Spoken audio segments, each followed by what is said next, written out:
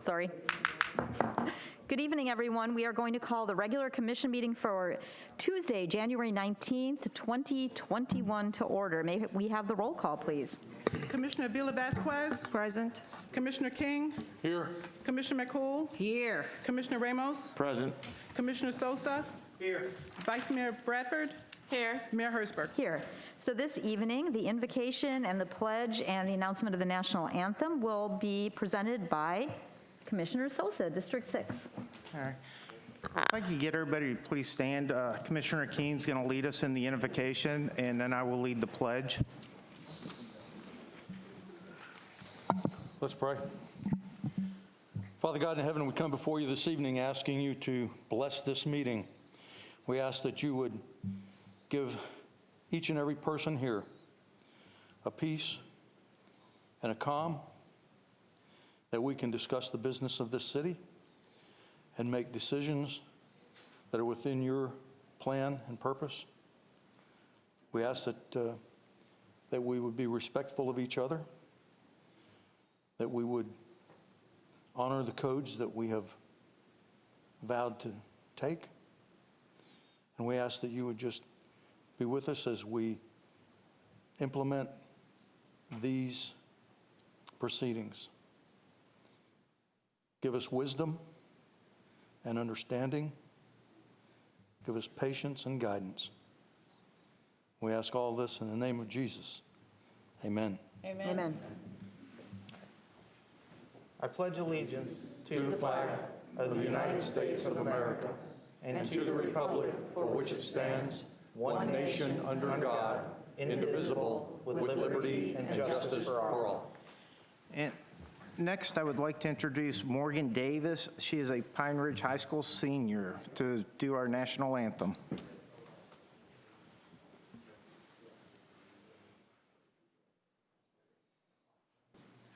Oh, say, can you see by the dawn's early light what so proudly we hailed at the twilight's last gleaming, whose broad stripes and bright stars through the perilous fight o'er the ramparts we'd watched were so gallantly streaming, and the rocket's red glare, the bombs bursting in air, gave proof through the night that our flag was still there. Oh, say does that star-spangled banner yet wave o'er the land of the free and the home of the brave?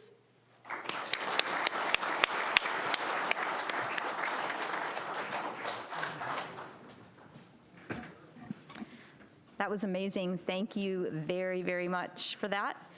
Moving on to our business portion of the meeting, item number 4, approval of the minutes and the agenda. Second. Properly moved by Vice Mayor Bradford, seconded by Commissioner Ramos. All in favor? Aye. Any opposed? Motion passes. Next, we'll move on to presentations, awards, and reports. So our first item is the Landmark Lodge Firefighter. So who do we have coming up for that today? Come on, you can come right up front to the podium, and if everyone would like to come up and join you, that would be great.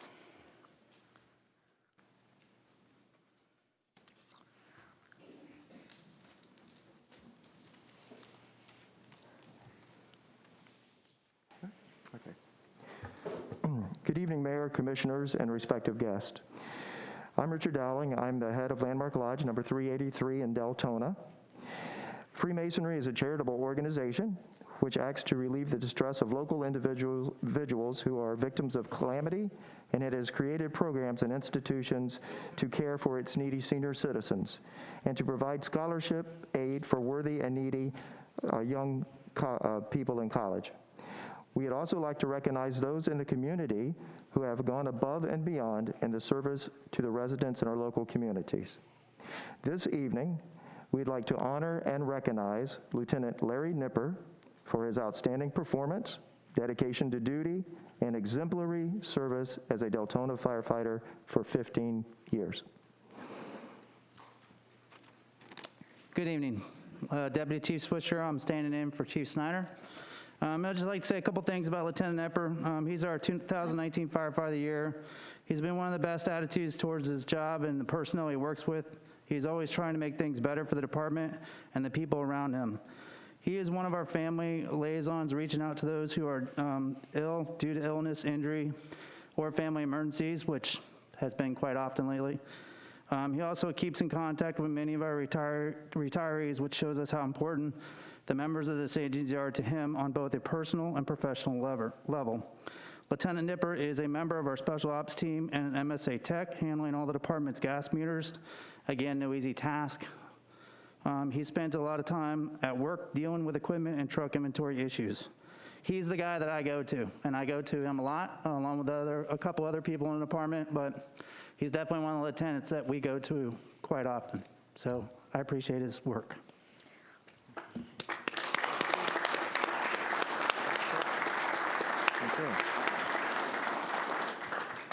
So it is for these reasons that Landmark Lodge agrees that Larry Nipper deserves to earn the Firefighter of the Year award. Thank you. Thank you. That's amazing.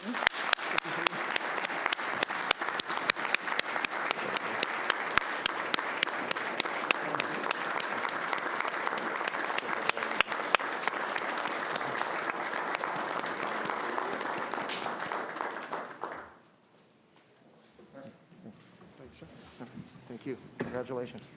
Lieutenant, thank you so much for your continued service to our community. Well deserved. Thank you very much, gentlemen. Okay, we're going to go on to item B, which is a report on the status of CARES Act and other pandemic-related funding. Mr. Paradise?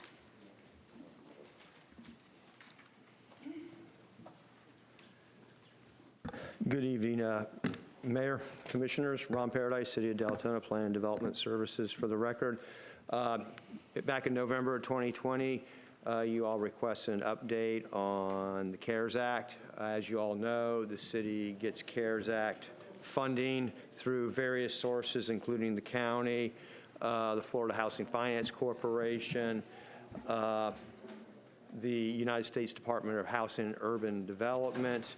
Also, FEMA has gotten into some of the disbursement of CARES Act money, and the Family First Coronavirus Relief Act to employers was one of the first things the city got. Right now, we're talking the CARES Act money from the county received is in excess of $3 million. That's kind of the big ticket item. This, of course, is part of a memorandum prepared by Ms. Hooper, the finance director. And we anticipate that these funds will get audited. And right now, I think the intent was to use these to offset some costs during the 2020 timeframe in response to the pandemic. Moving on to the Florida Housing Finance Corporation / SHIP. We first got an allocation in September of this year, in excess of $300,000.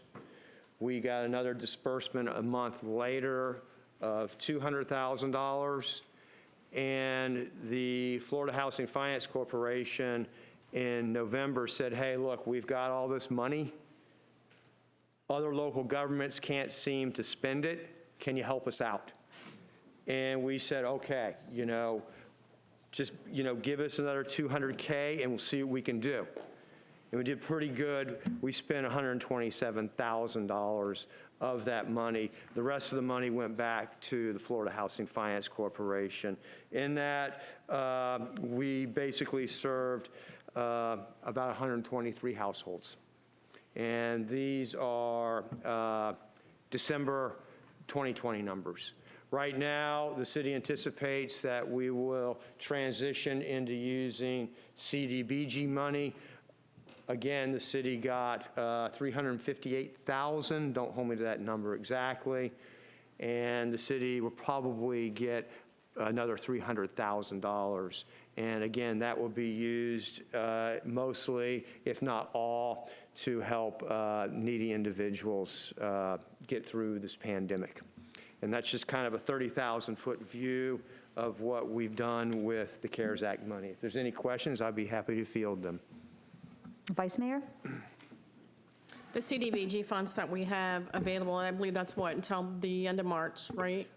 June.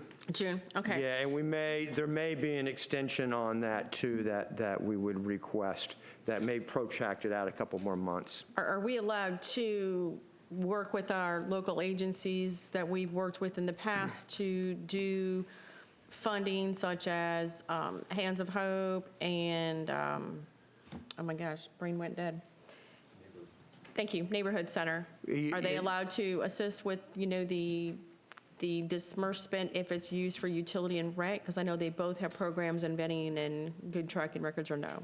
Yeah, we interested in you bring that up. Right now, we're going to try and administer the CARES Act from within right now, but we are talking about giving some extra CDBG monies to both Hands of Hope and the Neighborhood Center. And we're going to bring that to the City Commission here. We'll advance that to you all sometime in the near future. Perfect, thank you. Okay, any other questions for Ron? Okay, seeing none, thank you, Mr. Paradise. Thank you. And we appreciate all your hard work, you and Camille and your team on this. It's not easy. Yeah, and like I said, the people back at ComDev and the people in finance, they've been doing the heavy lifting on this, and it's been, a lot of work. You have to.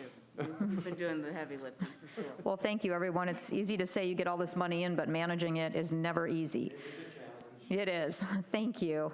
Okay, now we're going to move on to item 6, ordinances and public hearings. 6A is a public hearing, ordinance number 01-2021, updating the water and wastewater impact fees at second reading. Mr. Peters. The commission approved this on first reading at the last meeting, and this is the second reading. Brian Mass from GovRate is here if you have any questions, but I will just leave it open to any questions you may have. Thank you, sir. Commissioners, any questions on this second reading? Seeing no questions from the commission, we'll open the public hearing. Are there any members of the public that signed up to speak for this? Item 6A. Tracy Dean, and then Elbert Bryant. Tracy Dean, please.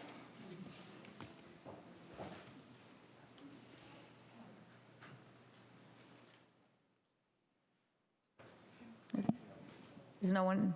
Tracy Dean. Okay, Albert Bryant, please. I think she's there. You're Tracy Dean?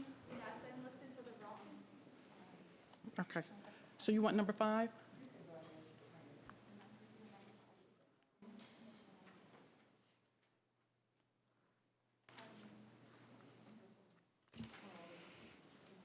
Albert, I think, Mr. Bryan, I think you're up.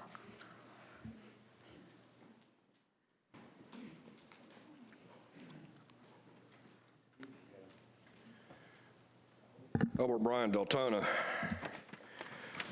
Once again, just for the record, we're looking at $1,800 for impact fee for water. We're looking at $4,200 for wastewater. Total of about $6,000 for the War Department impact fees. My question, for the record, would be, does that come close to paying for any of our capital improvements? Something tells me no. Something tells me that this man over here is going to politely say that this is legally defensible, because that's what he said last time. But legally defensible, I question that. Because what's legally defensible when you've gone up every year to pay for debt on their rates? To pay for the debt that has incurred year after year after year. Now, I know that wasn't underneath your watch. I get that. I really do. Now, I understand that you're trying to improve everything that's going on. But I have to wonder. I'm not against this. Actually, I'm for increasing it more. I'd like to see the wastewater at $6,000. I would like to see the water at like $2,500. I really would. Because what you're paying for with the impact fees is future development. Oh, we'll be talking about that tonight, won't we? Oh, that's right, we are. So, with future development, does it actually pay for itself? No, it really doesn't. You know why I know that? Because 90% of our roads still suck. You know how I know that? Because of how much money you got to spend this year on wastewater improvements, on stormwater improvements, on the water department improvements. So has any of the past construction impact fees really helped? Nah, not at all. Not at all. Okay, maybe a little bit. So here again, I will ask on the record that you go up on these impact fees, not down. And I understand you're doing this the way you're doing it because of quote unquote illegally defensible things. But you know, how many customers get the chance to legally challenge you on your rates? Oh, that's right, they're really not allowed to, are they? Because rates are set and that's that.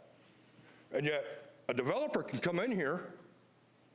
Oh, I see one lawyer that's representing a developer tonight. And he can come in here and say, oh, I don't like this. And he can whine and cry like a little baby and probably get his way. Oh, what's that called? Oh, that's called a credit. Oh, and all he's doing is putting one pipe in and he gets a credit. Yeah, I know it's a little bit more than one pipe. But the issue is, does continuous sprawl and building actually pay for itself?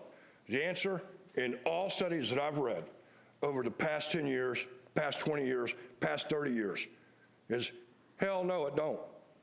It's time we let it pay for itself. Thank you, sir. Okay, that closes the public hearing portion of this item. So commissioners, for second reading, we need a motion and a second. Mayor? Vice Mayor? I move to adopt ordinance number 01-2021, updating water and wastewater impact fees at second and final reading. Acting city manager has the authority to make correction of scrivener's errors and the like. Is there a second? I will second that. May you reread the ordinance, please, Marcia?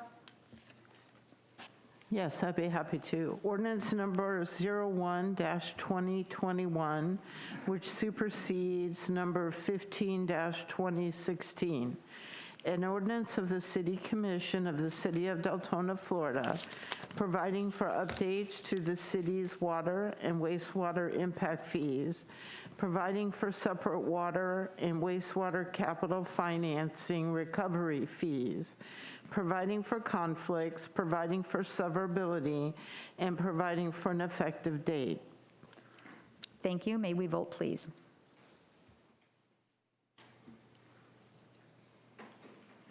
And the motion passes 7-0. We'll move on to the next item on our agenda, which is also a public hearing, item B. Ordinance number 05-2020, large-scale comprehensive plan, future land use map amendment, CP 19-0002, for an approximate 95.34 acre parcel from Volusia County rural to city low-density residential LDR, and adding future land use element goal FLU4, objective FLU4-1, and policy FLU4-1.1 at second and final reading. Thank you, Madam Mayor. Ron Paradise, Plan Development Services. Ordinance 05-2020 is a request to amend the city future land use map from a county designation of rural to a city designation of low-density residential. Low-density residential, as the name implies, allows low-density, single-family dwelling unit type of development, typically at a density of 0 to 6 dwelling units per acre. As some of y'all may remember, the city transmitted this amendment as part of the first read to the Florida Department of Economic Opportunity and the Volusia Growth Management Commission in October of 2020. Again, it's the first reading of the ordinance, and this amendment has been reviewed by the VGMC and the DEO, and there are no objections, and it has been certified by the Volusia Growth Management Commission. And I'm going to try and be brief on this. This amendment has not changed since the transmittal. And this amendment is also associated, as per the title, with a text change that basically limits or caps the density that can be developed on this property at 226 dwelling units. Just to be clear, 226 dwelling units can be looked at as a gross density. What they net out may be less, and that will be decided through a rezoning application that will need to be approved by the commission. But tonight, we're only talking about amending the future land use map, which is kind of an umbrella or overarching policy decision. The majority of this property was annexed into the city in the 2005-2006 timeframe. An adjoining 10 acres was annexed in 2019.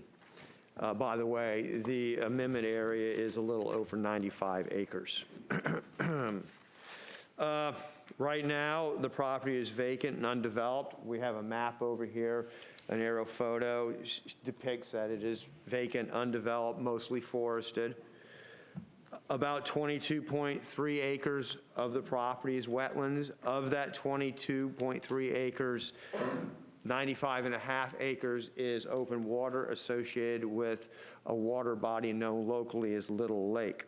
Staff recommends that the city adopt the future land use amendment package, including the text changes to the future land use element, by capping the density on the property at 226 units. For the following reasons: the amendment's consistent with your all's comprehensive plan. The amendment can be supported with appropriate infrastructure, roads, water, central sewer, stormwater, schools, etc. There is recognition that a portion of the property is ecologically sensitive, and these resources will be safeguarded and afforded a high level of protection during the rezoning and the land development review phase of the project. Finally, this property, the majority of this property has been in the city for about 10 years. And it makes sense the city should recognize this property being within the incorporated limits of the city of Deltona with a city land use designation on the city's future land use map. I'll be happy to field any questions you all may have with regard to this case. Okay, commissioners, do you have any questions for Mr. Paradise regarding this item? Commissioner McCool, then Commissioner Sosa. Questions for Mr. Paradise? I do, thank you. I just wanted to clarify that part of our consideration for this land use amendment is the need, correct? The need for development, correct? It can be a consideration.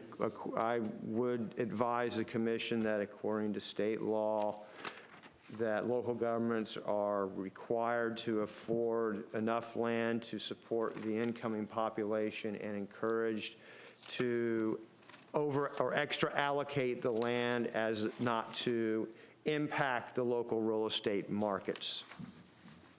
Okay.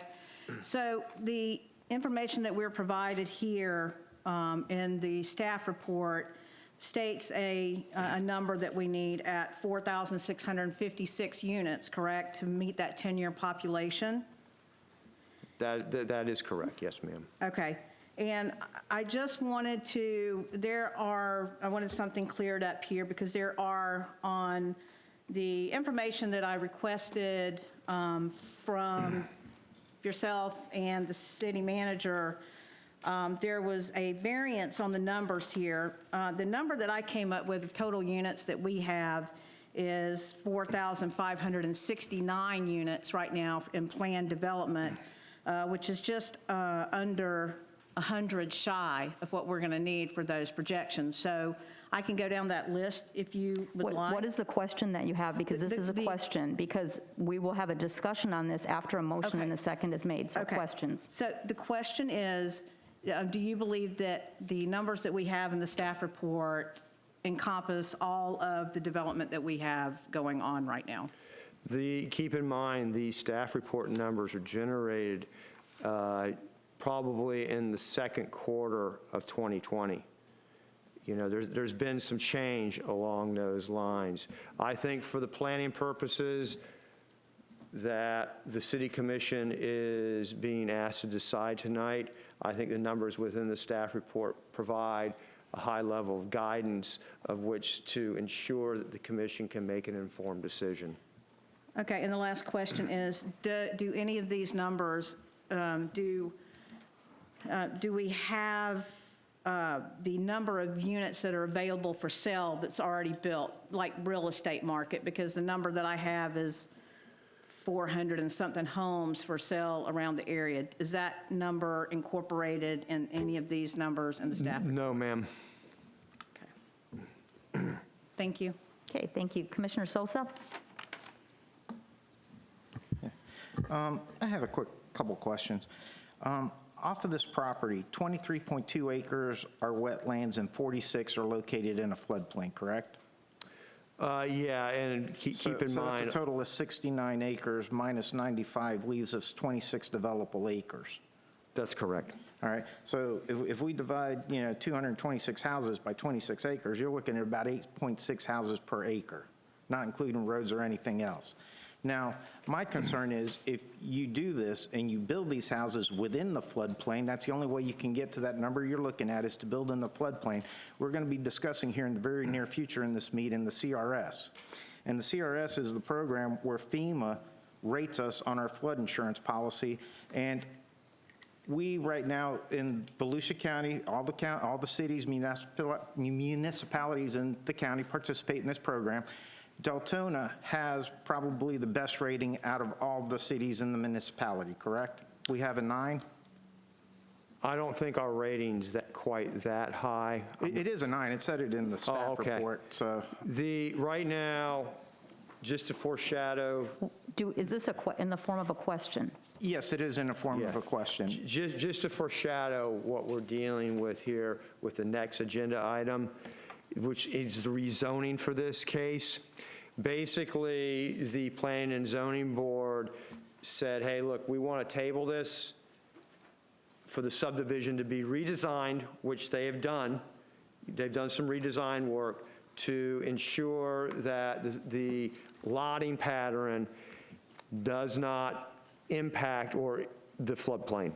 Okay. The goal being to make sure everybody's got enough land outside of the floodplain on each of these lots to ensure that the houses and accessory structures can be built without impacts to the 100-year floodplain.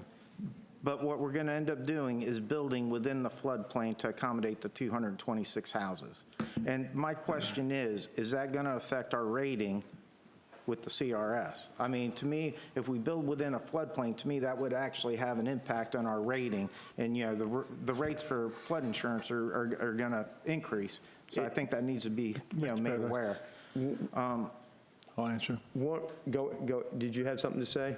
I said I'll answer this one. Okay, sorry. I'm sorry, I didn't hear you. I'll let you off the hook on this one. The floodplain is an elevation and it's a volume. In the course of doing the development, they can move dirt around to maintain the volume in the floodplain. So just because you have a plan in front of you that looks like houses are in the floodplain, they have to provide compensating storage elsewhere to offset that. So it is very common for any development, and even on infill lots that we deal with, where we have to provide compensating storage elsewhere on the property in order to have a house that would appear to be in a floodplain, but technically, because of the elevation, it is not. And my second question is regarding the traffic analysis. The numbers in here are going back to 2017 Volusia County numbers. Those numbers are 4 years old. And my question is, we're using data that's 4 years old. We know Deltona has grown in 4 years. Plus, we are also adding about 1,000 houses already within that same geographical location. So have those numbers been taken into the TIA? Yeah, the background traffic has been accounted for. And this TIA effort has been a work in progress. The traffic counts for Enterprise Osteen Road were performed by the county. I think the last update, I think, was done in 2020, which did not account for that. We did have this peer reviewed, however, by an outfit by the name of Marlin Engineering, and they basically found that the findings of the traffic impact analysis were sound, and there's discussions about signalizing the intersection of Enterprise Osteen Road and State Road 415.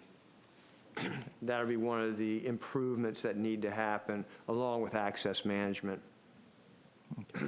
Now, going back to this you just brought up, we also had, I'm going to have to put my glasses on for this one, Marlin Engineering. They came out, they did the study, and they talked about the width of the road on Enterprise Osteen Road. They said the width is 10 feet, travel lane should be 12, so they said that this road is substandard for this type of development. That's That observation by Marlin, yes, you are correct. However, there are examples, and we talked to the county about this, where the 10-foot wide lanes in a rural cross-section do function to support suburban or urban type of development. There were some examples talked about in DeBerry, on Fort Florida Road, I believe, being an example where some of the geometry and the design was maintained to kind of help maintain that rural character. okay. All right, thank you. That's it for now. Okay, Commissioners, any other questions for Mr. Paradise? Seeing none, we will move on to the applicant then.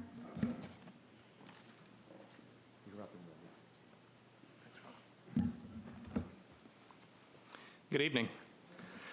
For the record, Mark Watts with the law firm of Cobb Cole. My address is 231 North Woodland Boulevard, DeLand, and I appreciate the opportunity to be with you this evening. I want to, again, thank your staff. We've been working with them on this property for a little bit over 2 years.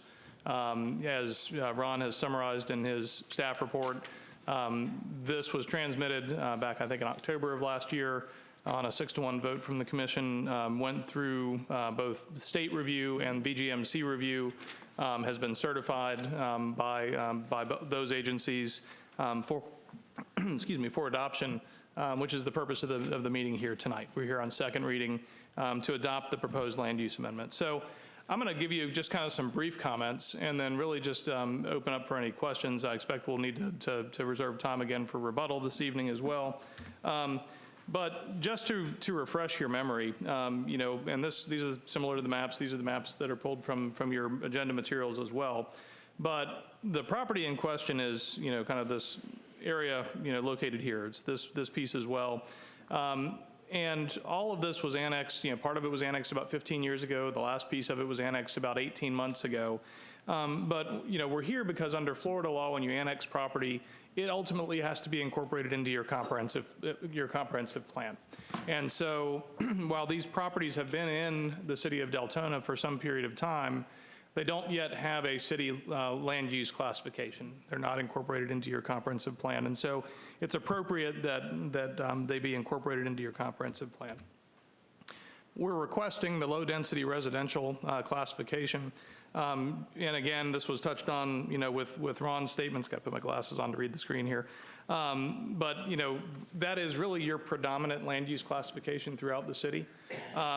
It says that the density range is anywhere from 0 to 6 units an acre, but really this is the classification that applies to any parcels that, are really 4.9 acre parcels down to, again, 6 units an acre. So it's a wide range of densities that are included, under the low density residential classification.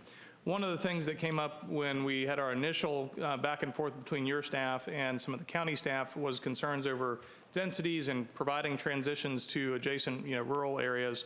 And that's actually where Ron mentioned the fact that there's a text amendment that accompanies the request this evening.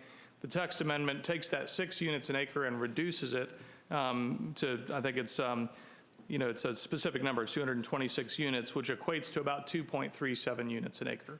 So in addition to that, putting it into a land use classification, we're requesting that you approve that site-specific policy that puts a cap in place that allows for those transitions to occur.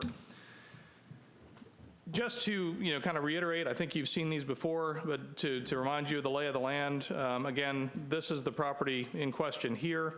Up to the north, you've got the white areas are all county. ULI is the county's urban low-intensity land use classification. These green areas here are all in the city. And the city areas that you see here have the exact same land use classification that we're asking you to approve this evening. To the east, you've got Little Lake, and then beginning in the property, with the property that's here that's green, that's the area that's in the Osteen JPA. I'm going to talk about that in just a second. And then to refresh your memory, I know we've talked about this at the prior hearings, but this area that's got the UMI designation, that's the Cove Estates, that's the existing mobile home community that's on the south kind of east side of Little Lake. UMI permits densities from 4 units an acre to 8 units an acre. So that's kind of the range of densities in that area. So the reason I show you this is, when you look at the classification that we're requesting, and then you look at the classifications that are north and east and down to the south and east, they're consistent. They're consistent with that. This is the definition out of the county's comprehensive plan for the urban low intensity. Now, there's also rural, the rural land uses that are to the west, and there's some conservation land to the south that we'll talk about in just a second. But again, if you look back at that existing land use map, we're fitting into the existing pattern of land use densities and intensities.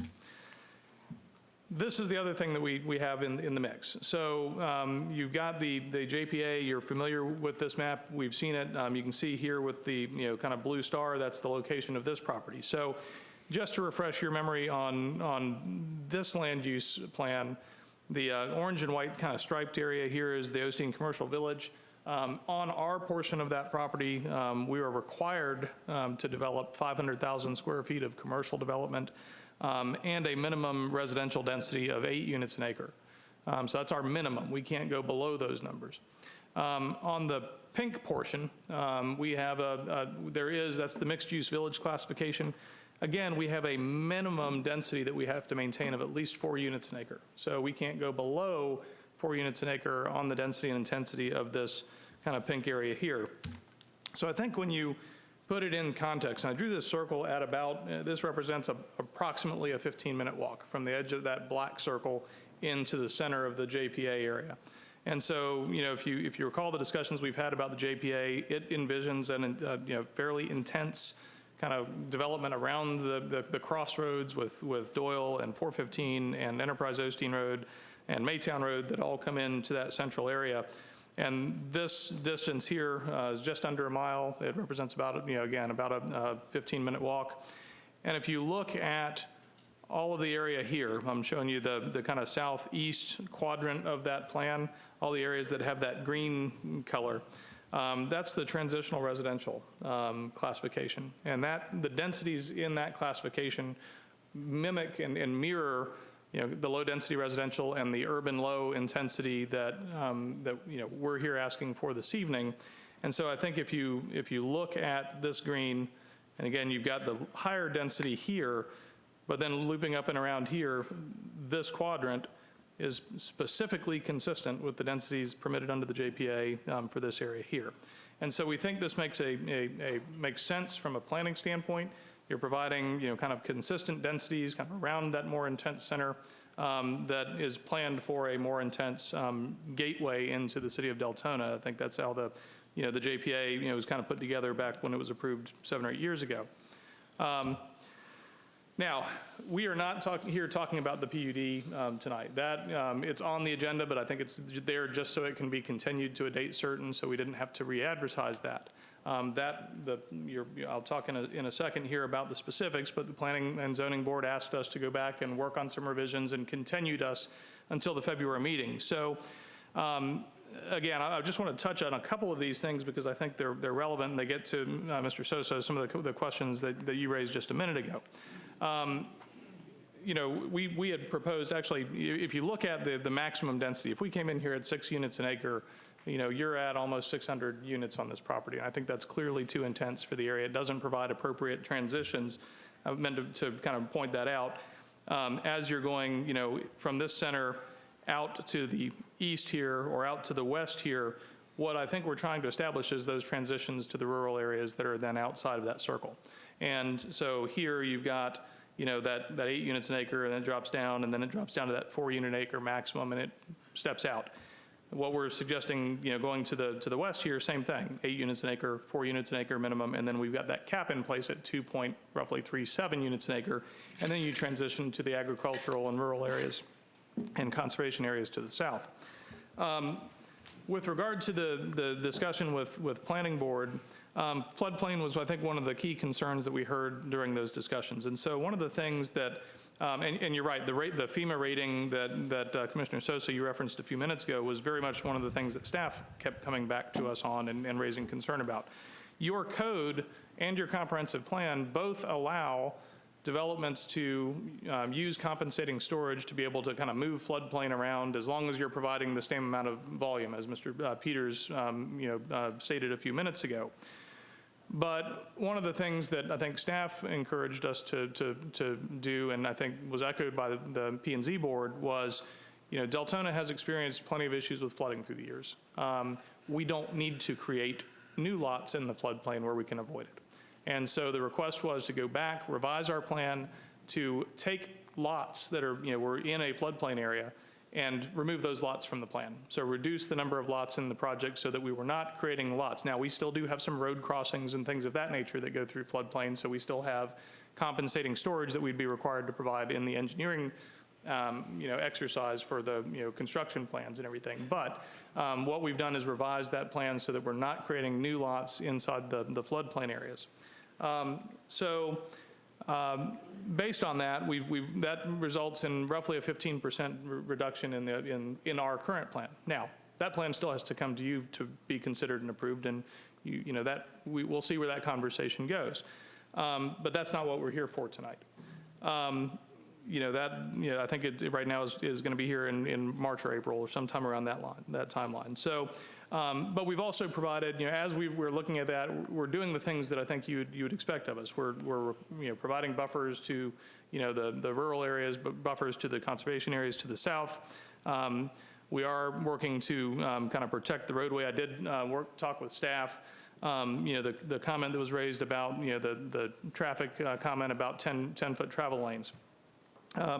We are providing the additional right-of-way at the request of the county that would allow you to widen that road, but we also want to avoid widening that road because you want to preserve the nature of that road as part of the River Lakes Heritage Corridor.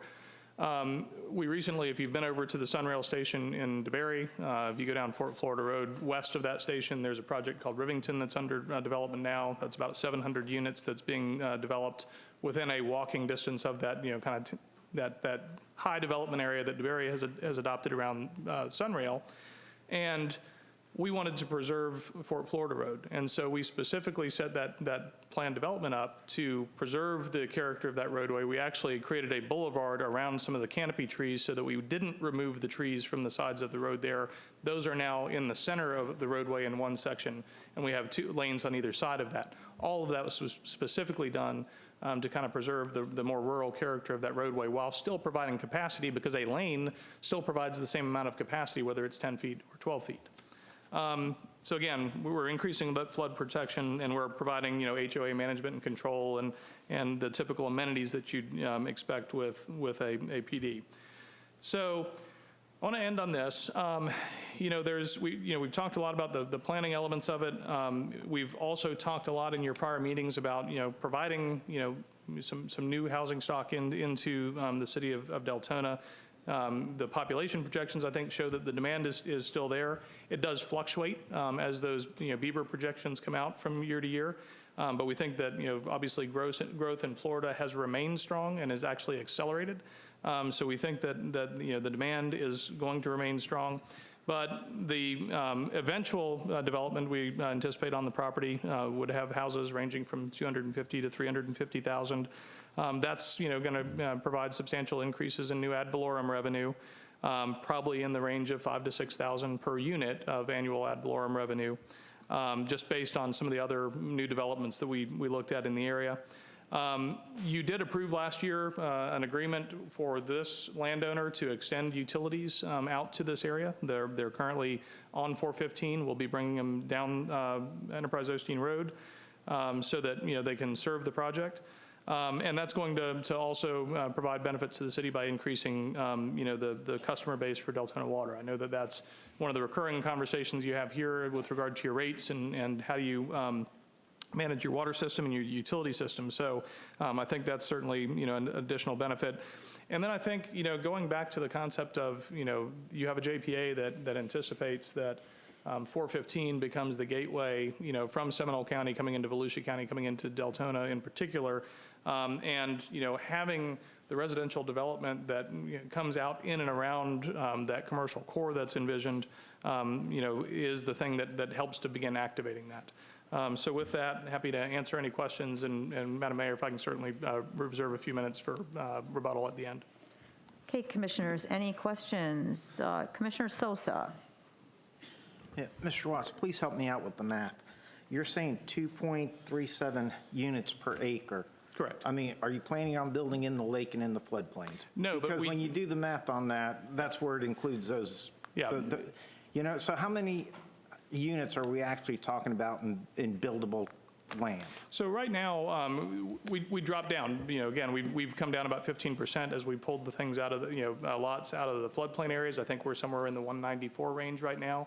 But the density is based on the overall property area, and so that takes into account we have wetland areas, but we're not developing on those areas. Those are part of our open space. They're part of our preservation plan for the overall project. So we're still consistent with your land development regulations and your comprehensive plan with regard to how density is calculated. Okay, because when I use your numbers or the numbers that are in the staff report, and I take out floodplains and I take out wetlands, I'm left with what, 26 acres, I believe it is, and if And you're right. I mean, the developable area. To me, that comes out to about 8 units per acre.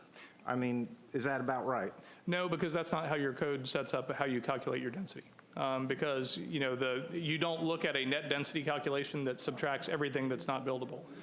You do have things like open space requirements and other requirements that are met by some of those areas that are not being developed. But I think from a public policy standpoint, it's good to do that because what it does is it disincentivizes taking out the wetlands or going through and doing mitigation because you can cluster the development on a smaller footprint. And so that's what the proposal would be. Right. And it still comes out at again, a very low density based on how your code and your comp plan calculate density. Right. And, I do agree with something you said.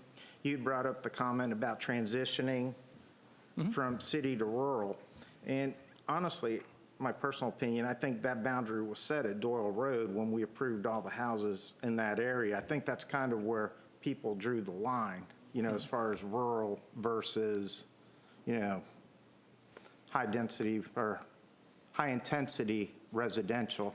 You know, I've had a lot of emails, I've talked to a lot of people, and, you know, that is their feeling, that they felt that Doyle Road should be that boundary, because I think that's what you were trying to point out, that we need to establish a boundary between residential and rural. And to me, that's a lot of residents expected Doyle Road when we allowed the 800,000 houses to be developed there, that would be the cutoff point.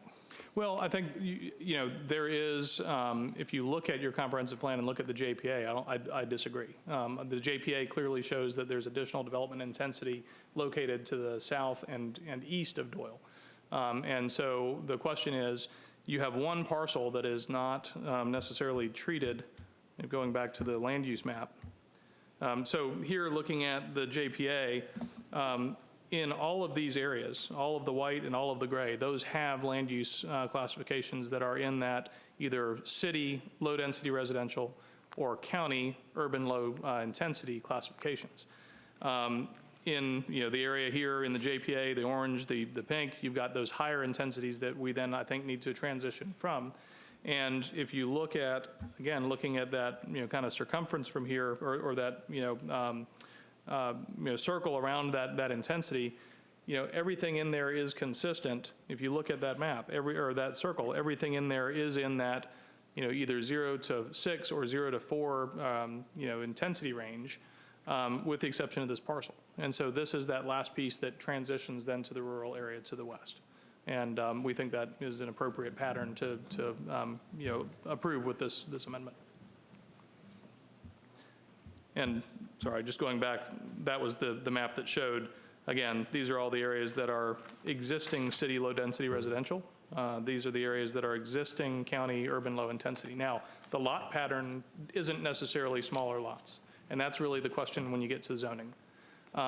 With regard to, you know, the land use, which is the point we're here on this evening, providing that transition, again, even if you look at the county ULI classification, that's 0.2 units an acre to 4 units an acre. That's the range under ULI. So anything from a 5-acre lot to, you know, 7,500 square foot lot is in that land use classification. And that's the same way your classification is set up. So we think it's consistent. And that's, you know, obviously the conclusion staff came to as well. All set, sir? Yeah, I think that just raised 2 questions for Mr. Paradise when he gets back. Okay. Commissioner Vasquez, and then Commissioner King and Commissioner McCool. Thank you, Mayor. Actually, one of my questions was answered, and that's, you know, how many units you went down, but you said you went down to 194? Approximately. Again, that's the zoning, and we don't know what that's going to be when it gets here. That's going to be here probably at the one of your March meetings. What was the original number? I think originally we were in somewhere around 235, 236. We came down to about 226 with the plan that went to P&Z. We're down to about 194 on it now. Okay. One of the questions that I was asked and came up during the conversation was the scenic route. Yes. So going back to, this is one of the points, you know, on the PD, in working with the county, so that road is the county road, and so they've reviewed our traffic study, they've reviewed the peer, you know, I think the peer review has gone around to everyone, and they've asked us to dedicate 20 feet of right-of-way, so they have a conforming right-of-way. It meets their right-of-way standard. Our proposal with them is to limit the amount of improvements on that roadway, other than the signal, which we know is required at 415. But to limit the improvements, we may need some turn lanes and things of that nature, but not to go through and do a general widening because you want to protect the character of that roadway. In addition, then on the outside of that additional 20 feet of right-of-way that we will dedicate, whether it's used or not, we have provided for a 25-foot buffer that preserves the existing vegetation. Now, typically, when you have that 25-foot buffer, you can go in and do some clearing. You can, you know, come back and replant it. But we provided language, your staff has provided language in the development agreement for the PD that would specifically prevent us from going in and clearing the existing native vegetation so that we can keep that vegetation adjacent to the roadway. All of that was designed, you know, to take into account the River of Lakes Heritage Corridor designation. Okay, one of the other questions I have, which has been one of my biggest concerns, living near Lake Gleason is the flooding. Yes. So, and I don't know if this is the time to ask this question, but, we went through a really bad time during the rainy season here in Deltona, and I think that is one of the main concerns that I have, and hope that it's being addressed properly. Yes, ma'am. It is now, and I think it will continue to be. One of the things, and this gets a little bit into the zoning and actually gets into the engineering beyond zoning, but I'll mention it. Over the summer, we met with the board at Cove Estates. We know that they've had a lot of flooding issues. We went with them to find the location and kind of, see where water came to during the 2004 hurricanes when we had the 3 hurricanes come through. As kind of the high point in recent memory of a lot of the flooding. And so we actually went and had our engineers or our surveyors find the elevation of that point where their flooding went to. And then we've designed our plan is, and our requirements will be that our stormwater system is designed to use about I think we rounded up roughly 8 or 10 inches above that elevation, to use that as our base flood elevation. And so basically what that means is we've taken into account the worst recent flooding that's occurred in the area, this is more than what the base flood elevation would be. And we're using that as the base elevation for designing the stormwater system, so it retains more water on site and keeps it from going into Little Lake as it currently does flow in there. Now, I'll mention in addition, we do have additional property. I'm sorry, I have a question real quick. So the elevation that you're looking at is the elevation on the RV community? We used their elevation. We found out where their flooding occurred, and then we set the elevation to design all of our stormwater systems higher than that. So in other words, we're assuming that the flooding occurs at a higher elevation than what it actually occurred at, and we're designing our systems based on that. In other words, we'll design our systems to have more stormwater retained on site than otherwise would be required. And it's going to level, or is it going to tip one way or the other? Well, I'm not an engineer, so and so those are absolutely details that we'll need to look at as the engineering goes through and is reviewed by your staff and by you when we come through with the plan, the PUD and other elements. I will mention to you that we do have some additional property that is part of our client's holdings. At one point, we had talked, with city staff about whether it would be a park or, we had offered to dedicate that land as some additional open space. It's where the curve goes over right up in this area. Enterprise Osteen comes up and over the north tip of the lake. Our client owns the property in green here, and we think that may also be a place where the city and the county may want to look at, maybe some additional flood protections in there, and we'd be happy to cooperate with you on that. We're going to resolve our own issues with regard to the development, but to help resolve other issues in the area, we'd be willing to work on with the city and the county on that. Thank you. Thank you. Okay, Commissioner King. How you doing, sir? Good, Commissioner. How you doing? Good. Go back to your map with that nice blue star on it. There you go. That one or that one? There you go. Give me the circle. I have a question. Yes, sir. Everything inside there meets the plan. Is that what you're saying? Everything's good? From a density, density and so forth. a land use standpoint, yes, sir. Within a 15-minute walking distance.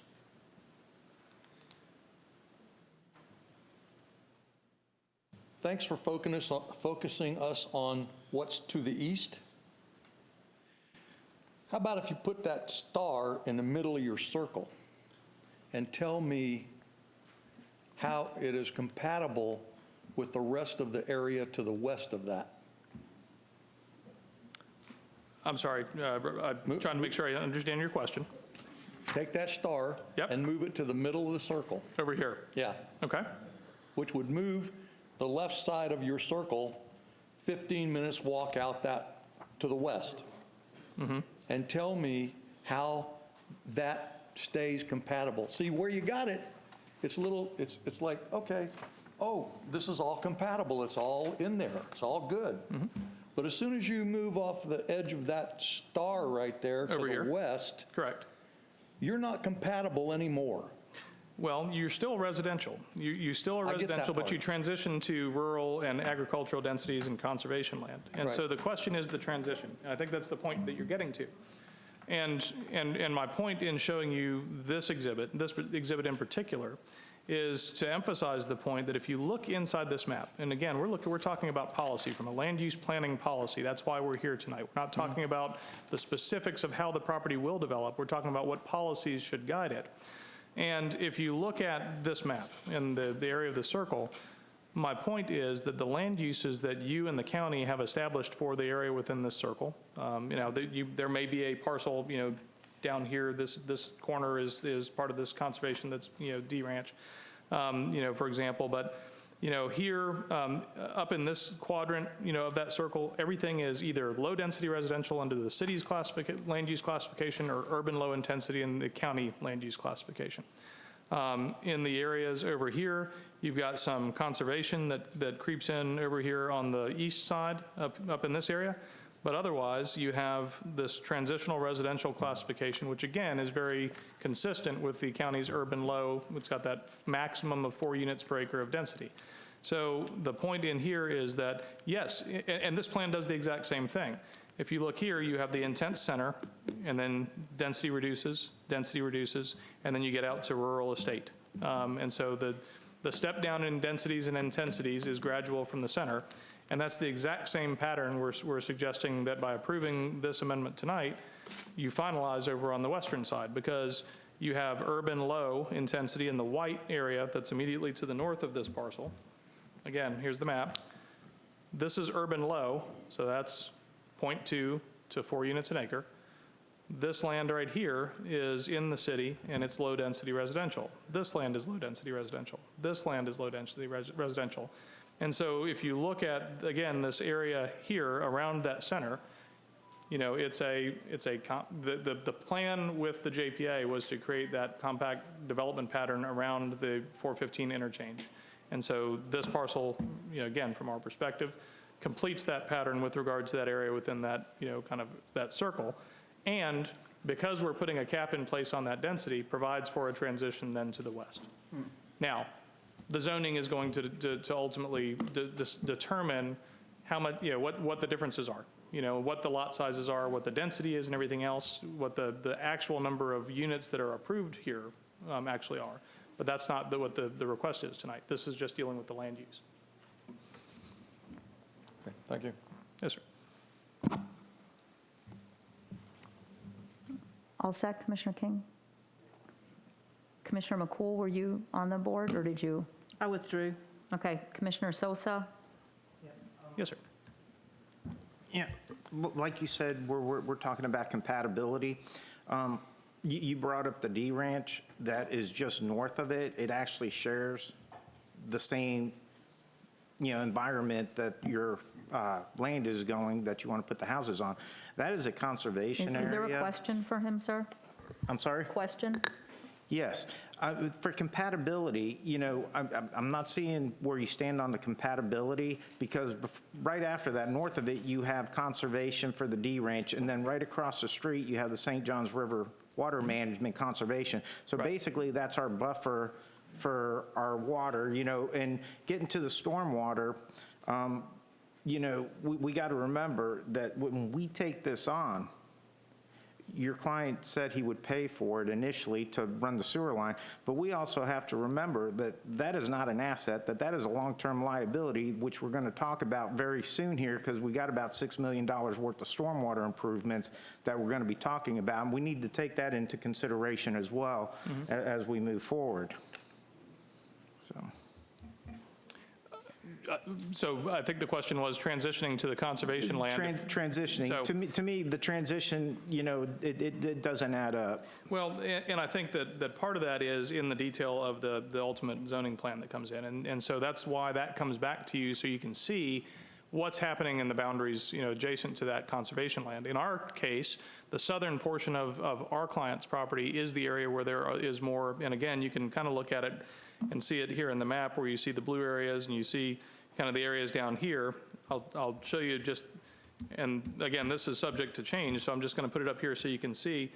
But these are those wetland areas. And so you've got those areas, this is all part of the property that is going into the wetland, conservation areas, wetland retention areas. So, what you actually have transitioning down to that, boundary with the D Ranch is wetland systems that are being preserved and that we've pulled lots out of. We're not doing anything in there other than keeping that as green space that then transitions into the conservation area. Again, that's the detail that comes with the PD. That's a really important step, and we look forward to working with you on that in March. Okay. I have one question, sir. Yes, ma'am. If you will please go back to the JPA map. That one or the one before? That one is fine. Okay. And so can you just explain to me, what is the pink? That is. The pink is mixed-use village. And can you just explain to me what qualifies under mixed-use village? Like what would be able to go there? So I'm going to quote these off the top of my head. I think I'm accurate on it. I can go back and double check in the break here, but I believe the range is the minimum residential density. The residential density that's required in there is between 4 units an acre and 8 units an acre. So again, 4 is a minimum below which you're not allowed to go or you're inconsistent with the comprehensive plan. So that's your floor is, so 4 to 8 units an acre of residential density. And you're required to have a 70-30 split of commercial and residential. And so even though you've got, you've got primarily residential in there, there's a 30% requirement for there to be, and I think it's 30, maybe 80-20. I think 80-20 is the core. Yeah, 70-30. So 70% of that pink area has to be residential, 30% has to be commercial, and the commercial, I think, has an FAR requirement of 0.3 or 0.35. So, so for that, so basically for every acre, 35% of the land area or the square footage of an acre, can be developed as building area. So in the pink area, you've got that mixed use requirement. And in that pink area, what is that right now? That's undeveloped currently. It's all undeveloped. This piece here is, this, you do have some strip the pink commercial. area by the star. I'm sorry, I should clarify. Yeah, this in is the area we're talking about. currently undeveloped. We have a pending rezoning that has to be revised in order to be consistent with the mixed-use village classification. So the pink area is in the city or the county? That is in the city.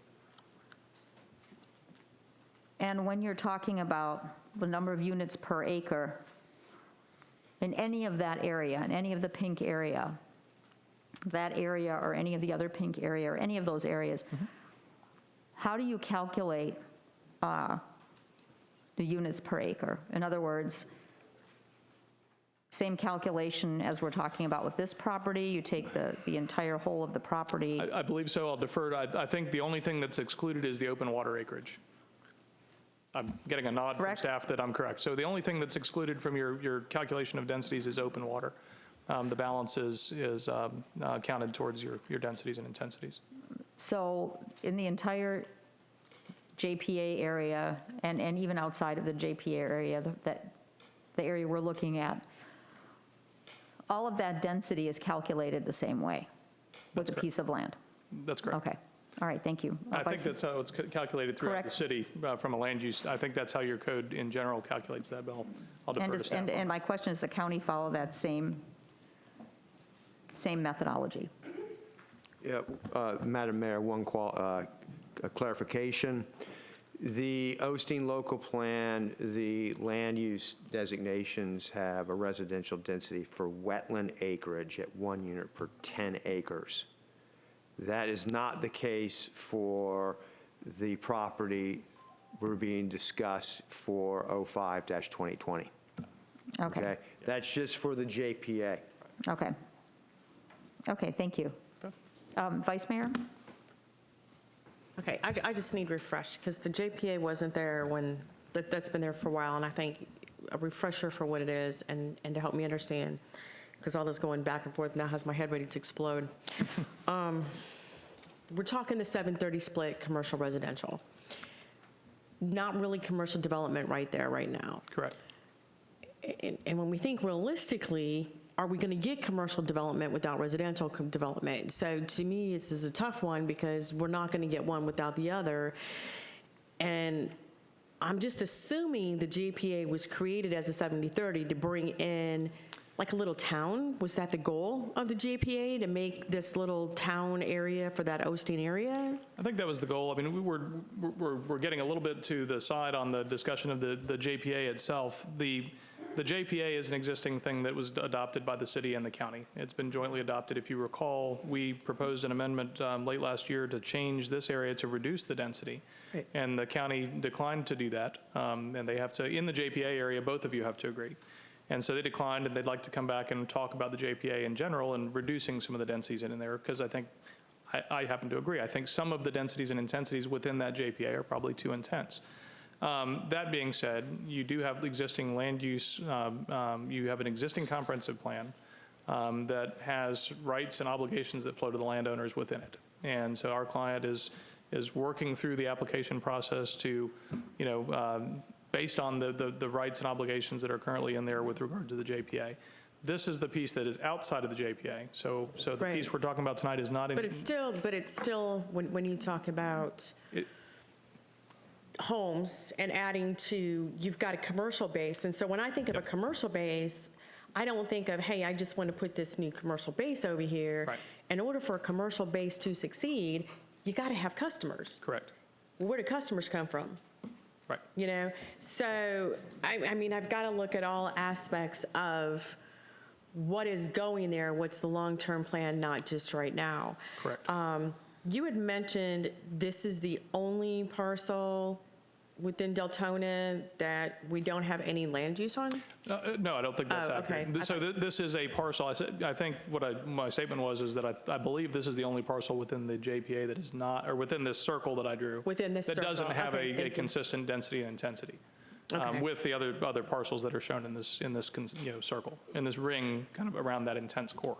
Okay, but the main goal of that whole area and doing the JPA was to create like a little city, is If you go what I'm back to it, I gathering, think, where you're going to get homes with that. I mean, the goal was to create an employment center for Deltona. I think if you go back to the original discussions back in 2012, 2013, I think a lot of the focus was creating intensity. And the blue area, for example, is a tech center. You had a lot of the area that was owned by the hospital that's included in that area. And the purpose and intent was to provide future employment opportunities for Deltona. And so a lot of the land uses within the JPA are designed to encourage that. Again, over a long-range planning period. right, because now downtown is totally in a different area as well. Okay. Okay. Okay, Commissioner King? I don't know, I think I'm getting a little confused here. We're talking about too many things all at once. But I'm gonna try and, first of all, I have a comment that I have to make. We have a city of pushing 100,000 people, and we're still waiting for commercial. So how many people do we have to have before we get commercial? That's one point. Other people will say, oh, you have to have commercial in order to get the people. Commissioner, do you have a question? Which is it? Which is it? Go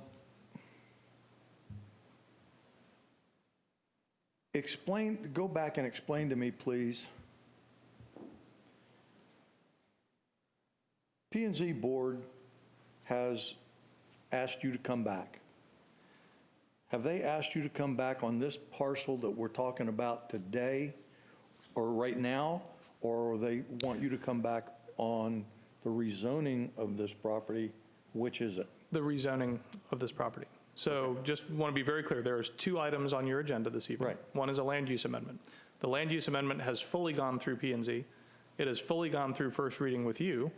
It went to the state, it went to VGMC, it came back for the final approval, and that's this hearing tonight. Right. The zoning, which has to be consistent with the land use, again, land use has to be adopted first. The zoning has to be consistent with the land use, and that is the thing that was tabled at the December meeting of the P&Z and is going to go back to P&Z in February. And so after P&Z hears that, it will then come to you. So that's where you decide what range in that Correct. 0 to 6 do you fall in, or 0 to 2 point. And what has the P&Z board said on this piece of property we're talking about right now? With regard to what, the land use application, or with regard to the, P&Z recommended denial of the land use application back in last summer. Okay. Yeah, and then this body transmitted it with a 6-1 vote. Commissioner McCool? Yeah, I wanted to go back to one of the maps that showed the JPA in relationship to this, if I could, to ask a question, because there's a portion, is it 15 acres, that has been moved over into this from the JPA? There was, tell me what. It's the flip. Basically, the JPA comes across the lake. The boundary of the JPA is actually, there's a portion of the JPA that is on this property, and we are not asking to change any of that. So that map was drawn by the city and by the county when the JPA was adopted. So there's a portion of that that comes across to this west side of the lake, but we're not asking to change any of that. We're only asking to update the areas that were never addressed when the property was annexed into the city. Thank you. Yes. Okay, per Robert's Rules of Order, every commissioner is allowed 2 times to speak. Commissioner Sosa, you are on for the 3rd time. Did you have another question for the gentleman? Yes, I did. And then we're going to wrap this up, seeing as no one else is on there. Okay. Yes, sir. These are more for Mr. Paradise? I'm sorry, these are more for Mr. Paradise. Do we have any agricultural land zoned here in Deltona at this time? Is one. And actually, I think Mr. Keene had asked the one question, that did the P&Z board approve or deny? And you said it denied the land use change back in October. No, summer sometime. Summer? To answer your question, Commissioner, we have land that is designated as agriculture on the future land use map associated with Enterprise, not Enterprise, Osteen Cemetery Road. And we have, interestingly enough, and this kind of goes into, how the city has typically looked at agricultural land within its boundaries, typically as a holding pattern. We have land within the activity center that's zoned agriculture as well, which is not designated as agriculture on the future land use map. But like I said, we just kind of look at some of those classifications or designations as holding patterns for something out. Now, the land along the Cemetery Road I was referring to, I think there's a preference probably at one time when that came into the city that the owner said, okay, we will come into the city, but we want to maintain our agricultural tax rate. And, knowing full well that, they were hedging, basically saying, okay, we'll come into the city because one day, when we're done with agriculture, we'd like to have the option to, go vertical. And just another quick question. You said there were no objections or no comments from the state or the county concerning this issue.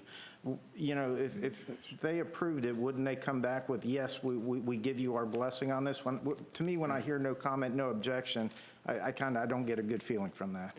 That is typically how the process is set up for DEO in the Volusia County Growth Management Commission.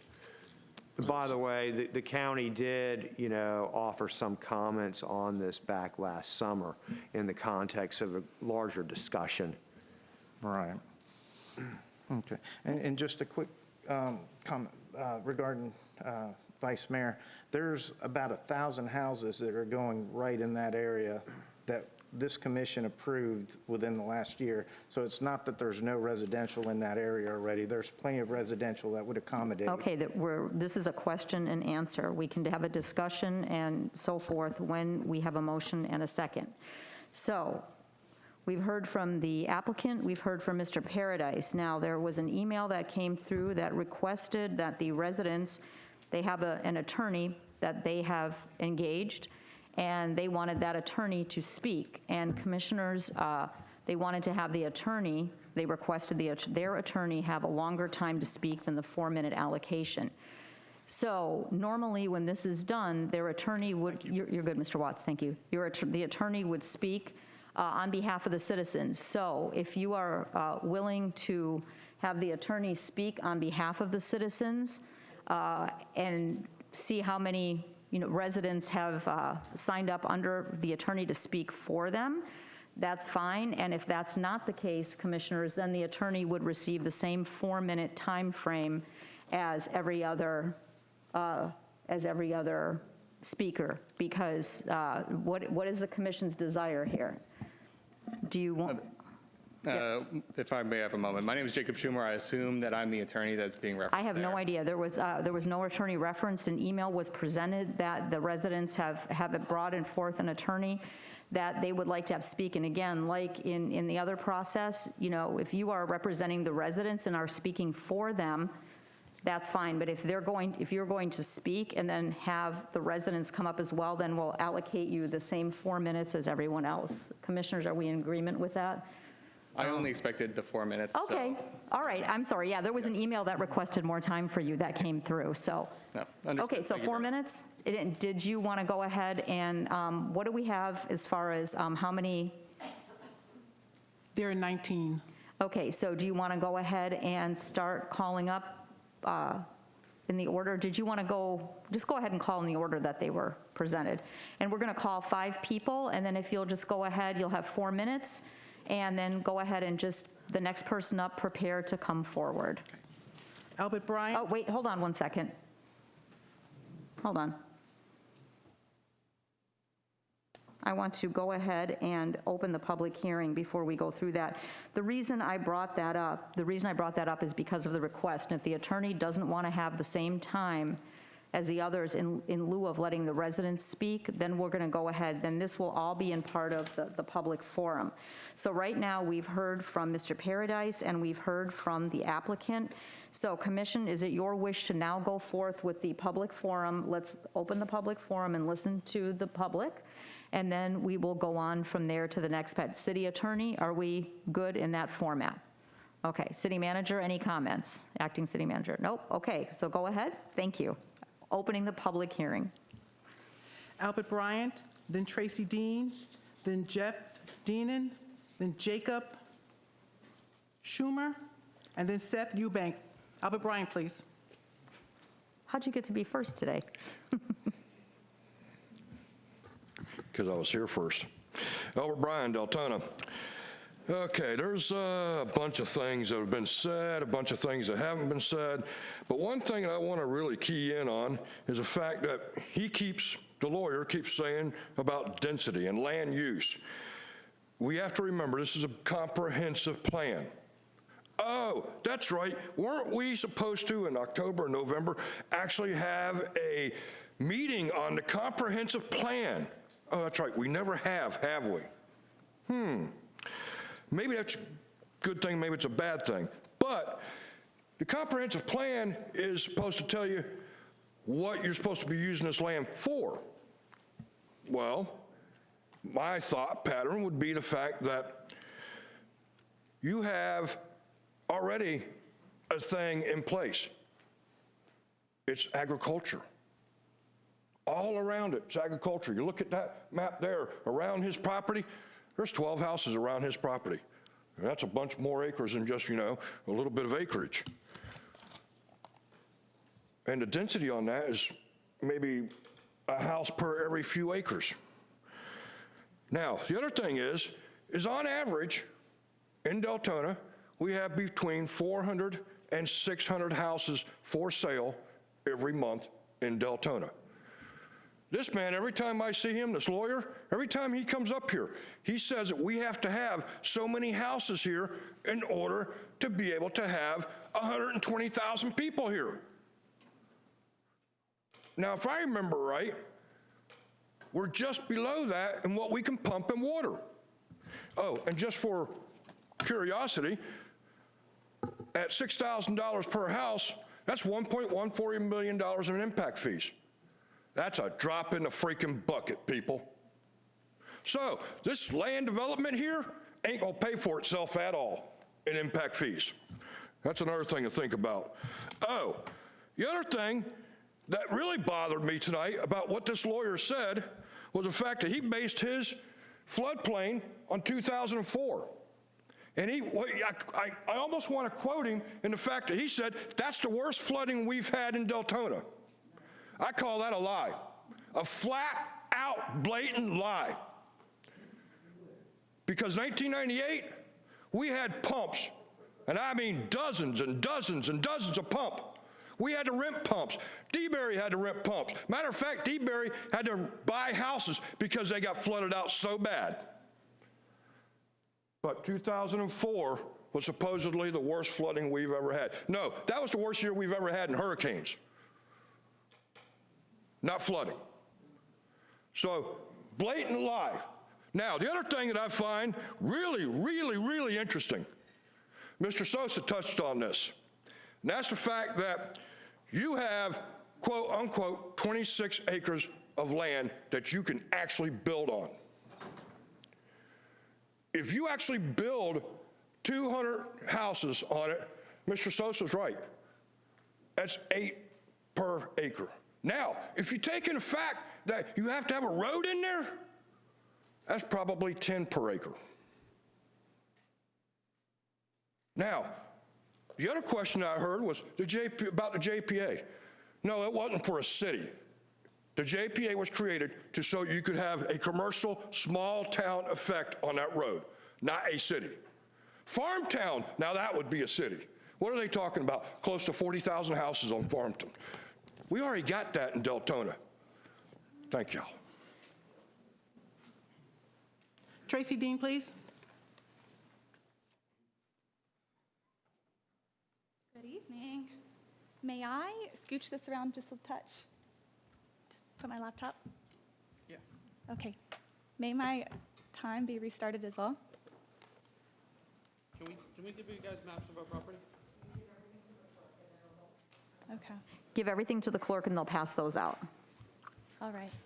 Good evening. My name is Tracy Dean. I'm the Executive Director and CEO of Conservation Florida.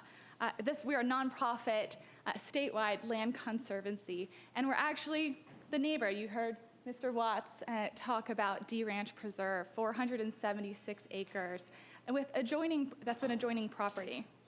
And I'd like to start by saying this. We are a nonprofit organization. We are not anti-development, but we do protect land. We only work with willing landowners, and we have never spoken out against a development in our history that I'm aware of. We take, however, very seriously our duty as land stewards. Of the properties that we do protect, it's what we promise our landowners, it's what we promise our supporters, and it's what we promise the state of Florida. And that's why we're here today. D Ranch Preserve, again, is 476 acres of wild and rural Florida positioned in a greater landscape that we've seen up on the maps. It's habitat for some of Florida's most iconic species, and a rural life that many Deltona citizens live and love.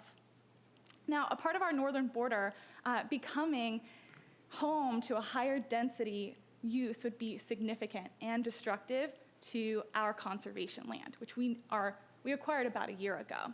Now, we share habitats with our adjoining property that fence lines, the wildlife, they don't recognize these fence lines, but these habitats are one and the same. From wetlands to pine flatwoods, the wildlife that call our preserve home don't see the man-made borders.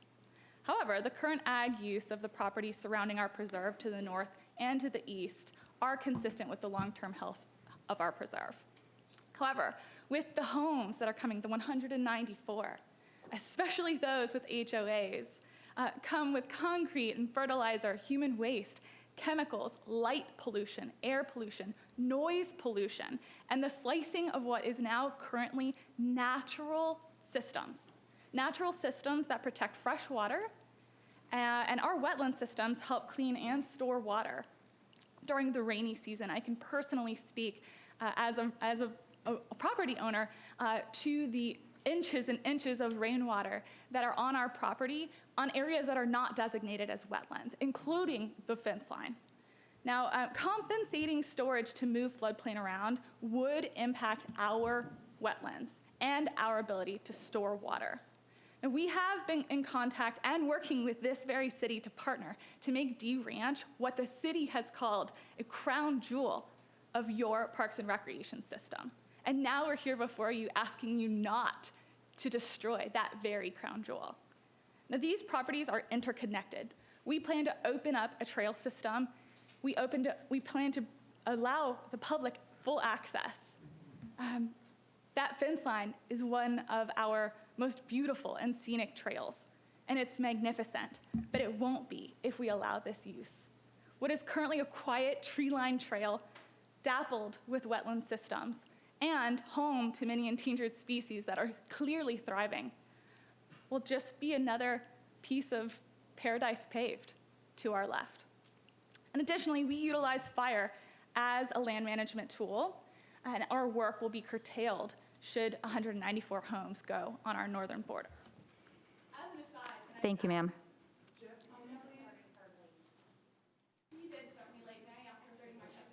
You can have 20 more seconds because that's how late you were. Reset her timer for 20 seconds, please. Thank you, Mayor. As an aside, I am a resident of Orlando, and even I know about the scenic drive along Enterprise Osteen. It's a crown jewel in and of itself. Why you would put a subdivision on a place where so many people visit your city, frankly, it is an inconsistent use. I would plead with you to consider that. Thank you. Thank you. Thank you, Trace. Good evening, everyone. Jeff Dinan. I live here in Kensington Estates locally. I agree with you. There's a lot to absorb, and 4 minutes to spit out a response is difficult. That being said, I'll address things as I heard them. Mr. Paradis, the comprehensive plan doesn't affect real property values. Hampton Oaks, put a nice big RPUD, scraped it clean like a desert, chased all the animals out of it. No oversight by the city at all. You know, we get biological data, you know, that was generated by somebody, and they said they moved tortoises, no blue heron. We got pictures for you, Mayor. In Blue Heron Park, part of Echo, that borders it, called Blue Heron Park, there had to be 100 blue heron stuck out there in the cold, looking where to go. You guys are not doing any oversight. They're destroying our areas. This is infill, part of the comprehensive plan, not sprawl. One thing, Anita, I just wanted to address, because I think the definition they gave you was so far off reality that you need to hear it. Mixed use. Back in 2000, they started this in Arizona, and it spread through the city, and it became a municipal plan that cities adopted, a comprehensive plan, and included mixed use. And it's not like 70 homes and 30 Walmarts. They're combined. They're joined. You work downstairs, you live upstairs. Mixed use. The idea was to get away from creating sprawl so people could walk and be local and get things done. This is sprawl. We're going out of the city. You made a point about, hey, this is a liability. Oh, the contractor will pay for, they'll tell you anything when they get here. They'll pay for the sewers, but we got to maintain them for years. Part of removing urban sprawl and part of our comprehensive plan is to avoid that. Not just sewers, but police, fire protection, all of it. That being said, I want to just address one thing. I went out to this property this weekend. It's absolutely beautiful. And I'd like all of you, not if you haven't done your research already, which I think you have, this is a longleaf forest. Our ancestors, our people in front of us for the past 200 years have taken the longleaf pine forests and have destroyed 99% of them. The biggest one exists in Ocala National Forest now. When I walked in there, I was like, this is amazing. This is a ecosystem that our ancestors killed off by making the same stupid decisions then as you're going to make now. And just addressing some of the things I heard, man, they're already done with this. You guys are going to rubber stamp this. It's going to go to, you know, for rezoning, and that's going to get stamped. We was 7-0 planning and zoning voted down ours, and you guys, so 5-2, we ain't got a chance. Not even a little bit. I know that. But I have to tell you, look at heartpine.com. Goodwin Hart Pine, a business, an ecologist here in our state, in Ocala National Forest. Look at the history of the longleaf pine forest in our country. And I think you'd be proud to have this. This is a trophy for us. We don't need those homes out there. And as a second note, good luck with St. John's water management, because unlike doing the FEMA oversight for us in town, this is part of a recognized wetland. This is part of the ecosystem that drains into the St. John's waterway. We can't pollute this. They're not going to allow you to pollute it. I pray to God that they do the right thing as a government regulatory agency, instead of like looking past what they did in the infill here in Hampton Oaks and Deltona. Thank you. Thank you, sir. Jacob Schumer, please.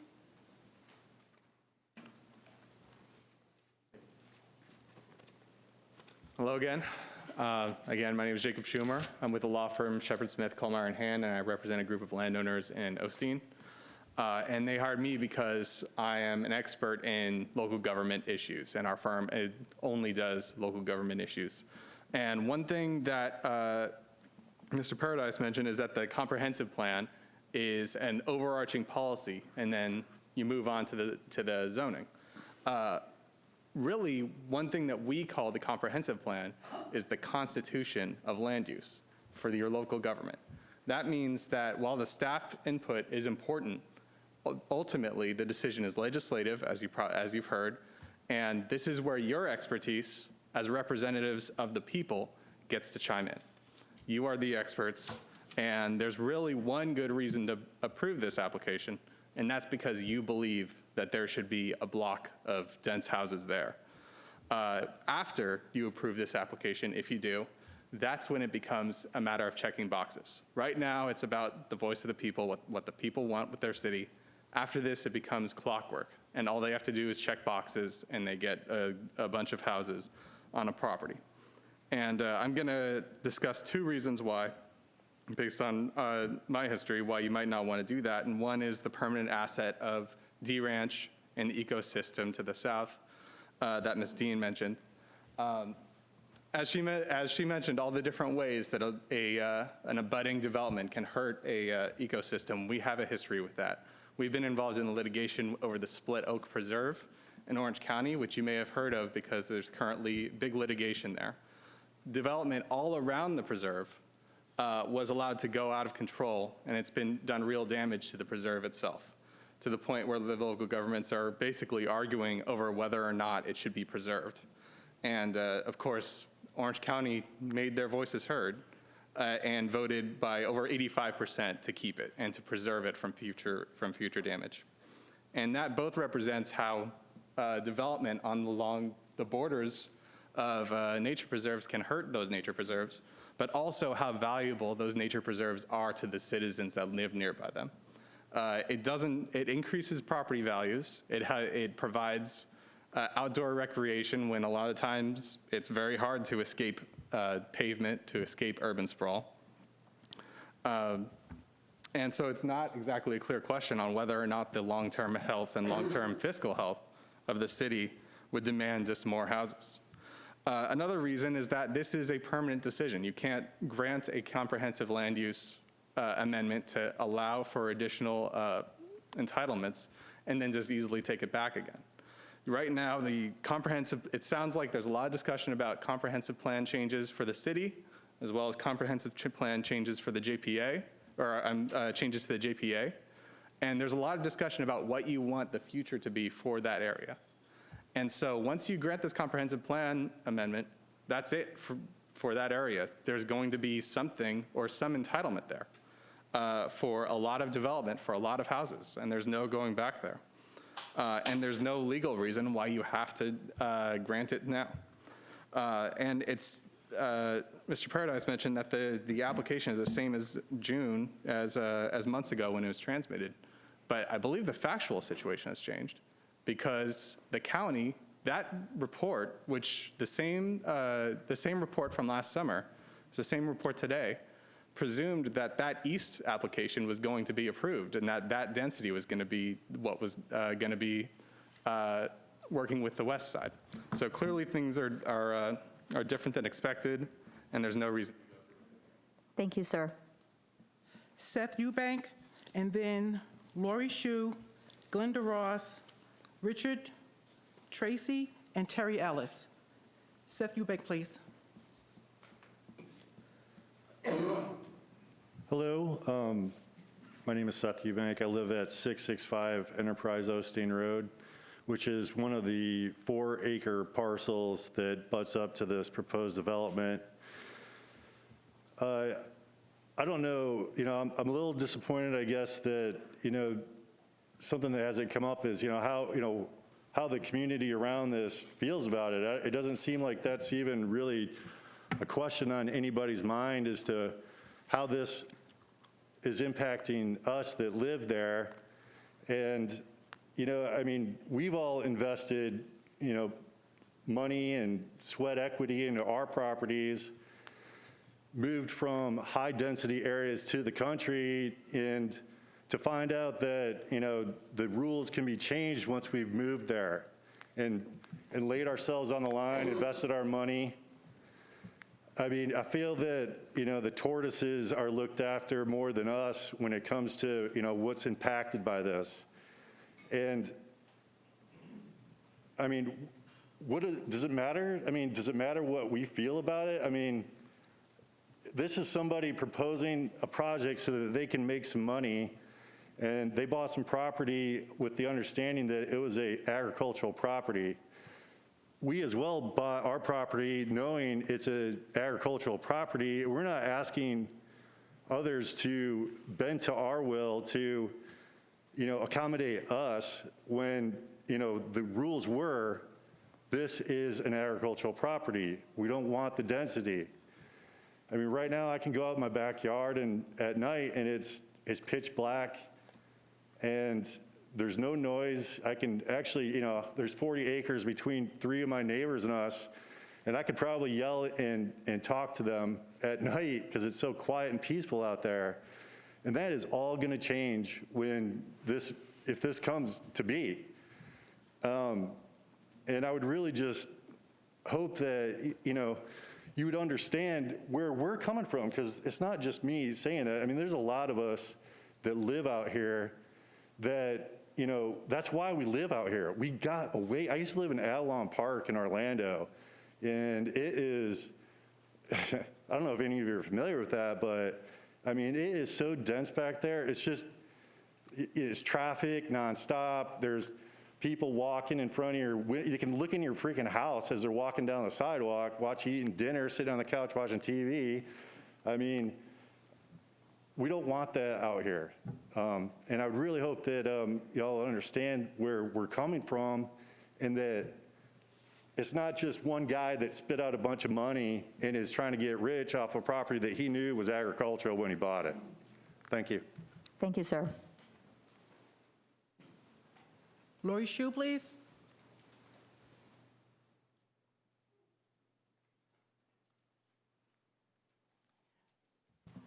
Hi, my name is Lori Shu, and I live on Enterprise Osteen Road, about a 5-minute walk from the properties being discussed tonight. And I want to thank you for the opportunity to address this council regarding that development, remembering the commitment to act responsibly on behalf of all affected citizens. I read Deltona's mission statement, and y'all are pretty proud and boast of its diversity and concern for the future, including conservation. I'm going to reserve that point because it is being aptly represented by people much more knowledgeable than me. I'm simply a neighbor. My concern is the immediate on those adjacent to this property and close to that locale. In the beginning, I glanced at the poster on the side of the road. I saw 95 acres, 225 homes. I did the math. I thought half an acre, but no. I pulled it up, 39 buildable acres, which has now become, thank you for your math, much less, yet the house count still remains the same. My math puts it well into 8 and 9 units per acre because I get the density. You just can't exclude the lake. You still got to build the structures on dirt. You're going to have to put 8+ on dirt. You can call it a lake, but you can't build on it. Fact is, a gentleman, a developer bought this property, and it was agriculture, and he never intended it to stay agriculture. And now he is proposing to put this forward and ask us to densely populate this. You can call it low density, and I'm looking at this circle, and I'm seeing this star on the outside of the circle, and thank you for pointing that out. I fully understand what you wanted them to do. Move this property to the center of the circle and look at the properties that are adjacent to this starred property. It's not downtown Osteen, and it's not eastern Osteen, as it gives way to Lemon Bluff. Look to the west, it gives way to us, property owners that own 5 and 10 and 20 acres of property. We went there for a reason. You ask about what the adjoining neighbors think, and I believe there's somewhere a petition in excess of 800 signatures that are not in agreement with the suggested use of this property. I believe those are the people that you need to think of and answer to in some form or fashion. What I see presented for this property is not in character with any of the property that is truly within walking distance of this property. I'm 5 minutes walking from that property. I walk there often. It is beautiful. 5 minutes from my house. I'm not downtown Osteen. I'm to the west, a lot of neighbors. Brings up my final concern, and that is for the little road, Enterprise Osteen Road, which runs from that property directly to I-4. You can develop Dole Road, you can develop 415, but those people are going to go down that little 2-lane road to I-4 to go to Orlando to work. It will not support it, and it will ruin that little scenic road that many, many people travel to get to use that in our county.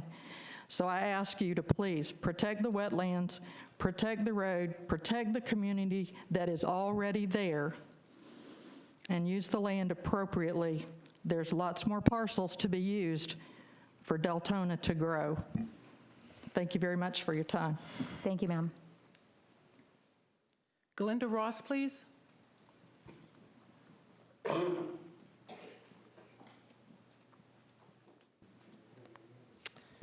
I'm Glenda Ross. I live 80 Bethel Loop Circle right off of Enterprise Osteen Road. I was born and raised in the area for generations in Volusia County. Enterprise Osteen Road is an 8-mile stretch of road that travels west from Enterprise to State Road 415. It is considered so scenic that the FDOT designated it as a portion of the River of Lakes Heritage Corridor, a Florida Scenic Highway. It is characterized by the mature canopies shadowing the roads, large acreage parcels engaged in cattle grazing, as well as large lot residential properties with agriculture pursuits, such as horse training. Sorry, I have to breathe. The River of Lakes Heritage Corridor is a scenic byway that connects folks, cities, town, heritage, wildlife, and preserves the natural beauty of Florida. Areas on this scenic road are Lake Monroe Boat Ramp, which is also known as Lakeshore Boulevard, Green Springs, Mariners Cove, the historic Stone Island area, Lake Bethel area, and then you have the little lake as you get to 415. Lake Monroe, St. John's, D Ranch, and Lake Bethel are all connected to the ecosystem. This road runs along the shorelines of these bodies of water. This whole area and roadway are a gateway into the city's planned ecotourism. This area is mostly natural and provides financial opportunities for folks interested in agriculture. This road is a substandard road, 10 feet wide in some places. It's winding and hilly with many blind spots. This road is connected to Enterprise and Osteen for over 150 years. This is the last road in the county to the south. I have obtained from Volusia County Sheriff's traffic reports along this road for 2020, and there's been over 35 accidents in 1 year on this road. That's almost 3 a month, which is incredible. Keep in mind that most folks work from home too in 2020. The Volusia County traffic report, in your report, I thought stated 2017, or the numbers were used from there. And to me, those aren't true numbers. I hope some of you took the time to drive this road and area to see it at its natural beauty. There's currently no subdivision on this road, and the proposed 220 home development does not fit on this road. I understand the developer has his rights to develop his property, but remember, he bought it knowing it was zoned agriculture. I'm not opposed to the property owner developing his property in a manner consistent with the development pattern. I would also ask that you listen to the concerns of the people who live in the area, who drive this road every day. I may be mistaken, but I did not see the scenic highway report mentioned anywhere in your staff reports. Deltona's recently approved dual road just to the north, over 800 homes with Cortland, Downey, and Vineland. The city has many more in the planning stages, such as Normandy Villas, Aloha, Enrico, and Thalita. With these developments positioned in a much more appropriate area for growth, is it wise to put development of this density onto a substandard designated scenic highway, which is the gateway to the city's ecotourism area?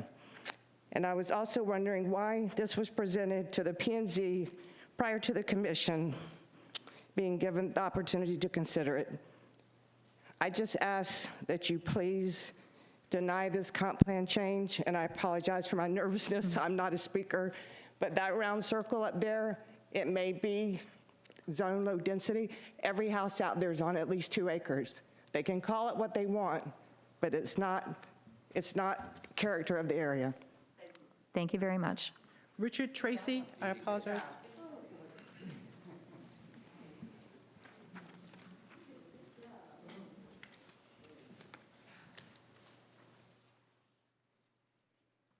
Good evening.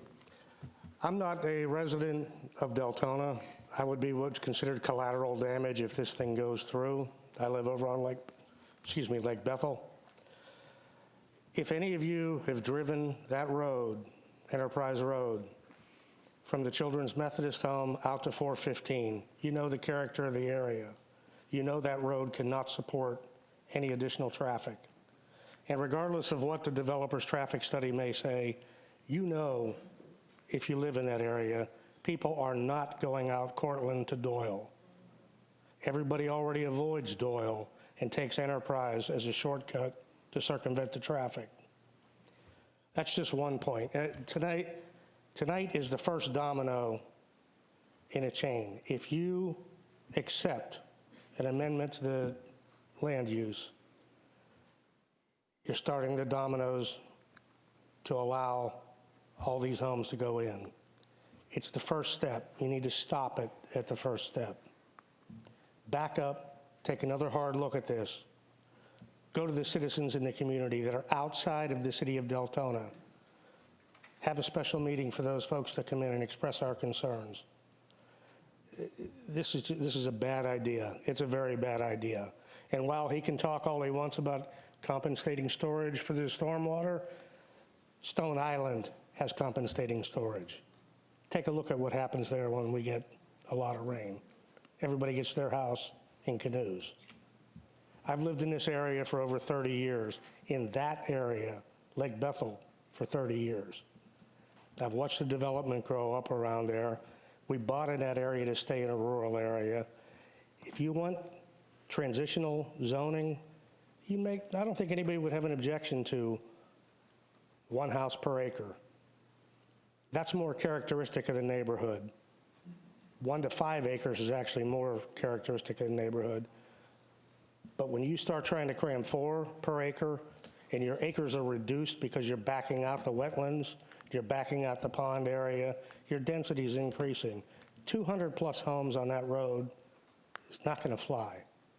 Regardless, he can give all the right of way he wants in front of his property on Enterprise Road. It's not going to do you any good. You don't have the room when it comes down west of Reed Ellis. There's not the room there. You're not going to handle the traffic. It's a bad idea. I don't need my full 4 minutes. I'd love to sit down, talk to this commission one-on-one, have a forum where you get the people from the neighborhoods, surrounding neighborhoods, everywhere along Enterprise Road. to sit down and have a meeting, but don't allow this to happen tonight. It's the first fall, and you don't want that to happen. You don't want it on your shoulders. There's too much at stake for everything along that road. So I would ask you to please table it till you have a chance to speak to everybody concerned in the neighborhoods, or reject it. Your own planning and zoning board urged you to reject it before. Thank you for your time. Thank you, sir. Terry Ellis, please.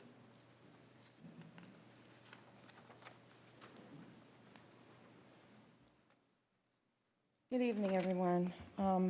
So I learned a new word this week. The word is ground truthing. And what it means, it's the difference between all the maps and the engineering reports and the traffic reports versus what's actually happening on the ground. So, you have to look at the truth of what's actually happening on the ground. So I was out at D Ranch this week, and I've been through that area quite a bit over the last 2 weeks. And you've had a lot of people up here talking about the character of that area. And I'm not going to rehash that, but what I've been thinking about is not only the character of the area, but the impact of that area. You take that area along with D Ranch and as a whole, and to have a land change that is going to have such a drastic impact of putting 200 homes, 190 homes, 180 homes. You're putting, so that's, let's say 200 homes, 3 people a home, 600 people. 600 people with kids that are going to school, and how many cars? I mean, you're making a big, big impact to an area that really needs to be examined, because it's, excuse me if I'm incorrect, but from what I can see, we don't have another area in the entire Deltona that is representative of what's there. And we already know that our ecotourism is involved in that area. And then when you start talking about D Ranch, and you're looking at it as a scenic highway, and the lakes, and the water, that area, from what I can see, deserves a very, very special consideration, more than just one night in talking about what to do with that land. Now, I do want to comment on the traffic, because I did look at the traffic reports. And I thought about the fact that the traffic reports were, whatever year they were done, they were all pre-COVID. And initially someone said, well, Terry, with COVID, there's more people working from home, so that would mean that there's less traffic on the road. That's not true. Because what happens is with COVID and you have more people working at home, they're able to take their kids to school in the morning, go down to the park and take a walk, come back, jump on a Zoom meeting, run out to Publix for lunch, come back, do a Zoom meeting, go back and take their kids for lessons, because working from home gives you flexibility. And with that flexibility and increasing your family events, it makes a big change in the, it's gonna make a big change in the traffic pattern for that area. So, those traffic studies, they might have been valid at that time. I would venture to say that they're probably not gonna be valid anymore.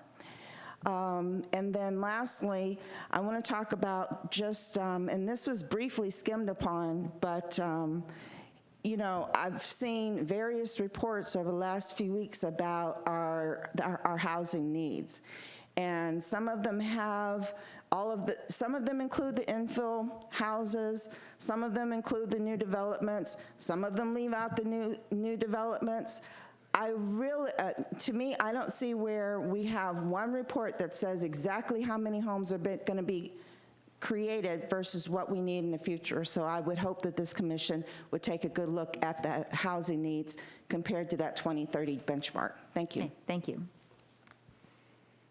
Okay. Deborah Garrett, and then it'll be Jerome Linens, I apologize if I'm incorrect, then Nikolai, I'm not even going to try, and then Jim Yeagle, and then John Linnes. Hi, I'm Deborah Garrett. I live on Buckeye Acres Drive. It's a little road that's just to the east of where Cortland ends on Enterprise Osteen Road. When I leave in the morning, there are times I'm actually taking my life in my hands because we are a hidden driveway coming from Osteen. We don't see the cars, we don't hear the cars, because cars don't have the noise they used to. Now, I don't know where the traffic patterns came from, but they're very incorrect. There is traffic coming both ways. They're coming off Cortland all the time. They're coming off Osteen. They're coming down from Reed Ellis. There's traffic on that road all the time. It can't handle any more traffic. Little Lake, that road there, you're going to have people going in the lake if you put homes there because there's nothing there to keep them out of it. Someone takes those curves too fast. I live in a little area. We have a nice little housing area. But you got these people that come down that road, I can hear them coming off 415 at night. And they're not doing the speed limit. This is a problem and it's getting worse. We don't need the homes there. That property should be put down as a preserve or a park. It does not need to be designated as a house. All you're doing is destroying the homes at Cove Estates. You're going to put them underwater. I don't care what they say they're going to do to it. You're going to destroy that area down there and the rest of it around there. And that's all I got to say. Thank you. Thank you, ma'am. Jerome Lennons?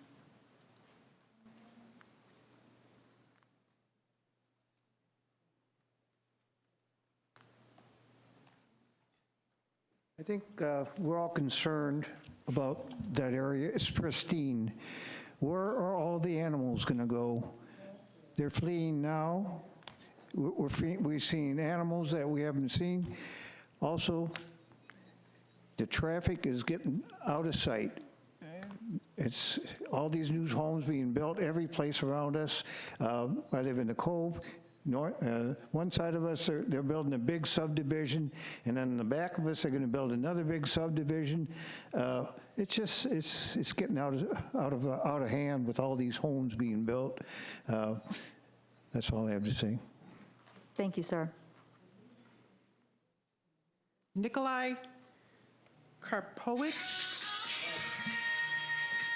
Sorry. Never mind. Okay. Jim Yeagle, please. It's on silent. It's on silent. Good evening, Jim Yeagle, Cove Estates. Most of my points have been touched on, but I really would like you guys, if you have not driven this road yet and you're thinking about voting yes for this project or you're undecided, please drive it. And while you're driving it, I want you to imagine while you're driving it, on top of the traffic that we already have going on it, an extra 108,000 vehicles on that road every month. That road cannot handle it. There's already been over 136 vehicles involved in accidents on that road in the past 10 years with over 90 major injuries. The vehicles, well, that's it for that. Also, I live on Little Lake, and in the summertime, I drive around there all the time after we've had a lot of water, of rain, and the water goes all the way up almost to the road from on the Enterprise Osteen on the lake. And there's the little area you're talking about to build those homes. It floods all the time, all the way up to the road. So there's really no room for that. Thank you. Thank you, sir. John Linnaeus?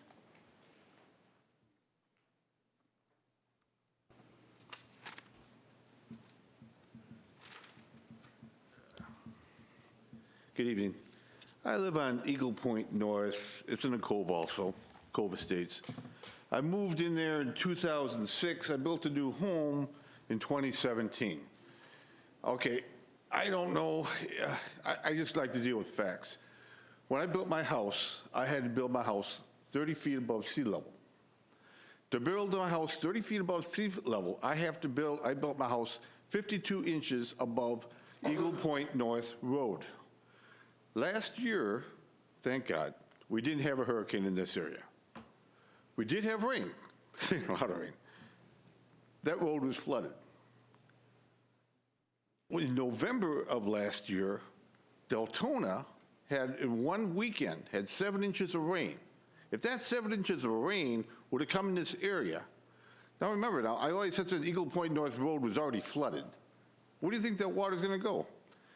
I go down, okay, I'm going to mention a bad county, in Seminole County, Salary Road. They put a new subdivision and they're working on it. They put the elevation of the road, I don't know how high. Are they going to do the same thing over there in this wet plains area? Are they going to raise the elevation? You raise the elevation, where's the water going?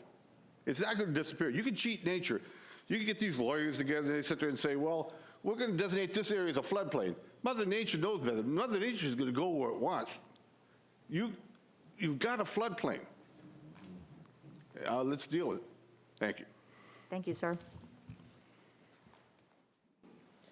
Pat Northey, and then Ed Sullivan, Carl Huff, Wanda Van Dam, Gary Chambers, and Brandy White. Good evening. Good evening, Madam Mayor and Commissioners. It was my honor to represent this city and the county District 5 as a Volusia County Council member for over 20 years.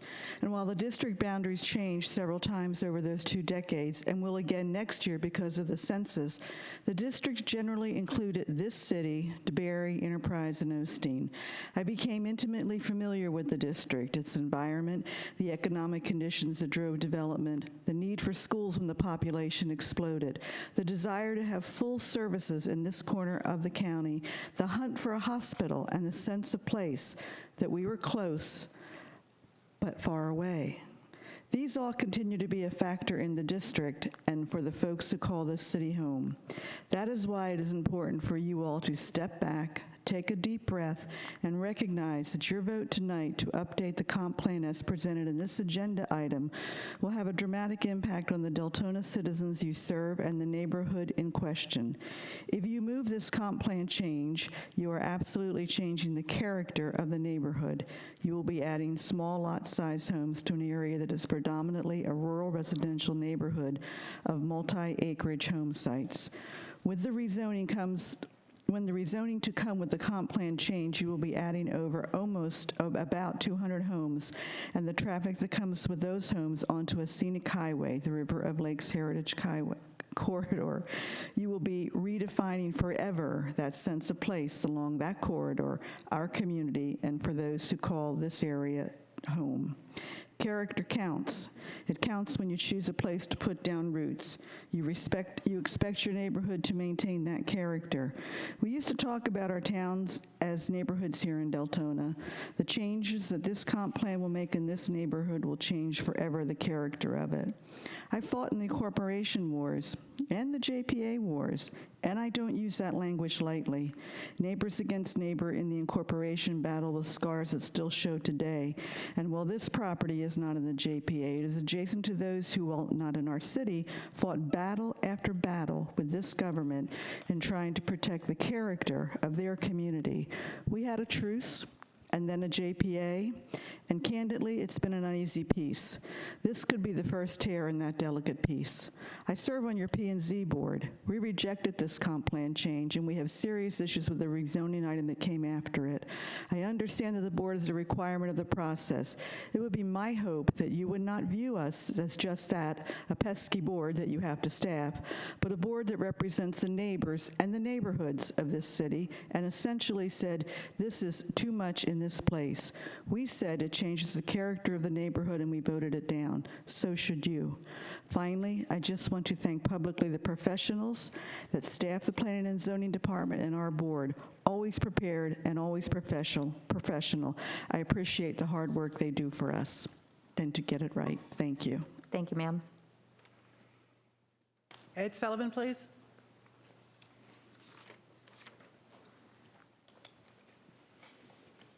Hi, I'm Ed Sullivan. I live on Oakley Drive in Enterprise. Before I get to this report, I just would like to remind you that I hear a lot about property rights, and the property owner does have a right to ask you to change the law, but that's what you're doing. Your comp plan is part of your code of ordinances, which is the law. The landowners knew the law when they bought the property. and they're asking you to change it, which is their right, and it is your right to say no. You don't have to approve it because they're asking. Also, I'd like to just ask everyone to refresh their memory on the definitions of the words future and plan. Because a plan that is changed every time someone asks is not a plan at all. It's just a snapshot. So anyway, this report that I'm holding in my hand starts with a number, 26 million. This is a report from the University of Florida. It's an economic impact report funded by the DOT on the River of Lakes Heritage Corridor Scenic Highway. Scenic Highway runs right through this area, right through Enterprise Osteen Road, and $26 million is their estimate of the economic impact of the corridor. Now, a lot of that is events and people visiting family, but people who are surveyed, people who know the name River of Lakes Heritage Corridor, more than half of them are here for ecotourism, bike paths, nature walks, kayaking, all the things that we want, commercial activity here. We're bringing tourism to West Volusia. The West Volusia Tourism Advertising Authority has promoted the county using the bike paths, which are just getting started. The connector, this coast-to-coast connector runs through this area, right through this property, I think. And there's so much involved there. There are groups that require 30 miles of bike path just to get their group to come here. They travel internationally. We're just getting started, and already we're looking at a report from the University of Florida saying that we have $26 million of economic impact from the scenic highway alone. This is our intrinsic resource. This is the reason people come here. So there's a lot of danger here to overload this area, to overcompensate. And we're looking at the village in the JPA. And that's great. You put a lot of density in one place, and you want to be able to have a walkable downtown. You want to be able to have that economic activity, but you also want to be able to walk to the places where people want to go, the reason people want to live here. That 15-minute walk to the woods, if you keep building out and building out, people won't be able to get there. It won't be the reason you have people moving here won't exist anymore. The other thing I wanted to talk about is when you look at how much house you're putting on this property. Some of these lots are 100 or 90 or 90 by 50. You take 10 feet setbacks, now you're at 30 by 70. That's 2,100 square feet. That's a reasonably sized 3-bedroom. You're talking about houses for $200,000, $300,000. How are you going to fit that? You're going to have houses basically taking up every buildable inch of that property and literally almost touching each other. This is not the character of this neighborhood. Everything that this report talks about is woods. In Enterprise, we have an overlay or a local area plan that requires 75-foot buffers. They're talking 25 here required. But the reason those buffers are there is to preserve the things that make people want to live here, make people want to visit, make people want to spend money. This is, all that we're talking about here is development, good development, and this is not. You have to, as a legislative function, you have to consider your community, not the individual landowner. Thank you. Thank you, sir. Carl Huff, please.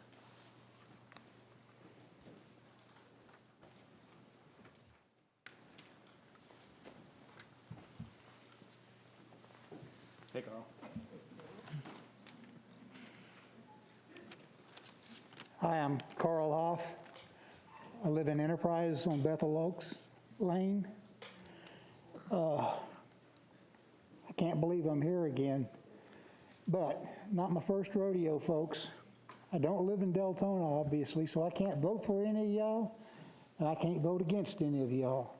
But what is being proposed is just plain ridiculous, in my opinion. The only two people I've heard speak for it so far are your staff and the attorney back here. Everybody else, we're against it. I lived in my home for 33 years. I can't go anywhere without going on Enterprise Osteen Road. I live on a 1-lane, dead-end, dirt, private road. I can't go anywhere without going on that road. Go down to get my mail every day, except Sunday. There's been 3 people killed within a quarter mile of my mailboxes on that road. You have to stop, turn your radio off, roll your windows down, and listen and look, because you don't know what's coming down around the corners. The record for a sports bike from Reed Ellis to Providence is 30 seconds. 2 of them didn't make it right down from where I get my mail at. They didn't make it. And the rest of them left their buddies laying there in the middle of the road. Yeah, they were DOA. The water, when it rains, yeah, I live out in the country. I don't mind it. There's no sidewalks. There's no paved roads. There's no street lights. And people, when I first moved out here, my wife and I both worked in Orlando. We moved out here, built our house, and that was it. People thought we were crazy until they came and visited us. Then they'd say, I understand why you make that drive every day now. If I could, I'd be out here next to you. Any property for sale? To put 200 homes on that piece of property down the road from me is ridiculous. It's impacting the environment, the water, and everything else. I don't know how much money they're going to make off of it. He bought it under speculation, the owner. He bought it speculation. He knew what it was when he bought it. He was gambling that he'd get you people to change the zoning for him so he could make a lot more money. I know y'all are going to make some money too. Property taxes and utilities and everything else, but it's going to cost money. And it's costing us our environment. The reason we're out here. And once it's gone, you're not going to be able to bring it back. So I'm going to urge every one of you to vote no. You did it before on the Fairview property, February of 2020. And with all the water problems and what have you we got, there are going to be water problems. Yes, there are. They're going to be severe. And the whole state of Florida is going that way, it seems like. But you're not going to get the water cleared up until you get the pigs out of the creek. Thank you, sir. Wanda Van Dam, please.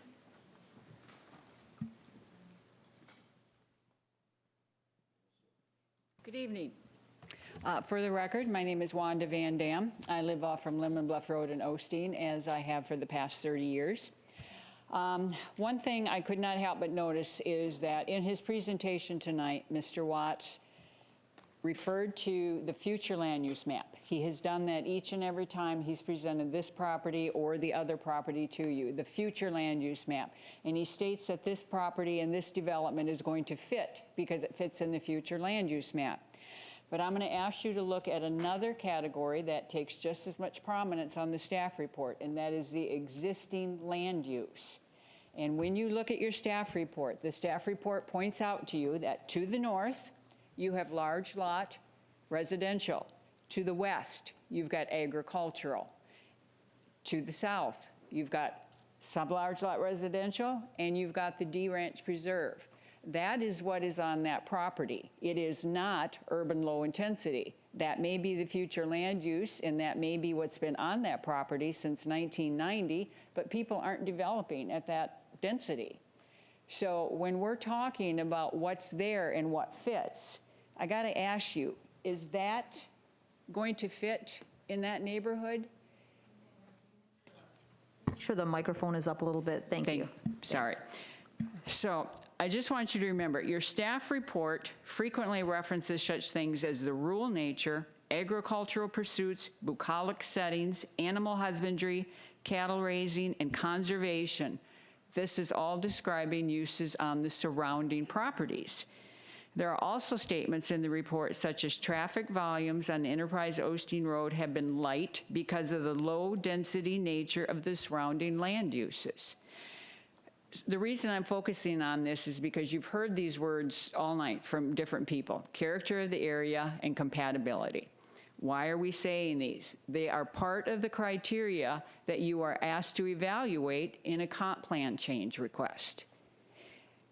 I'm going to give you just one example. There are several within your future land use element. I'm going to give you just one here. Future Land Use Policy 1.7-8 states in part, residential density guidelines shall be based on the following criteria: C, land use compatibility; E, character of the area.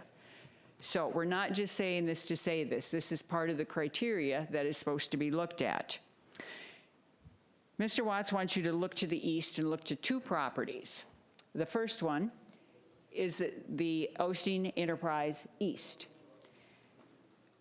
This is the parcel that is, of course, in the JPA, and he wants to point to high densities that could potentially go there. Right now, we don't know what's going to go there. There are no plans.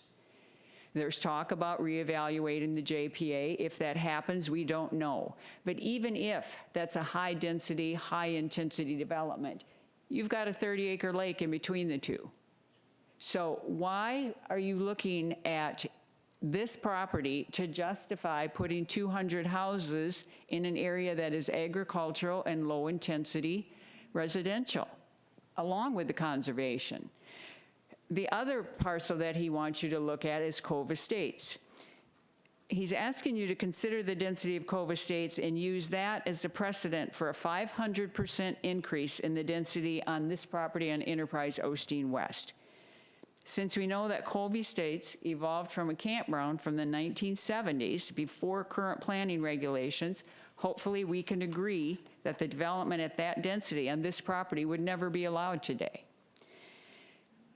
I agree that this property owner has the rights to develop his property. All that we are asking is that he do so. Gary Chambers, please. Take it into consideration. Thank you.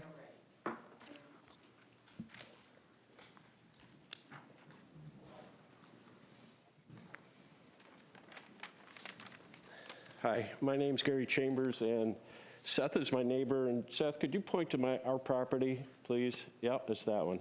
It's a 10-acre little horse farm right next to the land in question.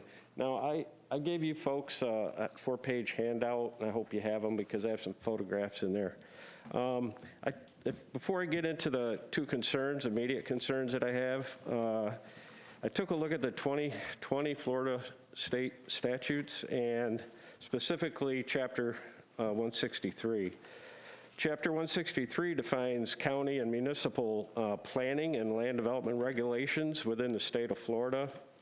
So I took a look at that, specifically Section 163.3177 of this chapter, and that defines the required elements of comprehensive development planning, which includes studies and surveys. I went down through further, and within these requirements, subsection 6 states that in addition to the requirements of subsection 1 through 5, the comprehensive plan shall include the following elements. The first element that was called out is a future land use plan element. The statute goes on to say that the future land use plan element shall include criteria to be used to, and I drop down to paragraph F, to be used to ensure the protection of natural and historic resources. And then item G was provide the compatibility of adjacent land uses. So the statutes then say that the future land use element shall discourage the proliferation of urban sprawl. But to better explain that, the statute included a kind of a watch-out statement, I guess you'd call it. And the watch-out reads as follows. The primary indicators that a plan does not discourage the proliferation of urban sprawl are listed below. And I just selected 2 of them that concern us personally as property owners. Number 4 states that the development plan fails to adequately protect and conserve natural resources. And number 5 states that the development plan fails to adequately protect adjacent agricultural areas and activities. And we are an agricultural business right next door. So after reading the statutes, I have two immediate areas of concern. And the first one relates to where a development plan, comprehensive development plan, fails to adequately protect and conserve natural resources. So in my little handout, I showed you pictures of the eagles right next to our property. And one of my concerns is that the 95-acre parcel is a current habitat for bald eagles. And I'm concerned that the construction of a housing development would obviously eliminate the eagles' current hunting and breeding grounds, plus eliminate their remarkably beautiful beauty in our area. So I have no plan, or I know of no plan to address this issue, or even if this issue could be addressed. If they put a development there, the eagles are gone. There's a lot more wildlife there too, including turkeys and deer and wild pigs and rabbits and that kind of stuff. They're all going to be driven out if they bring in these homes.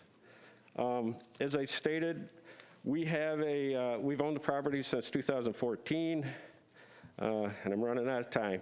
But we have horses there, and if they do a demolition and then construction, there's going to be concern. Brandy Thank you, White, sir. please. Thank you very much.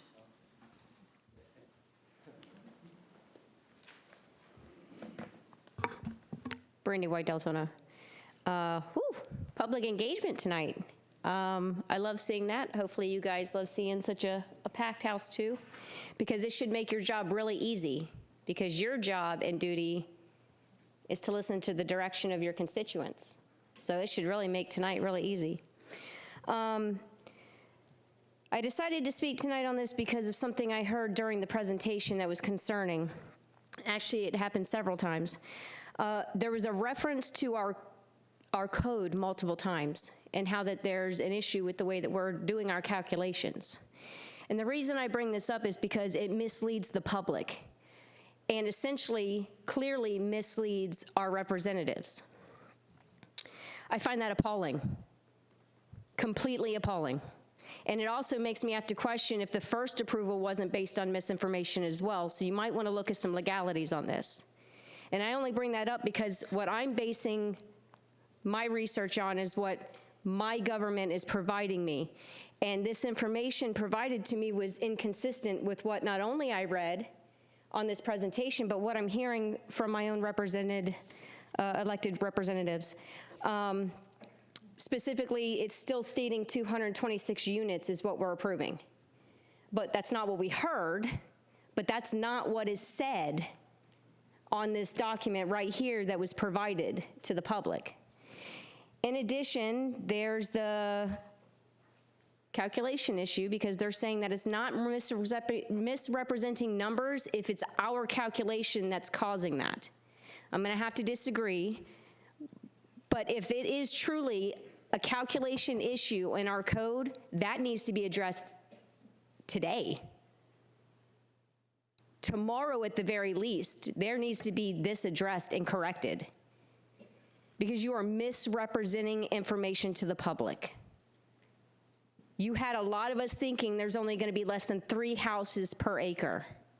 Realistically, as we all know, math, it's 7, close to 8 units per acre, buildable acres. That's what we need to be looking at, or you're misrepresenting the public. That was a misrepresentation that you showed us tonight that said 2.3 homes an acre. That's not true. There's not going to be 1 acre on that lot that only has 3 houses. That's a misrepresentation. Lastly, I'd just like to say that approval would be a huge disservice to not only your constituents, but you would not be following your duty as a commissioner. Thank you. Thank you, ma'am. Okay, that closes our public comment portion of the hearing. Now, commissioners, we will go ahead and hear from the applicant. You wanted to make a couple of comments on that, Mr. Paradise, and then commissioners will need a motion and a second, and then discussion. Thank you, Madam Mayor. I'll try and get through this as quickly as I can. Let me start, I guess, with the last comment first. Ms. White's comments with regard to misrepresentations. There are no misrepresentations in the numbers that you've been presented with regard to how your code states that you calculate density under your comprehensive plan and land development regulations. Will there be areas that have more than 2 or 3 or 4 houses per acre? Yes, that's accurate. But there's also acreage that doesn't have any homes per acre that's being left in green space and conservation that also counts because it's land that's owned by the applicant.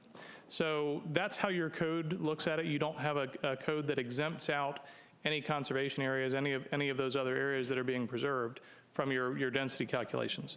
Also on that point, I think that we've heard a number of times that there's only 25 or 30 developable acres.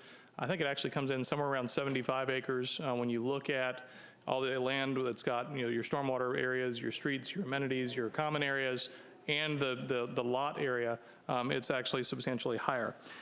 One other point just I wanted to kind of take issue with, and that was Mr. Bryant's comment about our the 2004 flood elevation that we cited to over in Cove Estates in the very beginning.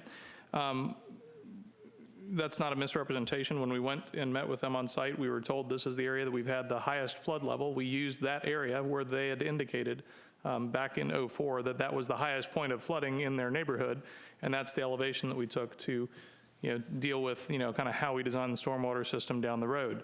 So not a misrepresentation, simply following the directives and acting on the information we were provided by the folks that live in the neighborhood.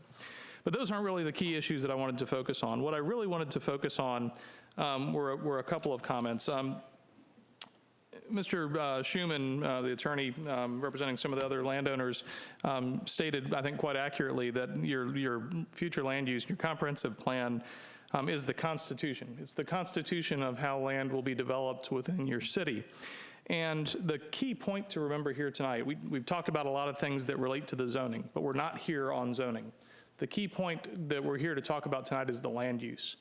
And with regard to the land use, this property isn't currently covered by your Constitution.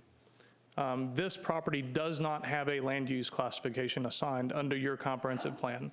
This property was never annexed into your comprehensive plan and assigned a land use classification after it was annexed into the city. And under Chapter 171.062, subsection 1 of the Florida statutes, it states that annexed areas shall be subject to all laws, ordinances, and regulations in force in the municipality and entitled to the same privileges and benefits as other parts of the municipality. So under the statute, the property has to be brought into your comprehensive plan. Now, the other statement I think that I wanted to mention briefly that Mr. Schuman made was that the circumstances have changed. The property to the east, the land use amendment that was pending to the east was denied and didn't go through. That's right. So the density's higher because that application sought to reduce the density on that land to the east. So the density now that we're transitioning from, as we talked about the JPA to the rural areas, the density to the east is higher than what the application that was presented was for. Multiple times tonight, people have said, I live in the area, I'm on a 1 acre parcel. I live in the area, I'm on a 4 acre parcel. We think that this area should be 1 or 2 acre parcels. Any of those lot sizes requires the approval of the amendment in front of you tonight.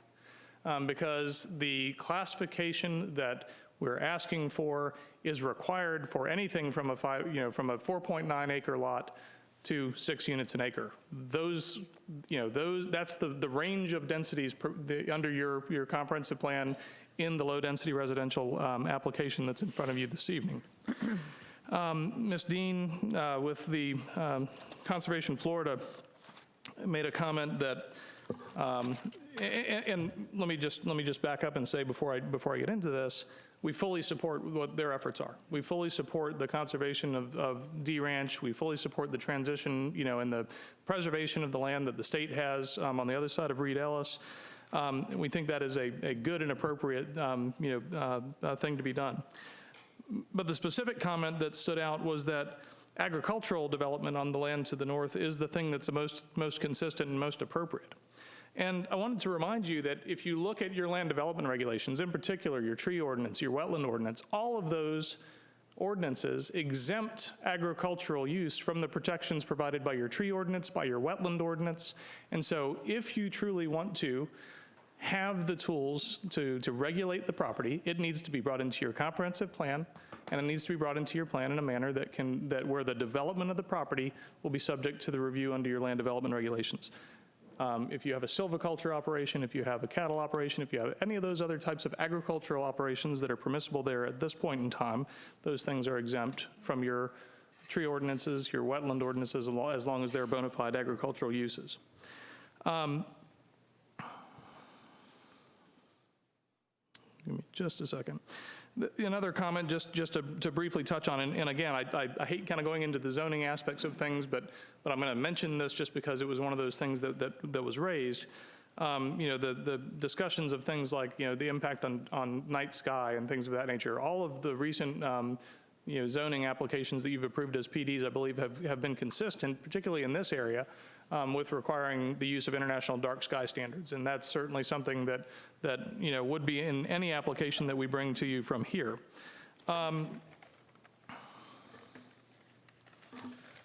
Just a second. Again, several other speakers, that talked about the acreage of the parcels in the area.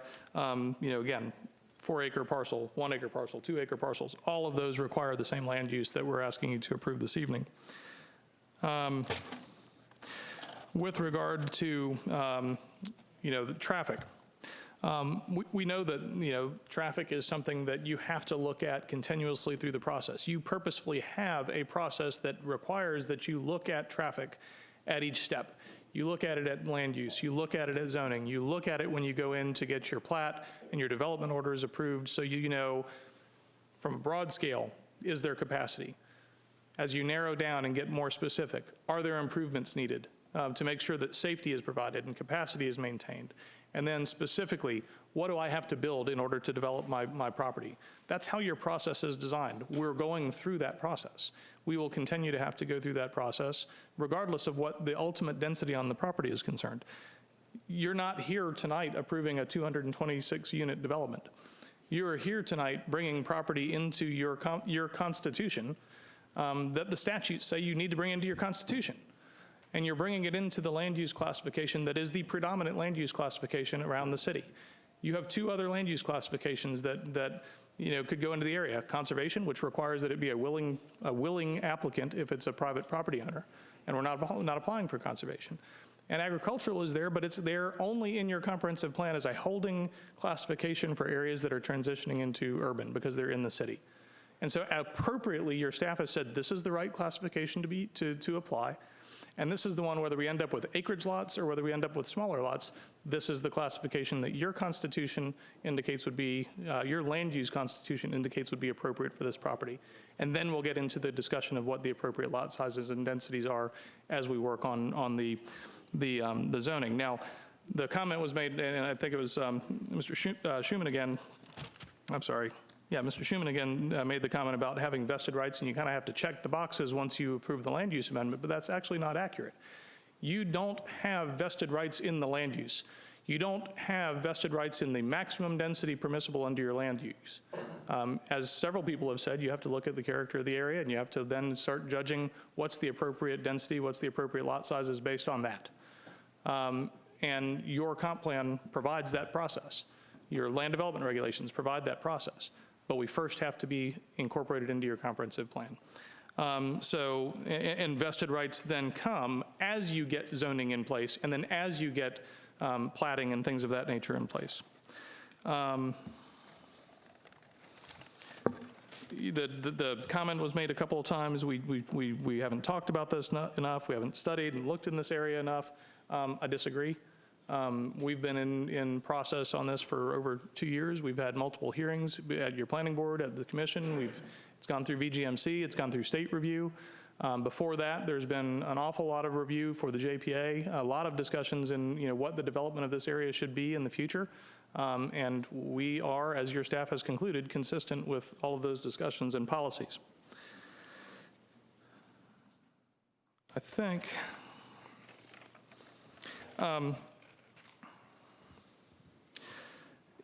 the comment was also, there were a couple of comments made just regard to, what we're transitioning to, what we're looking at, the fact that we're talking about existing land use but versus future land use. We are talking about future land use here tonight. That's the application that's in front of you. It is in the context of the existing things around it, and that's going to inform you as we go into the next stages and look at zoning. But that doesn't change the fact that the land use ought to be included under the city's comprehensive plan. And it ought to be included with the land use classification that's been requested. There was a comment made about the fact that we're asking you to kind of look over at what the JPA is and the maximum densities and intensities and everything that are there. They're there. We didn't put them there. The city and the county put them there. And so from a planning standpoint, it's appropriate to look at what those long-term plans are in determining what the appropriate density is for this particular property. Lastly, there were a couple of comments made about resource protection and eagles and protection of species and flora and fauna and things of that nature. And there are requirements for all of those things, regardless of what level of development ends up happening on this property. There are requirements for things like exclusion zones when you're developing in any areas adjacent to eagles' nests that are active, things of that nature, and we will have to comply with all of those. So based on give me just a second. I think I hit on all the high points that I wanted to make sure I touched on. I don't envy you. Every time that there's change, people come here and they say we don't want it.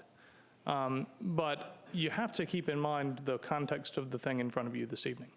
This isn't the approval of the ultimate development plan. This isn't the approval of the zoning. You're not authorizing the property to move forward and begin actually turning dirt and developing. What you're doing is bringing it into your constitution. You're bringing it under your comprehensive plan so that we can start then talking about those next steps. And we may very well come back here and you say, we're not even willing to consider what you're looking at on the zoning stage. We're going to have to figure that out. But those are discussions for other nights because those hearings will be scheduled on other nights. So we're here asking for you to support the application that's in front of you, as staff has done in their recommendation. And we think it's entirely consistent with your comprehensive plan and your planning for this area of the city. So with that, I'm happy to answer any further questions you might have. Any questions for Mr. Watts? Okay, seeing none. Thank you, sir. Oh, hold on. Somebody lit up. Commissioner King. Are you good? Yes, sir.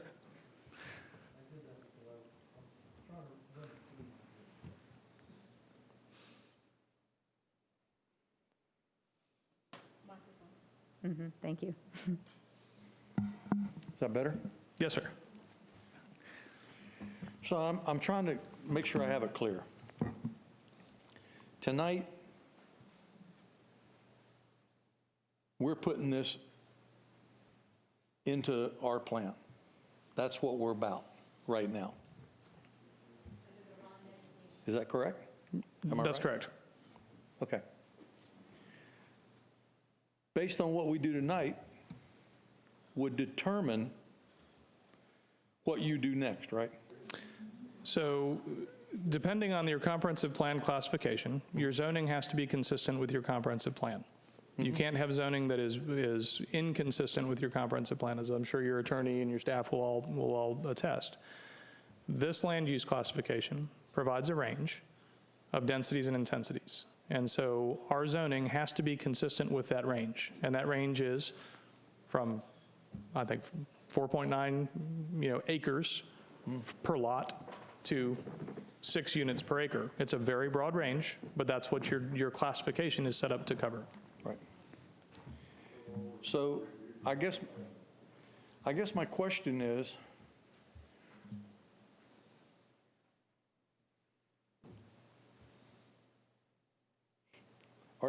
you are prepared, if we approve this, you're prepared to submit documents to get the zoning that you want for that piece of property. Is that correct? We have that application pending now. There's an application for zoning pending. Now it goes through your... What does pending mean? The application has been filed. It's, we're going to be at your planning board to talk about that application in February, and then that application will come to you in March or April, depending on. Has it already gone to them once? It has. They tabled it. So it's already gone to them before we even decide tonight on whether or not this is going to happen. That's the required process in your code. I mean, it can't be approved. Well, you're the approving body, so it can't be approved before you know, unless you approve it. But that's the process for these applications. Okay. Well, let me just have the way my brain thinks. Yes, sir. Okay. I would want to know first if this passes tonight before I pressed anything forward further. I don't like being in a position where I'm going to approve something tonight, but you've already put paperwork in and been put on hold because of the way things work. Or if it hadn't gone, if the Planning and Zoning Board had not tabled it and had approved it, or even said no, the next step is give it to us. It'd be here already. Correct. It could be the next thing on the agenda, right? Sure, it is. See, that bothers me, because that's not the way I like things should work.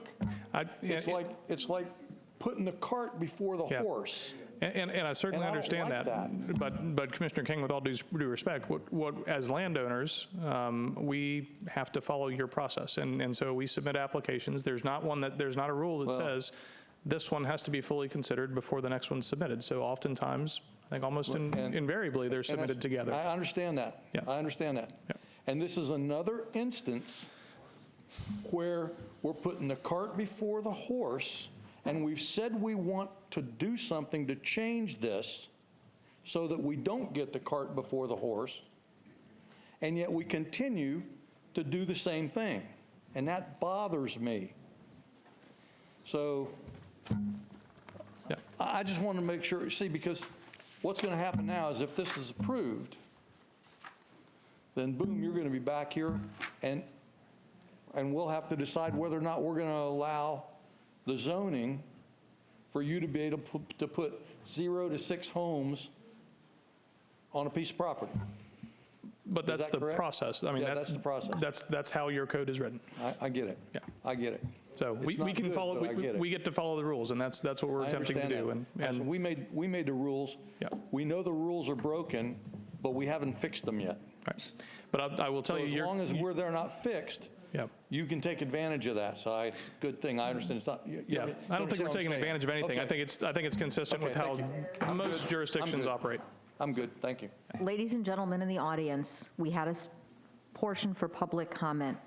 Please refrain from loud comments when the commissioners and the applicant or whoever else is at that dais. We didn't do it to you when you had your opportunity to speak. Thank you. No one interrupted from the commission interrupted any of the public speakers. Thank you. Vice Mayor Bradford, and then Commissioner McCool.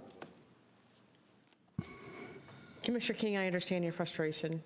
And we did bring up that we need to fix the situation, but I don't think we got to it yet because of the delay in meetings with COVID. This is a tough one because we're not here to do the zoning. We are here to do the land use. I hereby move to adopt ordinance number 05-2020, changing the future land use designation. Not sure why there's a question mark there. It should be LDR. The question mark is around 95 point. On a question mark, 95.34 acre property from Volusia County rural to city low density residential, adding to the text of the city comprehensive plan, future land use element goal FLU4, objective FLU4-1, and policy U4-1.1 and submit the package to the Florida Department of Economic Opportunity at second and final reading. The acting city manager has the authority to make correction of Scrivener errors and the like. I'm sorry, Is there a second? The motion is on the floor. Is there a second? Second. I had a question for the attorney. Does that not? Ma'am, let me just finish my statement. Sure. The motion has been properly made by Vice Mayor Bradford and seconded by Commissioner Ramos. Yes, ma'am. Commissioner McCool. I had a question for the attorney before that. We are being told that we have to change this comprehensive plan this evening, correct? But is that not also, I'm asking if that is the developer's responsibility or the city's responsibility? Because we also, is it not true, have the designation of agriculture for that property? Ladies and gentlemen, please. I'm asking that of the city attorney? Yes. The attorney. Basically, the situation that we have is when the property was annexed into the city, it was not given a land use designation in the city. I understand. And the applicant's attorney who quoted, I wrote it down and now I have to find it, that Florida statute section 171.062, he was correct in stating that we have an obligation to give it a land use designation. Now, in this case, the applicant has come in and asked for a land use designation. Why there was nothing done when this was annexed in, I don't know. So the question then becomes, do you have to give them the one they requested? No.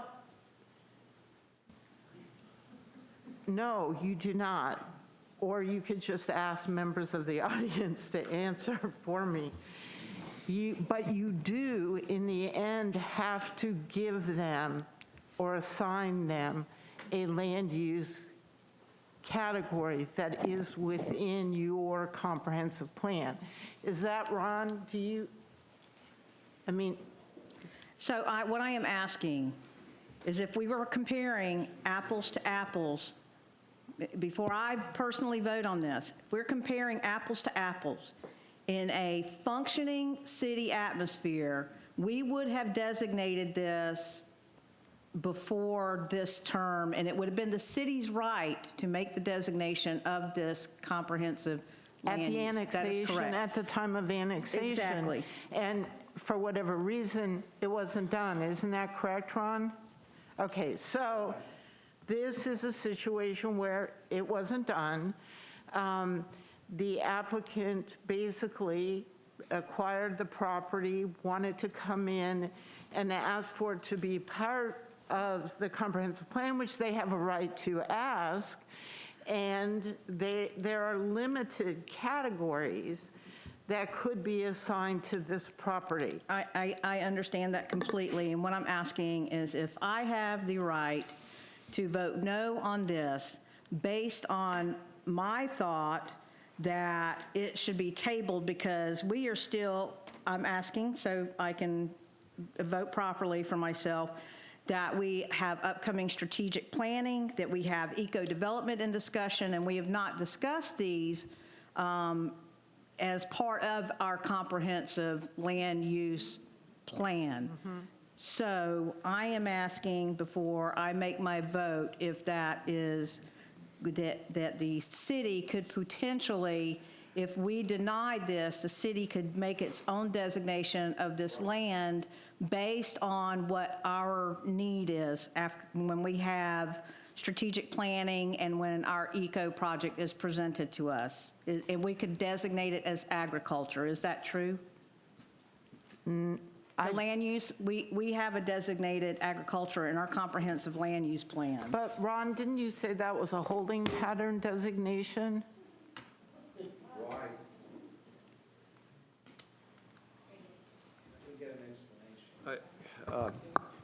I think we have a matter of process too involved here.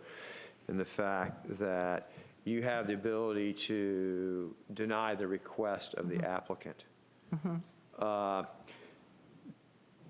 So that's all I'm wanting answered, is if I am able to deny or vote no based on my opinion that we have not done a thorough process as far as this land goes, because we've yet to have our strategic planning, our eco-development meeting, and other things where we have talked about changing our comprehensive land use as a city instead of a developer asking for this. And you have the right to vote no. Okay. Now, and you can substantiate or explain your vote no for whatever reasons you think are pertinent.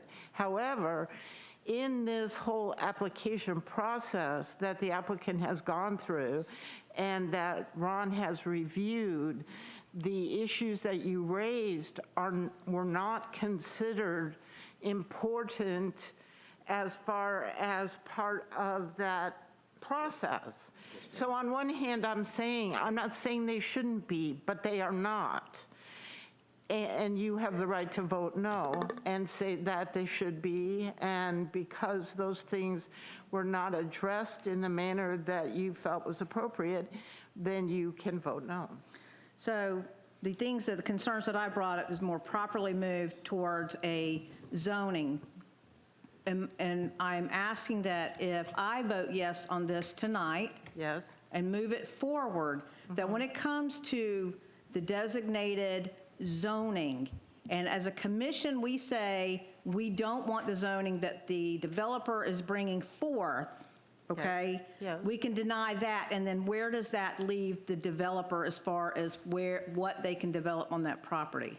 Well, I think where it leaves, and you know, Ron can also answer, but I mean, where it basically leaves the developer, assume you approve the comp plan this evening, but the change they've requested, and they come forward with their zoning plan or project, and the commission doesn't like it, and a majority of you vote against it, or they know that a majority of you are going to vote against whatever they want to propose, then their option is to re-look at whatever they're going to propose to make it more attractive so that a majority of the commission would approve it. I mean, that's what it always is about. So Yeah. This is my last question, but I really am trying to understand the gravity of my vote this evening, because I want to do what is legally correct.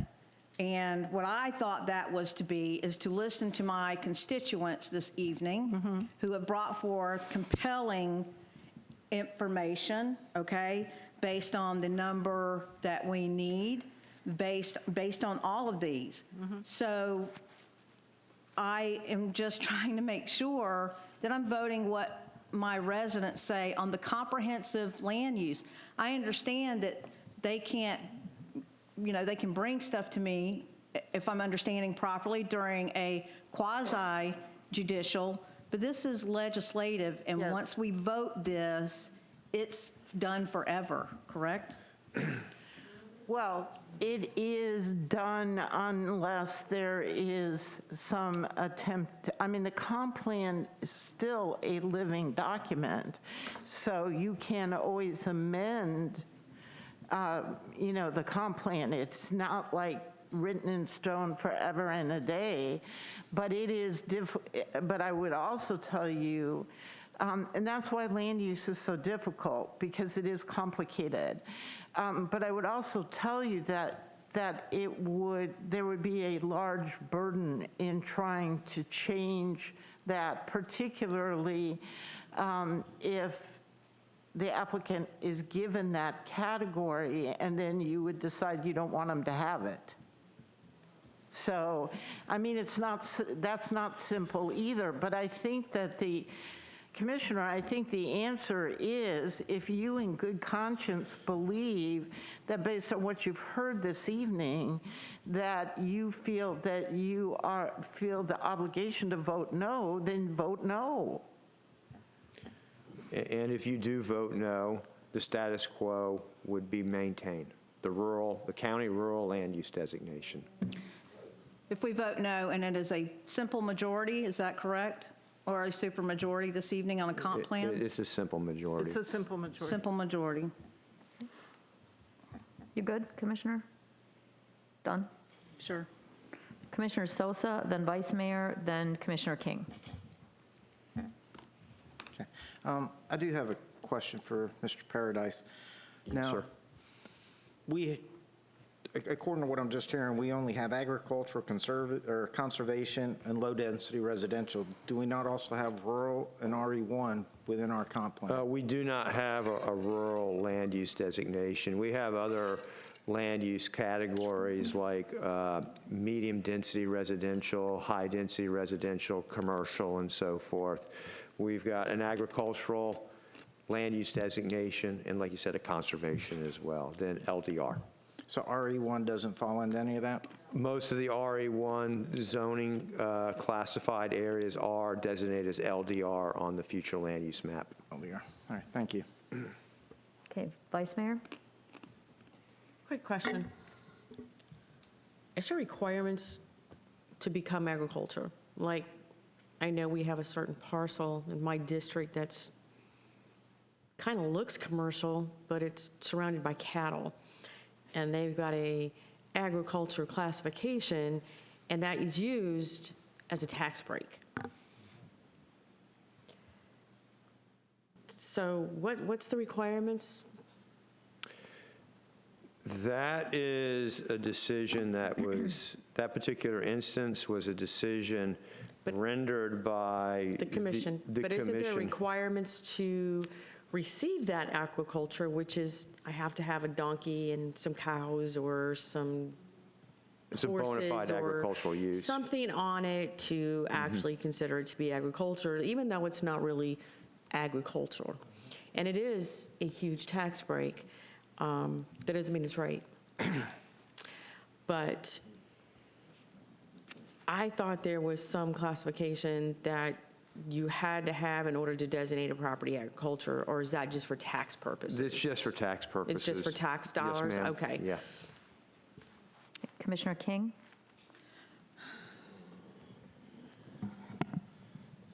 Mr. Watts, I guess this one's to you.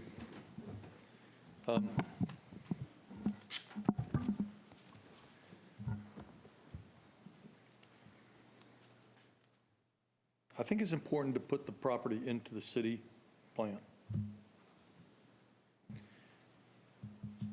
But you have said, or you have heard tonight from several people in the audience that they don't mind building, but they don't want to build 220 houses or 190 houses out there. Keep it in a at a level that's good for the neighborhood. Even if it was acre lots and a home. I'm wondering whether or not if we approve this tonight with amendment saying that we'll bring it in, but it has to be for residential acreage lots, 1 acre lots. You build, you know, however many homes you can build on acre lots. Maybe you'll build $250,000, $300,000 up to $2 million homes on that acre of property. Would you and your client be willing to do that so that we can move forward here? Well, I think we included a cap because in conversation with the county as we went through this process, we put a cap on the maximum number of units in the amendment that's in front of you. I would say that does provide a substantial limitation on what the maximum could be. Now, I've heard this. I've heard the comments here tonight, and I will offer you this. Ultimately, this commission is the commission that has to approve zoning. And so what stays in place unless and until you approve a zoning change on the property is the existing A1 agricultural zoning that's a county zoning classification. So until, this commission approves a change, then that's the zoning that stays in place. And so I think that's your limitation. We have a cap that's part of this policy. We think that's a reasonable cap. And so we'd like to maintain that, but we do know that we have to come through and have you approve the zoning. So that's your control. So that was a lot of words to say no, right? It's a lot of words to say maybe.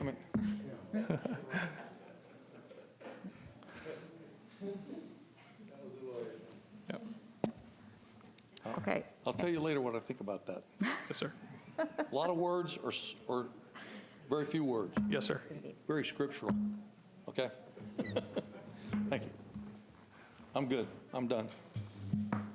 Okay, commissioners, there are no more comments. No one has lit up the board anymore. We have a motion to adopt the ordinance changing the future land use designation from Volusia County Rural to City Low Density Residential. We have a motion and a second. City Attorney, would you please read the ordinance? Yes, Madam Mayor. Thank you. This is ordinance number 05-2020, an ordinance of the City of Deltona, Florida, amending the future land use map of Deltona's comprehensive plan by changing the future land use designation of approximately 95.34 acres of land located on the south side of Enterprise Osteen Road near the intersection of Enterprise Osteen Road and Cortlandt Boulevard from county rural to city low density residential. Amending the future land use element of the City of Deltona's comprehensive plan by adding a goal, objective, and policy to address the development on individual properties within the city, finding conformity with state statutes and the comprehensive plan of the City of Deltona, providing for conflict, severability, and an effective date. Thank you, ma'am. So you have a motion and a second. You've read the ordinance. May we vote, please?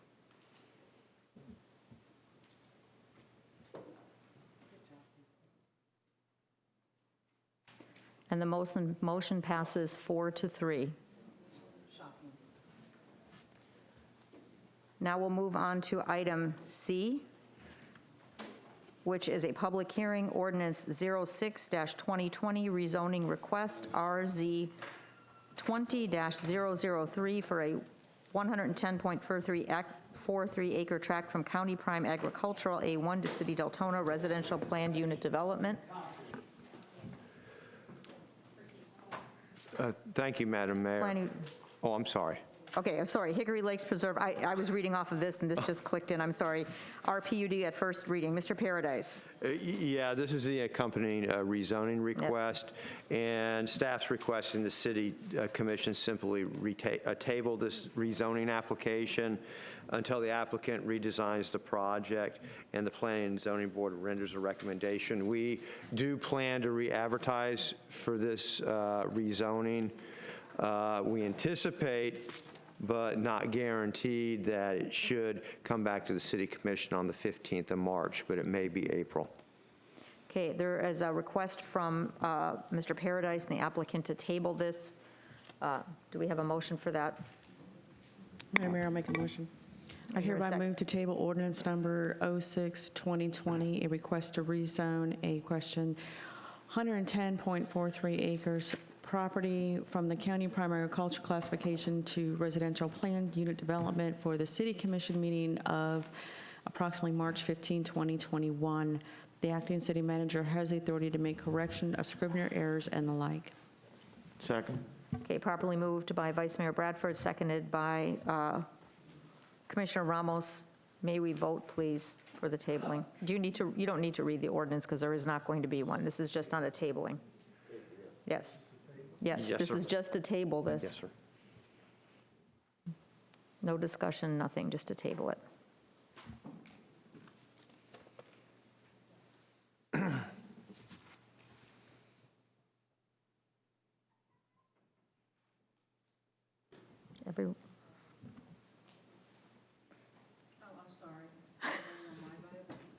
someone's. Okay, the motion passes 7-0 to table item C. We'll move on to item D, public hearing, ordinance number 19-2020, amending the comprehensive plan of the city of Deltona by amending the capital improvements element and providing for the replacement of the capital improvement project sheets at second and final reading. Mr. Paradise. Thank you, Madam Mayor. Ron Paradise, Plan Development Services. On December 14th, the City Commission approved this ordinance at first reading. Nothing has changed with this ordinance. We're requesting that the City Commission adopt this, and we will forward it to the Florida Department of Economic Opportunity. Just as a clarification, on the 14th, a question was broached about one of the items in the replacement table that involved the location of a lift station.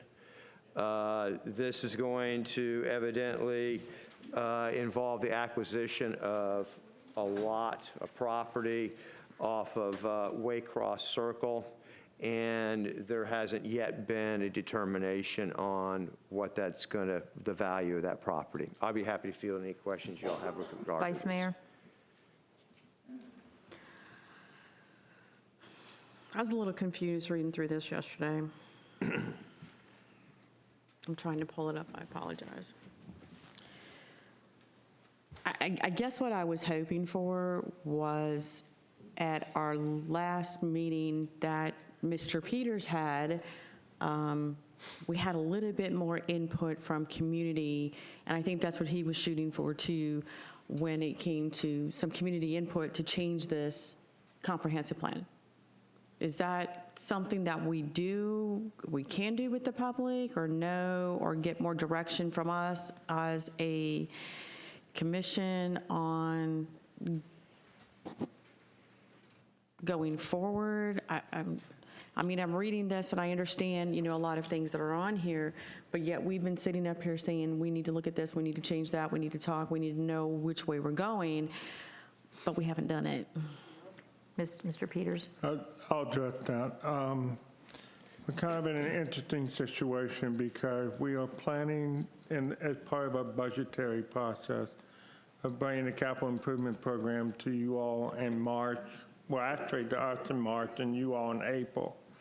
And so much of what's in here is driven by our capital improvement program. And one of the real struggles that I've had with regard to how much transparency to have here, I hate to say that, is we have not given you all true up on how much money we have in the various funds. And without that true up, I'm not comfortable going through a public process. I think the public needs to know how much money we have in the various accounts, how that money can be spent. And then from that information, then we can start putting together a capital improvement program that makes sense for the city. Mr. Bryant will be the first one to say that we haven't spent enough money on infrastructure. I would have to agree with him. What we need to do is let you all know how much money we have in the transportation fund. Whoops, we told you that last week. How much money we have in the tree fund. How much money we have in the law enforcement fund. How much money we have in the fire fund. How much money we have in the parks fund. And then, outside the impact fee realm, we also need to be talking about some other funds that we have. Mr. Paradise just put out an RFP for a consulting firm to help us come up with the proper level of impact fees for the future. That needs to come after we have that initial true up, so we know what kind of money we have. So that when Mr. Albert Bryant comes up and says we're not charging enough impact fees, we will have the information out there, and then you all can make an educated judgment as to whether our level of impact fees are adequate. And so my goal is to come to you all next month with that financial true up of the whole city finances, so that we all know, and working out of the same hymn book, this is how much money we have. But more importantly, and the thing that I learned that was shocking for me, is a lot of these funds have restrictions on how they can be spent. you all may want to go back and revise the ordinances on how that money can be spent. If you remember last week, I was talking about on Deltona Boulevard, if we wanted to do landscape improvements along the boulevard, the tree funding money can be used in the right-of-way, but it can't be used on private property. Now, you could do an ordinance that says if we get a landscape easement of up to 15 feet and a right of entry, we can extend it as part of the right-of-way treatment onto private property. But we need to true up, we need to understand how the money can be spent, and then we can start talking about, where we can tweak the ordinance to work in our favor. Okay, well, because I guess where I was concerned is this talks about how, how and when this is done, and it says the 5-year program scheduled capital improvements. So here we're submitting this as our 5-year capital improvement, but have we really sat down as this commission? Because this is a new commission. This is a brand new commission, different focuses, different priorities. So when is this not come up again for another 5 years? No, I wasn't here for the first, but this is always done in arrears. Yeah, this is. That's what I'm trying to figure out here. So this commission will have the opportunity. Yeah. Florida is in their comprehensive planning. I mean, I'm so old. I was here when comp planning first came into being in Florida. You look good for your age. Well, thank you. But one of the peculiarities of it is with the CIP. They always make you go through this process for the year you just lived through. And so this does it's not. It's kind of like taxes. That everybody has it. Every government has to go through this. So this really does not have a whole lot of relevancy for your future at all. It's a process required by the state that we basically have to memorialize for them last year. So that makes sense to me then, because I was going through this going, I'm so confused. How are we doing something from the future? So this helps me a little bit. Thank you. Thank you. Commissioner McCool and then Commissioner King. I am, as far as this goes here, I reckon that what I'm doing is expressing my frustration over the constant putting the cart before the horse. Because what we had happen tonight, just now, and I'm speaking to a comprehensive plan, and I want to speak to this, is that we have asked, I have asked, I know, what is our goal? What is our vision? How do we want to use our city? Where do we see ourselves going? And I know for a fact we have Jerry Mays coming up to talk to us about our eco-village. We have a strategic planning session coming up, okay? And we just approved a comprehensive land use change, okay? Or I should say that the developer did it. The developer came in and stated what they would like to see, and we had no alternative because we had not yet put in place a land use for this area. So basically, the tail came in and wagged the dog on this. And this is all late coming. I wasn't here, and I'm freshman commissioner, and this is frustrating for me. We're piecemealing our city without a vision of what we're going to be. And I'm wanting to understand how we did this. I really do want to settle myself with this and understand how we did this. That we just got rid of the last vestige that the numbers say, I'm talking to the comprehensive plan, okay? That the numbers say that we don't need that development based on our housing needs, that we are dangerously close to urban sprawl, that we are permanently changing the character of an area, that, without the proper instruction from a strategic planning or eco-development or a visioning session, that we just did that. Mr. Paradise or city manager or city attorney, can you please clarify this item because it mentions the capital improvement element We are amending the comprehensive plan of the city by amending the capital improvements element. And I think this is what Commissioner McCool and Vice Mayor both alluded to. Yes. Can you please explain that? And explain also, since we are here, the comprehensive plan of the city of Deltona and what that entails, and how many different parts of it has, and what it entails in terms of the future of the city and how we deal with something like that. Well, that's quite a question. It is, but you can start with a small portion. Is that okay, Commissioner McCool? The small piece is what I just, explained to the Vice Mayor. This ordinance that's in front of you now is just the peculiarity of comprehensive planning in the state of Florida. So it doesn't have any kind of huge significance other than we must do it. And so you basically every year anoint your last year in this document and file it. So that's all this is, and it's no more than that. As far as the comprehensive plan, that is a document that has tremendous significance to a community, with regards to visioning and how you go about putting or changing. I did 2 comprehensive plans for brand new cities that hadn't existed. And so, so they had nothing other than what everybody thought they might like to have.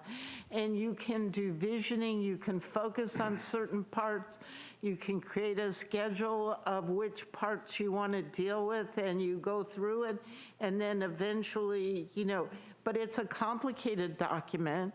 It has a lot of moving parts to it, and it covers the gamut of everything that you do in the city is controlled by a comprehensive plan, which it's been too many years, 35 years ago, Florida didn't have. So it was created to try and control how everyone grew in the state of Florida.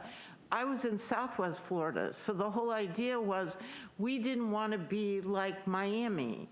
We were in Southwest Florida, so that was the big fear, that we didn't want to turn. So this comprehensive planning was then used as a tool to try and create a different vision. Did it totally work? No, but Southwest Florida is not exactly like Miami. But it is a tool, and it goes with your land development code, your comprehensive plan. All of these tools have to work together. And there's a number of cool ways to do it. You can have visioning. You can talk about what you want, what you're looking for. You can go neighborhood. I put buses together and went from different neighborhoods in the city because some people have never seen other places in the city. They've never been there. So until you kind of take them around and show them what's around, it's very hard to get any kind of consensus on what's everybody looking for. So there's a lot of those kinds of things you can do. And I guess to tie it up with what happened this evening, I don't know who was here or who wasn't here when that parcel got annexed into the city. I don't know why it wasn't given a city land use designation. Some of these things, you can look back and go, I don't know how that happened. By the same token, the last thing I will say is, whatever is going to be built there or not built there is totally within this commission's control. And so from that standpoint, you still maintain that control. If they bring forward something that you feel is too dense, doesn't fit, it's overreaching, then a majority of you vote no, and they have nothing then. They have to go back to the drawing board and try and come up with something that is more suitable. Okay, thank you, Marcia. All right. I think that helps. City Manager? Acting City Manager. Yes, I just wanted to point out that I have told you all from the first day I took this role that I felt like our land development code needed to be revisited. Ron and I have already started a conversation about putting that into the budget. If we could find money earlier, we could start the process a little bit before October. We definitely need to put it in the budget. My vision is that it will be a very comprehensive rewrite. This is our 25th anniversary. Most of this code goes all the way back 25 years. And so consequently, we need to revisit it. We need to have a market analysis to find out what the true market is here. One of the things I have said many times in my career is that when a local government starts getting virtually every project come in as a planned unit development, it's usually a good sign that your code is broken because they can't work within our code to put a marketable project together. And so by doing the market analysis, certainly involve the public, have charrettes, have discussions about the things that we would like to see in our community, because code enforcement is going to come right off of that. How do we handle parking for the future? Is it going to be on-street parking? Is it going to be traffic circles in the front yard? Or are we going to let people park on the grass? Those are all things that need to be addressed if we go forward with the new code. But the most important thing, I believe, is having a market analysis. For instance, we've gotten the letter back from the county that they want to reopen the JPA in Osteen. That really wasn't brought up much tonight. I think I heard one or two people bring that up. I do believe that we need a market study to see what that area would support. Is it 1 unit to 5 acres? Is it some type of small level commercial? Or is it something as dramatic as what's in the JPA now? But I do think we need to look at that, look at an overlay district, look at a boundary, an urban boundary for the city, ultimate growth, so that we don't have to keep pulling the Band-Aid off the wound. The problem with Osteen, now, this is from a person that lived nearby, is about the time the wound starts to heal, we have a project that comes in and we rip the Band-Aid off and the gap comes off. We need to do something that we can put it to bed. And I have a proposal that we will be talking about, and we'll be talking to the administration at the county, and hopefully we can come up with a plan that can heal the wounds, and then more importantly, come up with a land development code and comprehensive plan that works for the city of Deltona going into the future. Okay, thank you, sir. Commissioner King, and then Commissioner McCool, and then, because we're getting way off track of what this item is, but I understand the passion on this, definitely. I have 2 questions. Microphone. 2 questions. A while back, we had a plan that allowed staff to make a decision as to whether or not commercial businesses could come in and opt not to be on a sewer because they didn't want to put the sewer line in, or we were too far away. We didn't want to put it in. And we'd rather have somebody that could join with us to make that happen, so it'd be better for both of us. And we stopped it. We said no more of those buildings, construction, until we have sewer, or it has to be somewhere where they have sewer. And if I'm not mistaken, that's still in place. That is correct. Okay. Why can't we do the same thing with, why can't we stop the RPUD until we get this fixed, until we get a plan that works? Because I can see what's going to happen is a developer is going to have 5 more pieces of property in Deltona, and they're going to go, ooh, we better do something with this before they change their plan, and basically we're screwed.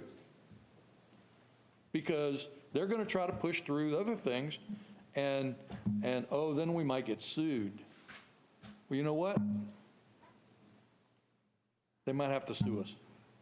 Because if I have to sit up here every time and say no to something because it's not it's not compatible, or it doesn't belong in the area, and they want to challenge that, well, then they'll have to challenge it.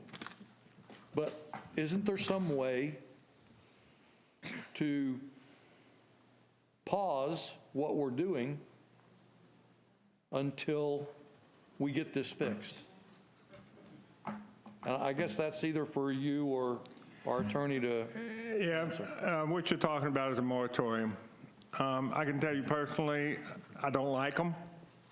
I would rather you come up and say, for the time being, if you want a low-density development, don't ask for anything more than 4 until we come up with a new code. I would rather you do that than do a straight-out moratorium. That's my personal opinion. And with $5, you can go to, well, I don't even know you can get something from Starbucks anymore. But I would rather you set a standard that you're comfortable with so that staff knows what to negotiate, rather than an out-and-out moratorium. Right. Because then the developer can say, okay, I can live with 4. I'll proceed. Because I sense the anxiety, and Ron and I've had the conversation. Our low density is everything from 0 to 6. And it should be, in my opinion, 0 to 2, 2 to 4, and 4 to 6.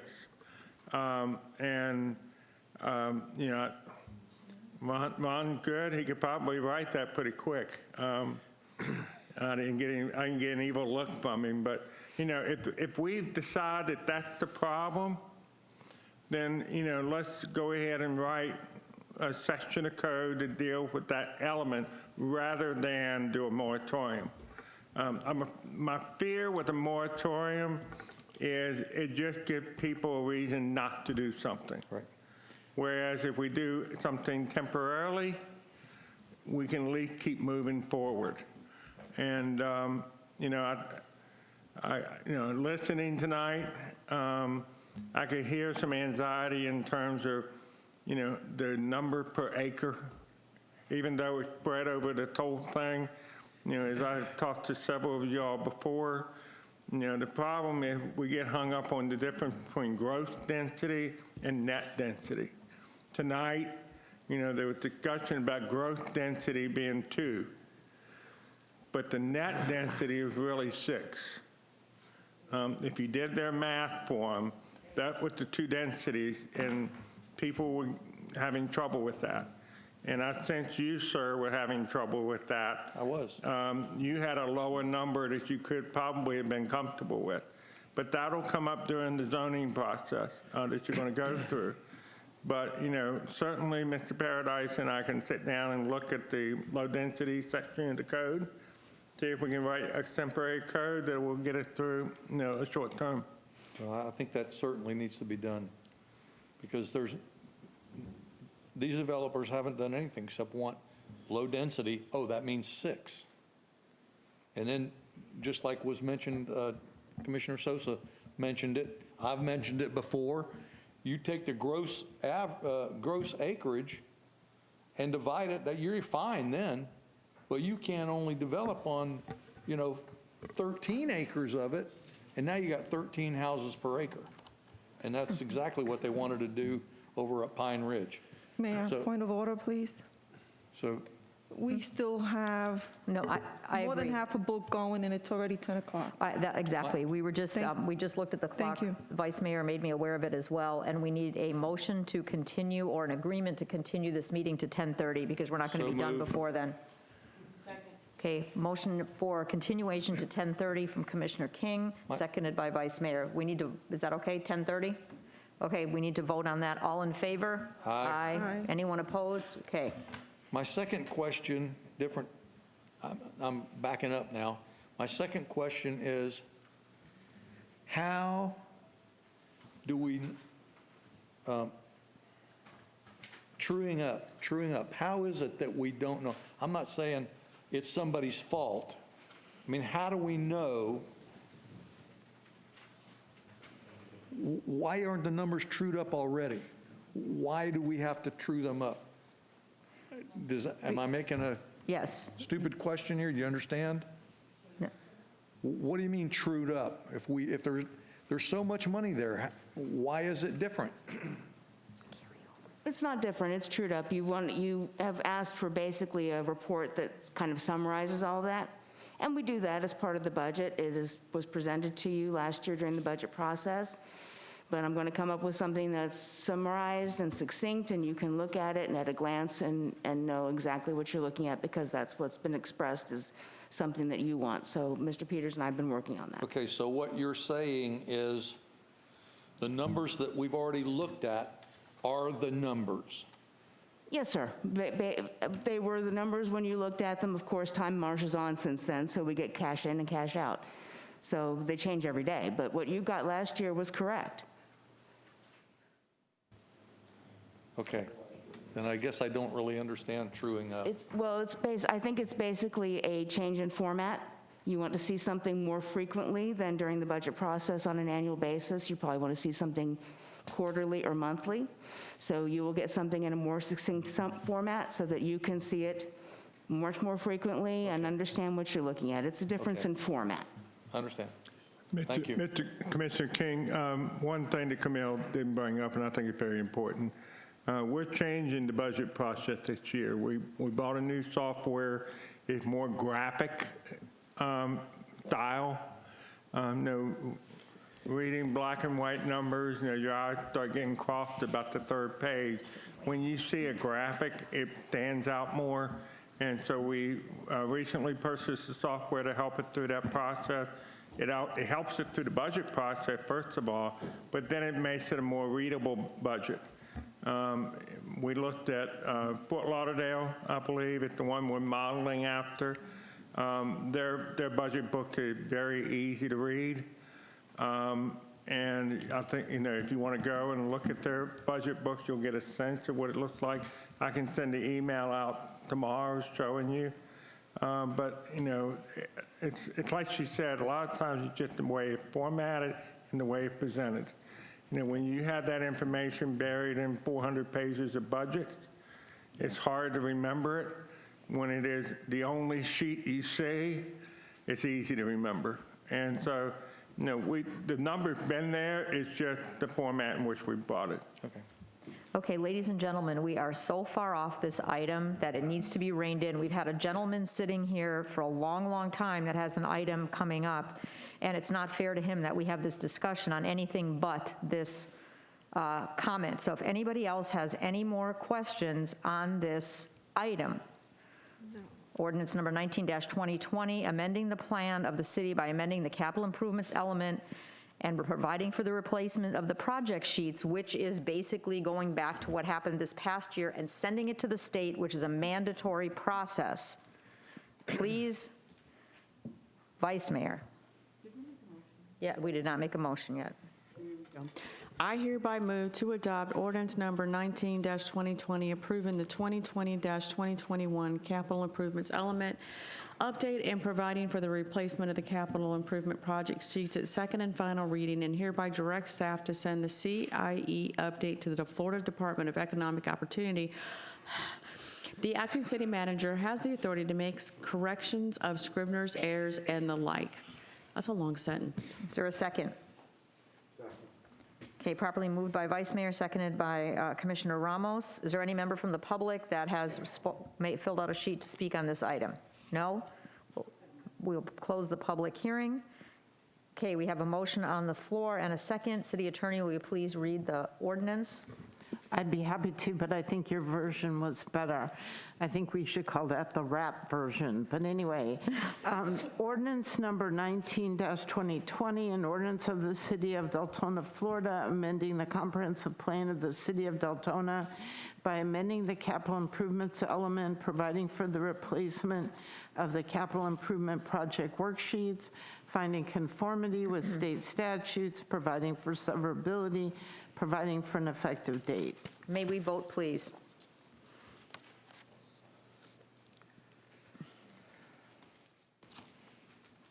Someone that has not voted? Motion passes 7-0. Go now to item 7, old business. 7A, request for approval of revised resolution number 2020-64, providing for an adjustment to wastewater and reclaimed water-based facility charges beginning 1st of April 2021, eliminating the 10,000 cap on wastewater uses charges effective the 1st of April 2021, and providing for an annual rate indexing of wastewater and reclaimed water-based facility and water and irrigation uses charges, try saying that fast 5 times, equivalent to the engineering news record ENR construction cost index beginning 1st of October 2024. Mr. Peters. Simple thing, this is the correction resolution. We had the wrong rate in the previous one. I apologize, I take personal responsibility.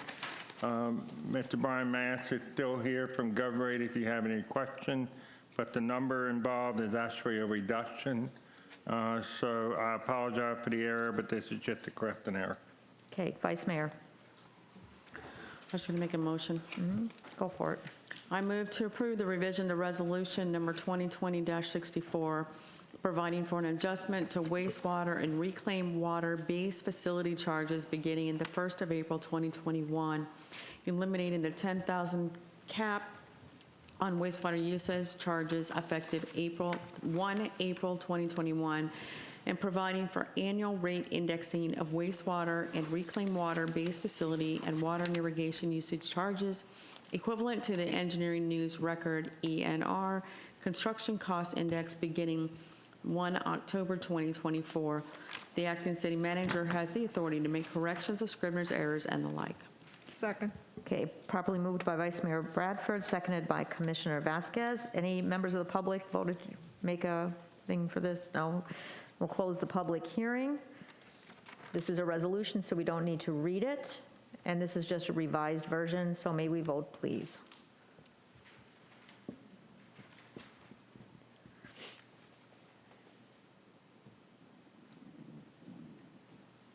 Okay, motion passes 7-0. Now we are item A, new business. 8A, a request for approval to waive the fines for a code violation. Dr. Cooper.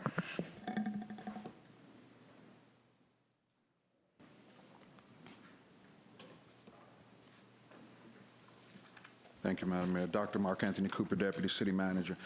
This was a case that was brought forth to the acting city manager, who asked me to look into it.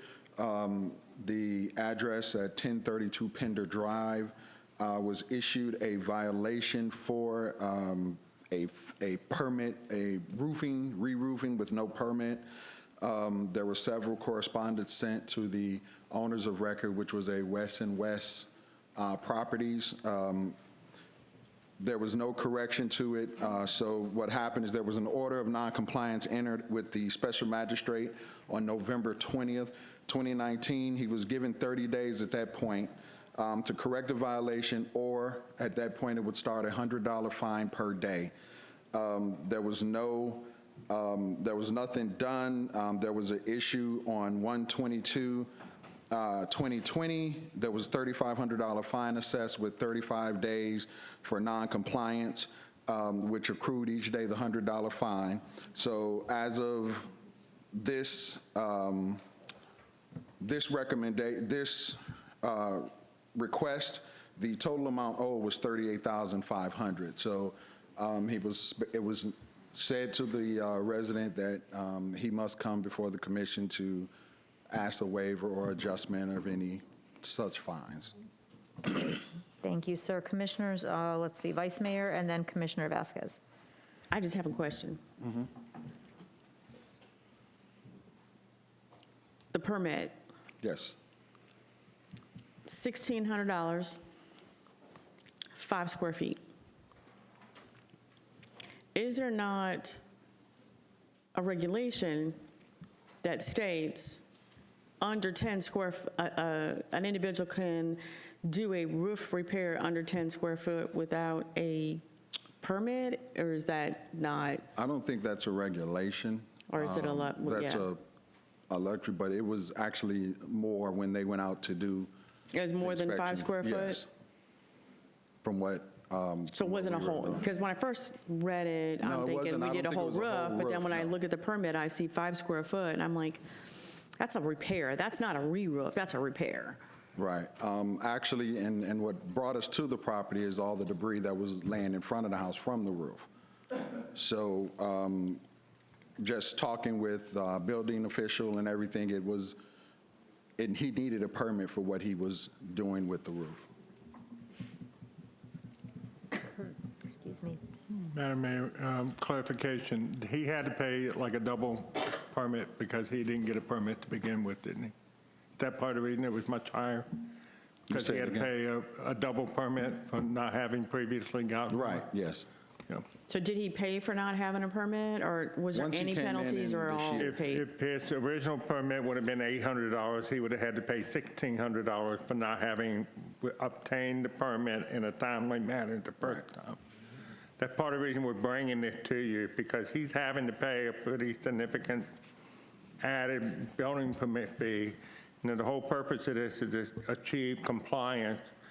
He was making the argument that he never received the notices, thus he didn't know he had a fine accruing on the property. So that's part of the reason we're bringing this, but it's also in recognition of the fact that when he did go get the permit, he had to pay a significant amount more because he had.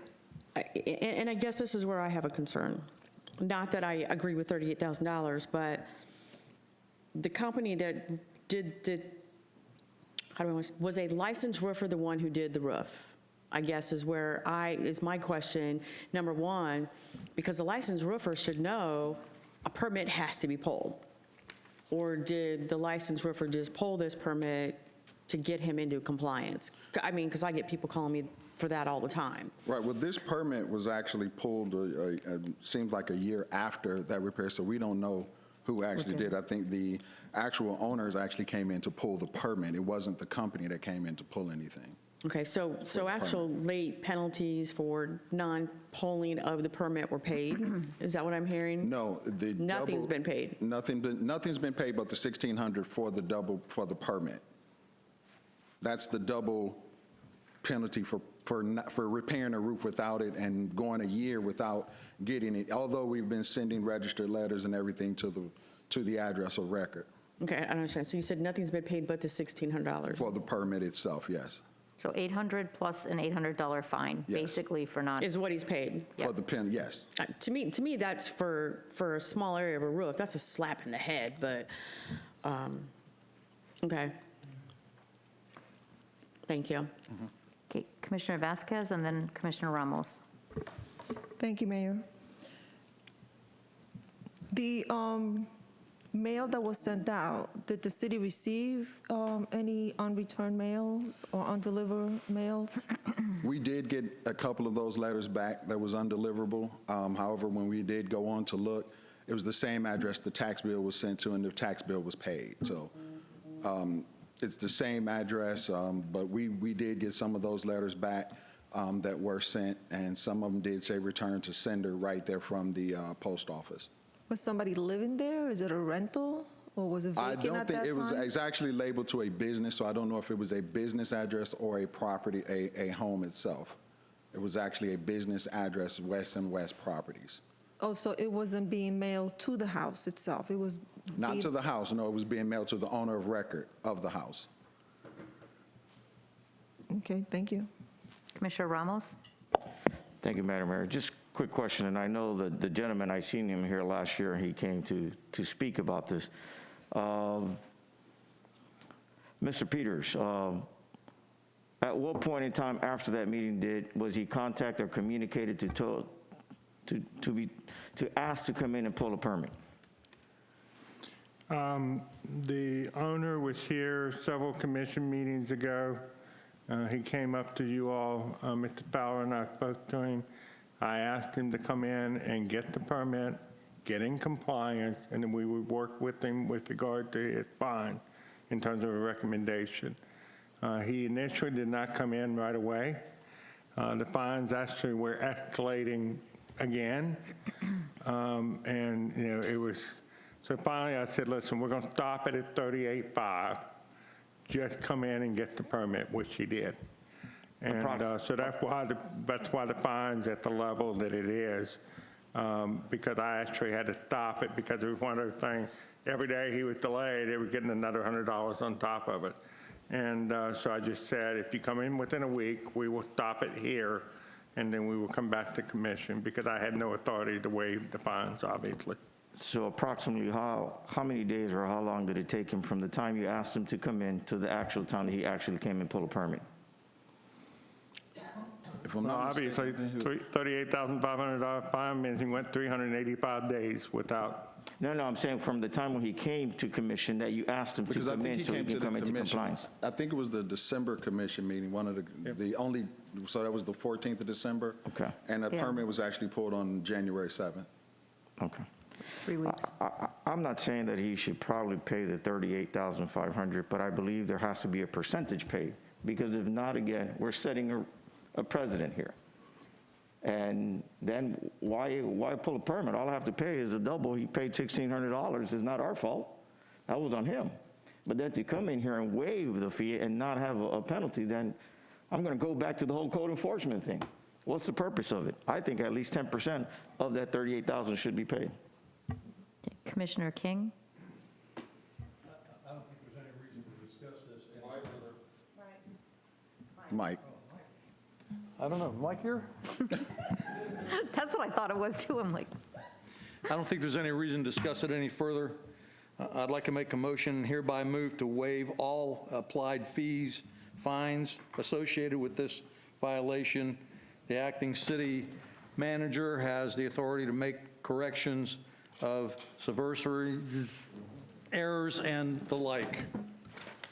okay, there's a motion from Commissioner King to waive all Second. fees. Is there a second? Who seconded it? Commissioner Sosa?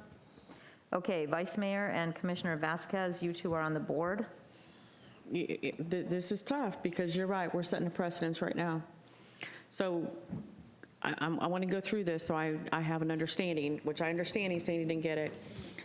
All right, so the first thing I read, it says, this cause was heard on November 20, 2019, before the undersigned special magistrate. Was this a, hey, I set a special magistrate and there was a no-show, or was he made aware of this in 2019? Was he there in 2019? Do we know? Can I get to speak? Absolutely. Yeah, I just want to make sure we have all the facts, because I'm sure you can understand. I can't just waive everybody's fees when they come up here. I want to make sure I have all the facts before I do.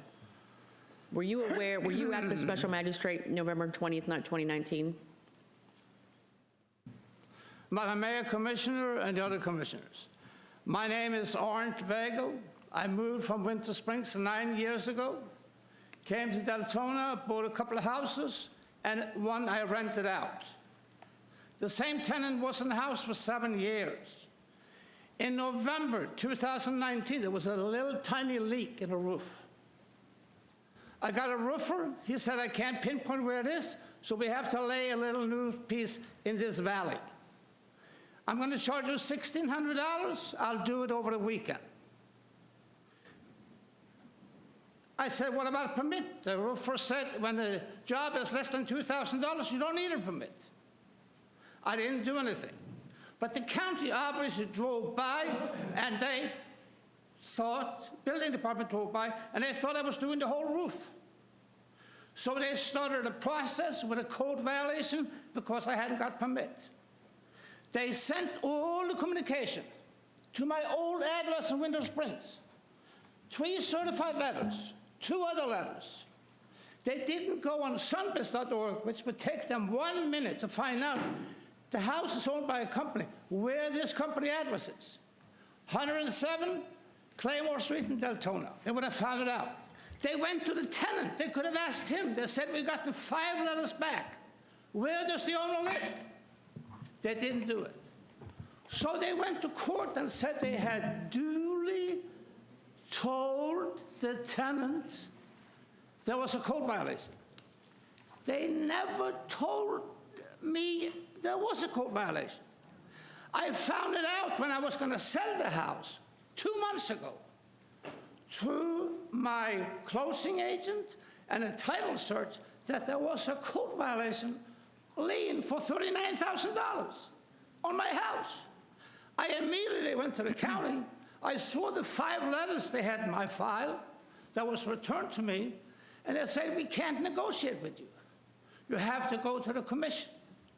So I went to you and presented my case, and you said for me to talk to John Peters. I went to John Peters the day afterwards. He said, you have to get a permit, you have to do this and this. I got the permit, I got everything. It was inspected and approved. And now I'm coming back to you today to plead my case, hoping for a little bit spirit of justice, because I felt if I had known about it in November 2019, of course I would have got the permit. There's no reason for me not to. But I never got the letters. They're still in the file in the building department. Certified mail that was never picked up, but they got them back. Okay, so you weren't at the special magistrate, that was a question. All right, now I just looked this up, because I did have a roofer tell me that there was a size and there was an amount you do not have to pull a permit for. And looking this up, it says that the recovering or repair, they don't need to pull it if it's less than 500 square foot. So can we get a clarification on that, please? Thank you. Because I also had a roofer tell me that. I asked a roofer on this, and they said, yeah, for 5 square foot or a small area like that, you don't need to pull a permit for a repair. The homeowner. No, the permit didn't cost $1,600. No. That was the job I paid the roofer. Right, that's what you paid the roofer. I paid him $800. We went to Lowe's and got some $364 of material, and he said, I'll do it over the weekend. Yeah, we'll have to, I think we need to look this up. I would just like to have for myself clarification, because if we are forcing people to get a permit and that is, a straight reg, I don't know why we're doing it. You good, Commissioner, Vice Mayor? Yeah, I just think we need clarification. Commissioner on that. Vasquez? No. So I have a question, if no one else is on the list. So if I pull this piece of property up on the property appraiser's website, it says West and West Properties 107 Claymore. Where was, because... That's where I live. Well, that's the address that is, if I look up this, I understand that. I'm asking a question of staff. So if there's a fine on a house, and would you do a door hanger first? If you see that there's a bunch of roofing debris at the curb. That would be the first thing, yes, ma'am. So then you would put a door hanger on there for the tenant. Door hanger, notify the person that's there. By the time it gets to the special magistrate, you've given 3 notifications to the home that this needs to be corrected, this needs to be corrected, this needs to be. And then my next question is, the address on the property appraisers is where the certified letter should have gone. Yes. And what was that address on the property appraiser? November 2019, when we sent it, it was 830 Dyson Drive, Winter Springs, Florida. Was that the address that was? I lived there 9 years ago. But that was the address that was still on the property appraiser's record, because that's the address, if that's the address that they sent it to, they would not have gotten 107 Claymore. If you have 2 options. You either leave a door hanger or you notice the tenant, No. and you should go on the property appraiser. They left the notice on 1032 Pender. Right, for the tenant. For the tenant, and they talked to the tenant. Mm-hmm. But they already knew then, because the first letter was come back not delivered. Okay, so, all right, so here's the process. You go, you see a pile of debris, you put a door hanger on the door, there's a tenant that lives there, and the tenant says, okay, there was a problem with the roof. So what you should be doing as well is sending a notice to the property owner, because the only one that we can deal with in the city, technically, is the property owner for a violation. So my question is to staff, was the registered letter sent to the property owner, because we don't have a rental database. You go online and you pull up the property appraiser's website, you put the address in, and the address that came up at that time to the property appraiser per the website was, which address, Dr. Cooper? So that was where your tax bills would have gone for that house? That's where any notices would have gone, is to that address. Yeah, but when you send 3 letters to the same address and get them back, either the man is dead or he must have moved.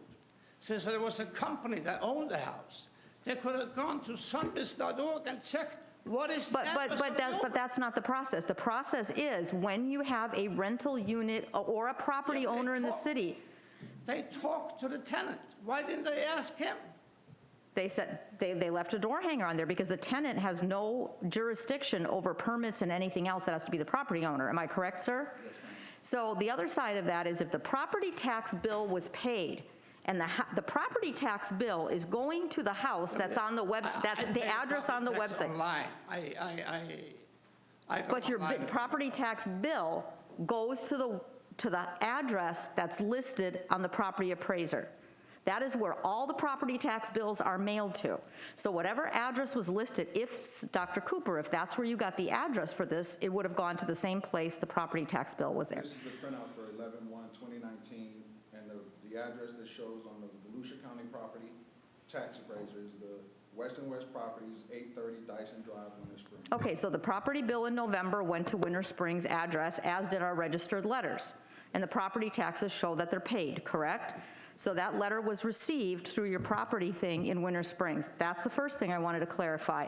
The second thing I wanted to clarify is I would like to have clarified, I'm a little confused on what this gentleman paid. He said he didn't pay the city $1,600, he paid a roofer. What did he pay the city? I didn't pay the city anything. I didn't go for permit. My roofer told me when the job was less than $2,000, you don't need a permit.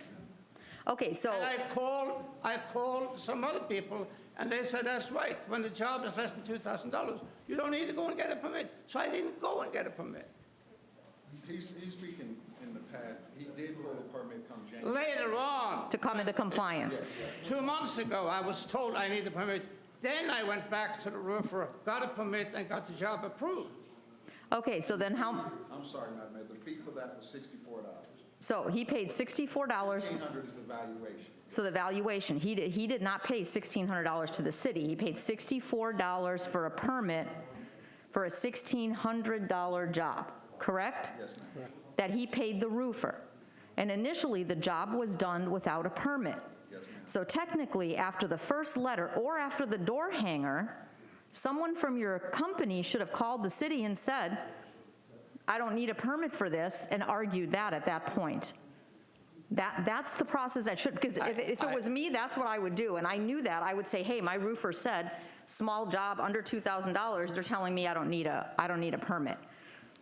Madam Mayor? Yeah. I'm just curious, because this is confusing. My tenant never told me about anything hanging on the wall.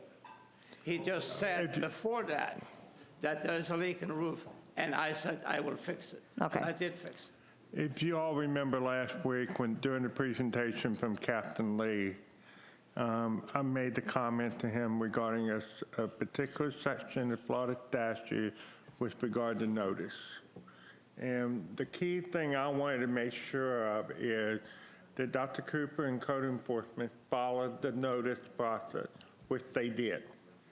Unfortunately, the way the notice process works, we will have cases like this on occasion where we follow the notice process, but the owner doesn't get notified. It can happen. And so consequently, if you've gone through all the steps for notice, you are allowed to go to the magistrate at that point. You show the magistrate you met the notice requirement, and they can issue a fine, and the owner does not know it until, in his case, he went To sell the house. And, so one of the frustrations in code enforcement is occasionally we have a process to go through notice, and the owner still doesn't get the notification. Okay. Okay, there's a motion on the floor and a second, moved by Commissioner King, seconded by Commissioner Sosa, to waive all fines regarding this incident for the home at 1032 Pinder. Any other comments, commissioners? Just part of me, I mean, I get it, but part of me still wants to know is, do we even have anything to waive? Because from what I'm reading, he didn't even have to pull a permit. So that's the first question. I mean, we're here talking about waiving fines, but we're going to waive fines of something that he maybe didn't even have to pull, and I think this is information we should have. Because I had a roofer tell me the same thing. I will get confirmation for that, Madam Mayor, Madam Vice Mayor, but if you look at the photos that were in there, and according to the 5 square feet is what was put on the permit, which is the permit is what the resident or the owner actually fills out. It's not actually the roofer saying this is what we did. But if you look at the pictures, it is very well that there was much more than 5 feet repaired. I didn't see pictures. I'm sorry. All we got was pictures of the permit, the special magistrate. Did I miss pictures? I thought I had attached pictures to that. There's nothing on here on our iPads, there's nothing. No, because that's when I looked at that and I saw, and I'm like, okay, is that 5 square? Because it's 5 square is 500, I believe, or something. So, but if it's only, in a small leak, you will be taking off. It's probably, I'm going to guess, a leak, they replaced a board, which is a 4x8 board. So you got your underlayment, your board, your shingles. So you will have a little pile. I don't know, did anybody else see pictures? No pictures. There was no picture, I'm sorry. Okay. We do have, That picture is not right. that picture's not right? No. This is not your house? No, yes, but it's not the right, it's not the way the job was done. The roof was certified, there was 5 squares done. These are the pictures, and this was taken 10/14/2019. So do we know how many square foot were actually done? So we're just making a heck of an assumption here, right? I'm gonna tell you, if this whole roof was done, you're gonna see a whole lot more than that. Well, no, I agree with you. You know what I'm saying? This is definitely not 500 square foot. 500 square feet. Ladies and gentlemen, we need to wrap this up or make a motion to extend the meeting till 11 o'clock. Does anybody else want to say this? Yeah, I do. That's a small repair to me. That's not a re-roof. And from what I'm reading, an owner is allowed to do a repair under 500 square foot, and I would love to have clarification. And I'll if get it's clarification without from the without a permit, I mean, because to me this is all mute. I mean, and if it isn't true, and 4. So that he gets his feedback for the. he didn't pay nothing. He paid $68. Well, Right, he just paid for the permit. That's what he paid for, the permit. He paid for a permit, $68. So let's amend the motion to say we're going to waive all the fees and give him his $68 back and be done. well, no, we got to verify that first. We don't know 100% certain. No, he said he's got to Yes, verify it first. I will verify it. He hasn't verified that yet. No, it doesn't. Well, He no, has to look up the Florida Building Code and That's what the resident filled out, statute. that it was 5 square feet. That wasn't what was put in. We can't verify how many We square foot can't a roof was verify how done. many square feet based on just what we have written here. The roofer gave an affidavit how much it was. You know, All right, contractors like ladies to and put less on gentlemen. it because of the permit. There's a motion and a second on the floor to waive all the fees. Excuse me, right here, wait before we do that. Right here, you all have this in your packet. Says permits, copy of the permit. And the Yes, fees sir. were $64. Right, that's the receipt for the permit, yes.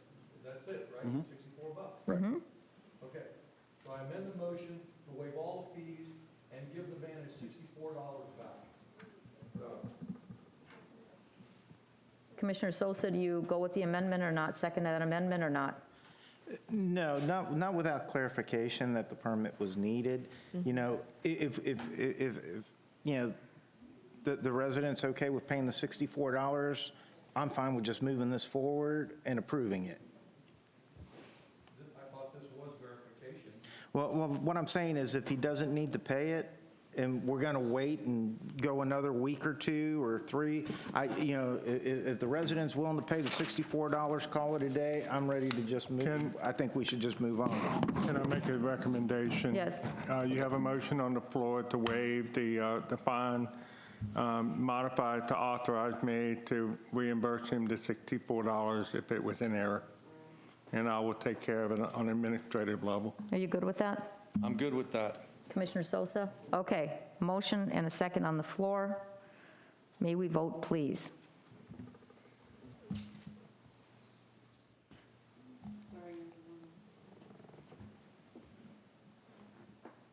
And the motion passes 7-0. Thank you.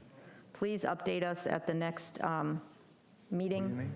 Now we need a motion to continue to 11 o'clock, please, if anybody would. We have public forum and consent yet. I'm done with it. Make a motion to move the meeting to 11 o'clock and you order pizza. I second that, but without the pizza. Dang, I thought I had it. All in favor of extending the meeting till 11? Aye. Anyone opposed? Commissioner McCool, are you still with us? Okay, public I'm forum. not going to do it again, though. I'm not going to do it again. We're not going Public past forum. 11 o'clock. Is there anyone? Okay, Brandy White, and then Albert Bryan. Brandy White, please.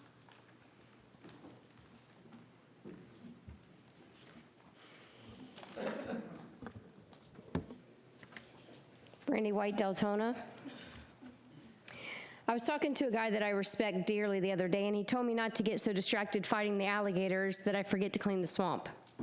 And it took me a second to think about what he was really saying, but he was saying, don't let my problems distract me so much dealing with them that I forget my mission, jail rural smoking section. I did appreciate all 7 minutes of our meeting this morning regarding my claim. I will admit I was slightly disappointed that in an effort of good faith towards beginning to repair the public's broken trust, that this whole 2-year process wasn't handled differently. So many opportunities were missed. However, the good news is there is one more opportunity to do what's right and begin the process of healing the city.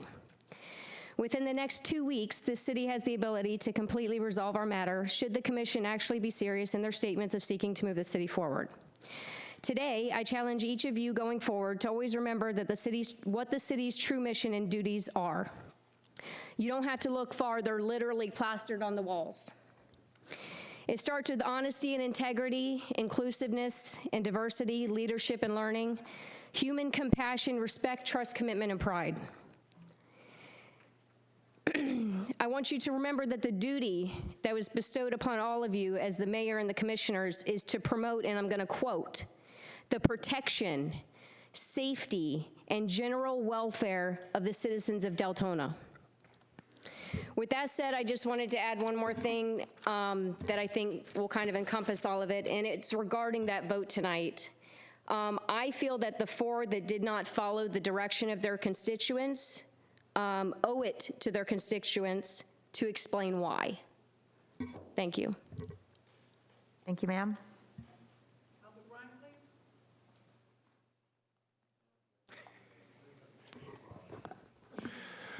Albert Bryan, Deltona. Wow, what a night. I gotta admit, I was coming up here to speak public forum about something else, but that display of what we just saw, just wow, you know, that's amazing. Y'all don't even know your damn own ordinances. You know, I have to admit that it's a 10 by 10 section you can do without pulling a permit. You know why I know that? Oh, because I did a shed. And one of your CE guys came out to me and said, hey, you did an illegal re-roof. And I said, no, I didn't, according to your ordinance. It's 10 by 10. He looked it up and he says, oh, you're right, Mr. Bryan, you have a nice day. And that was that. What kills me is you drag this man across the mud for how long? A year and a half? Over something that should have been solved fairly easily. All that being said, it can really be solved by bringing forth a renter's registration or a landlord's registration. And that way, you have a direct contact list. Without a direct contact list, he cannot be a landlord, period, full stop. I don't care what kind of monetary registration fee you put on it, I don't care. One thing I will say, with something like that, you violate my privacy as a homeowner, as a renter, there's going to be a problem. Don't just willy-nilly something like that. The other thing I'm going to kick on was something that was said tonight by the lawyer that represented that property. He said that you were changing your constitution. That's kind of only so right. Because what you're trying to do is change comprehensive plan. That's not part of your constitution. The charter is part of your constitution as a city. It's a legislative process that you went through tonight, and you failed miserably. You know why you failed miserably? Because each and every one of you owe everybody in this room the right to have a meeting, a town hall, a workshop, and or otherwise, and bring forward a comprehensive plan that's actually done by not only you, but them. What you did tonight was a farce. One day, it's going to come back and bite each and every one of y'all in the ass. Because when you change something like this, and you ruin a land like this, and then those homeowners get flooded out 10 years down the road, each and every one of you should have that on your conscience. And the ones that didn't even ask a question should be ashamed of yourself for being a commissioner. You shouldn't even be sitting up there.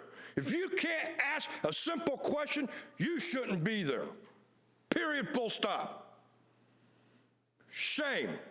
The other thing is, as a commission, you have a duty to the citizens, not that lawyer. You kowtowed to that lawyer tonight because of his doublespeak. He twisted the words and everything else until y'all said, oh, yes, sure, go ahead, build whatever the hell you want to. Y'all have a good night. Thank you, sir. Brandy White, please. I'm sorry.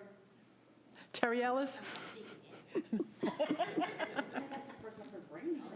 Yeah, right. Okay, I wasn't going to bring this up, but it's kind of time sensitive.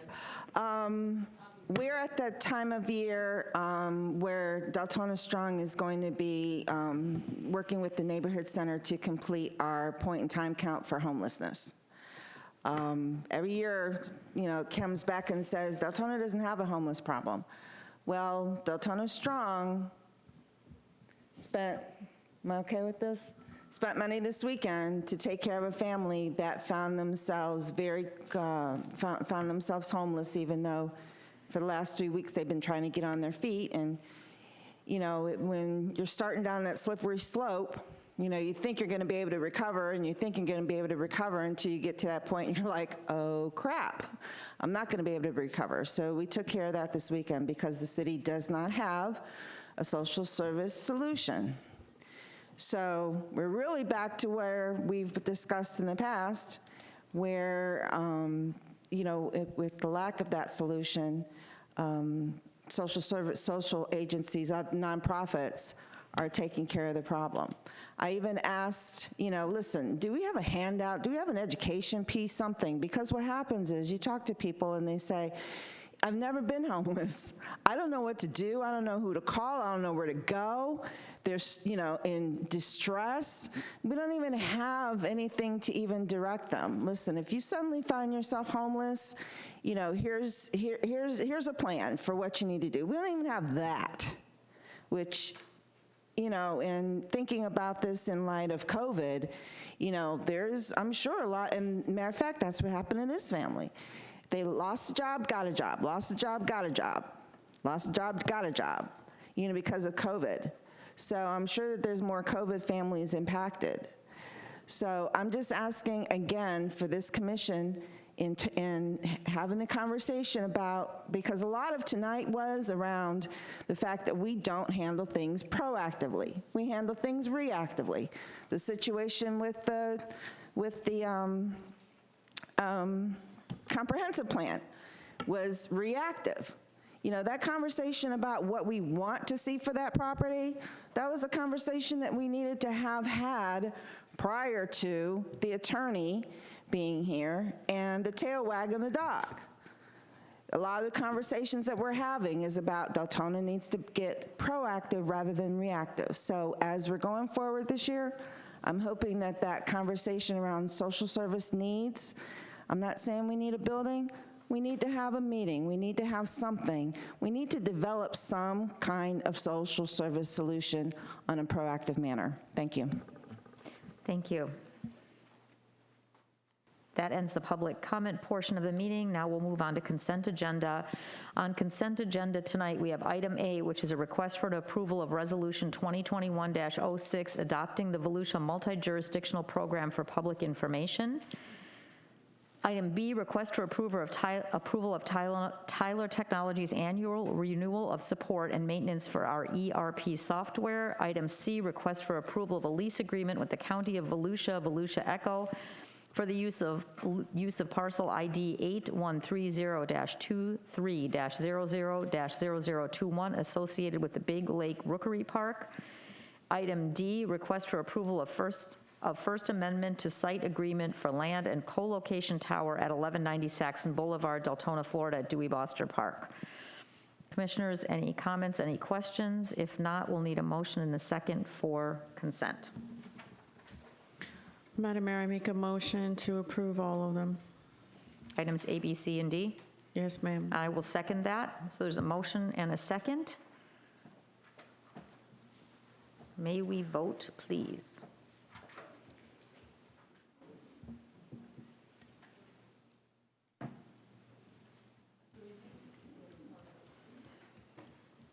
And the motion passes for consent 7-0. We will now go ahead and go to city attorney comments. No, I'm sorry, city commission special reports and requests. Anybody have that? I'm sorry, I got logged out of here really quick. Any commission special reports and requests? Who is listed? Commissioner McCool. Yes, thank you. I have a special request, if this can be emailed to me sometime this week.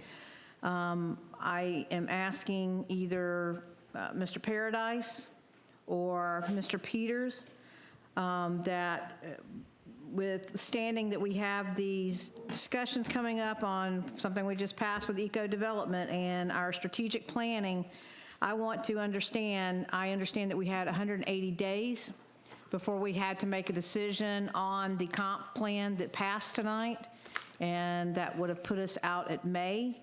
And I'm trying to understand how this got put on the agenda before we discussed this other stuff when we had time. It was time specific, but we had 180 days. I would like to see that in my email with an explanation of how this got put on the agenda and passed through before the other subjects coming up got put on the agenda. I would like to understand that process. Not a comment tonight, but in an email. Thank you, ma'am. Any other special reports and requests? Commissioner King? In reference to what we've spoken about tonight, do we need to make a motion to have our city manager and Ron work on a plan that will change our ordinance? Do we need to make a motion to do that? City manager? Do you want a motion? Do you want a consensus? What is better for you? Consensus is fine with me. Okay, consensus to move forward and bring something back to us at the next. Yeah, ASAP. All right, can you clarify exactly what you're looking for that quickly? I hope so. I just think we need to have a plan that doesn't allow a developer to come in with a low-density rating and put in 6 houses in 1 acre. If it's 4, if everybody thinks that 4 is a good number, 4. Personally, I would make it less than that, but I live on acreage, so I'm a little biased when it comes to that kind of stuff. But it's got to be less than 6, because 6 is a lot of houses. So I'm not going to disagree with you. That's why I made the offer earlier. I think I understand what you're asking for, and we can certainly, I'm the one that asked for this in lieu of a moratorium, so we will definitely pull something together. It'll probably be the second meeting in February before we can bring it back to you, but we will bring something back to you then. Okay, that's good for me. That's good for everybody else. Commissioner Sosa? Yes. Okay.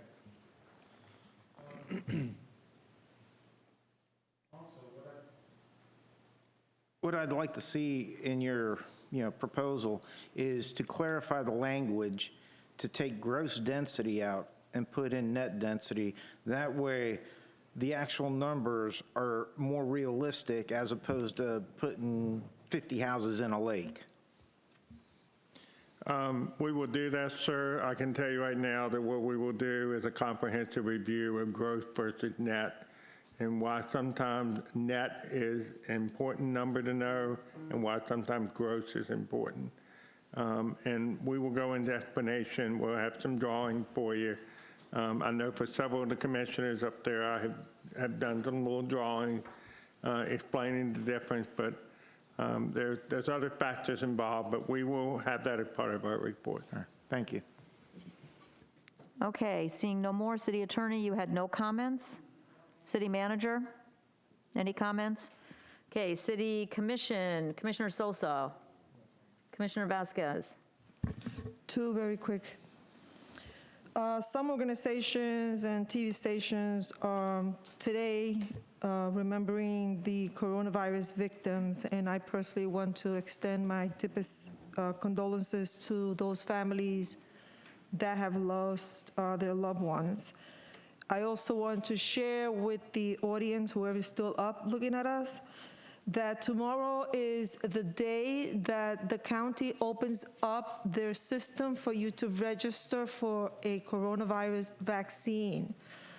Tomorrow at 9:00 a.m., they open up the systems to register for January 21st, 22nd, and 25th. If you cannot have access to a device, you can call 866-345-0345. My phone was ringing off the hook about this information. You can access volusiacounty.org or Volusia Health Department, and you can get all this information there. But tomorrow is the day when they open up at 9:00 in the morning, so you can hopefully get your appointment for your vaccine. Thank you. Thank you. Commissioner Ramos? Commissioner McCool? Yes, my last comment, I just want to say that I am disappointed as a commissioner, and this is going to be the last time I ring the bell or talk about this, but I'm really disappointed at what I feel is not listening to residents, and that we are having to make decisions based on the fact that, everything is revenue-based, and, trying to do my fiduciary responsibility, I would like to say that there are more than one type of currency, and, it's just sad that I feel that every decision that we make up here on land development is driven by our water department and the need to shore it up. And I understand that we need revenue, but we also need to be responsible for being good stewards of our land, and the short-sightedness with which this got put on the agenda before we had a plan in place, before we agreed before residents got to put in their, they got 4 minutes, and that was it. I know that I read every single email. For the listening audience, I want to thank you for not losing faith, because government does work when you have officials that are committed to making it work. And though we don't always agree up here on the dais, people are working towards what they think are the best plans for the city. And a lot of things have to be taken into consideration in making these difficult decisions. And, I just believe that each commissioner has a different agenda as what they see is important for the city. And mine just so happens to be that money is not everything to me. If we're a smart city and we have smart financial people, we could make that money, recovering the revenue that we've lost by not collecting all of the impact fees that we could be, all of the permitting fees that we should be collecting, all of the putting in place things where we are collecting all of the water bills that we should be, licensing rentals where we're spending resources. There are a lot of things that we could do to generate revenue enhancement.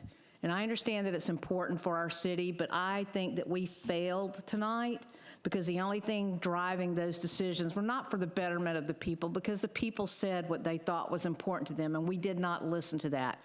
We listened to the developer, and we listened to a bottom dollar line.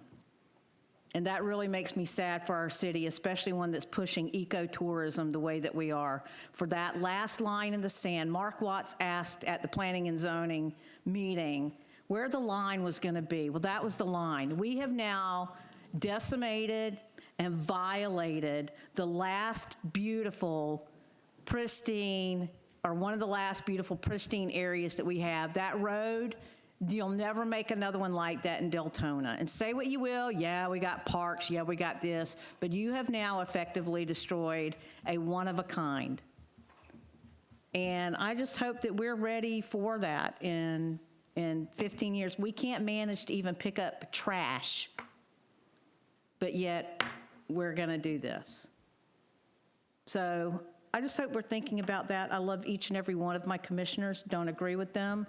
It sucked tonight, and I don't know, plain English terms. And I hope that we think about all of these things moving forward. That's all I got. Thank you. Thank you. Commissioner King?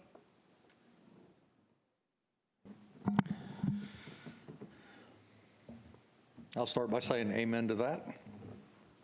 I'm not going to repeat any of that stuff. That's just the way it is. I do have a couple, a thank you for those that came out to Wreaths Across America to pick up the wreaths last Saturday, 16th. Thank you. I know it didn't take very long, probably an hour, maybe an hour, not even an hour, but it was something that had to be done. So we appreciate those that came out and did that. The American Legion is 2 weeks away from its Four Chaplains Memorial Ceremony. We do it every year. It will be open to the public at Fellowship Hall on El Cam Boulevard at the Baptist Church there, 2886 El Cam Boulevard, 6:30 p.m. I will give you this announcement again at our next meeting because it's not that far away. We will be social distancing. We will be wearing masks. And so we want you to come out and observe the ceremony and remember those four chaplains of different faiths who gave their lives so that their fellow man could live another day. So that's all I have. Thank you. Thank you, sir. And I just want to say it was a long meeting. I thank everyone for their participation. Just because some people didn't say a whole lot doesn't mean that they don't do their due diligence. Everyone has different ways of working this job. Unfortunately, or fortunately, this commission is tasked with cleaning up a lot of the disasters of the past. Unfortunately, or fortunately, because we can make a difference. To have a piece of property that was annexed in 10 years ago, not have a designation. To have other pieces of property that are commercial that are designated agriculture because of a tax break. Cove Estates and Stone Island were both mentioned. They were not subject of the city of Deltona or anyone else's rules at that time aside from Volusia County.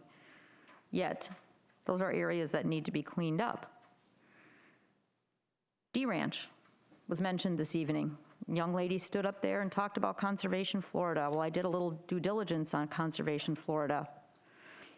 Called all over the place to ask about Conservation Florida, because it was indicated to me that if we denied this evening, Conservation Florida was going to buy the piece of property and conserve it. That was what was told to me, indicated to me strongly. Conservation Florida does not purchase direct property. Conservation Florida got the D Ranch, 430-some acres, donated. Donated. They didn't buy it. Everything else that I can research that they've done is that they go ahead and they get things like Volusia Echo or other funding, the Air Force and so forth, to work together to conserve a piece of property. I might ask,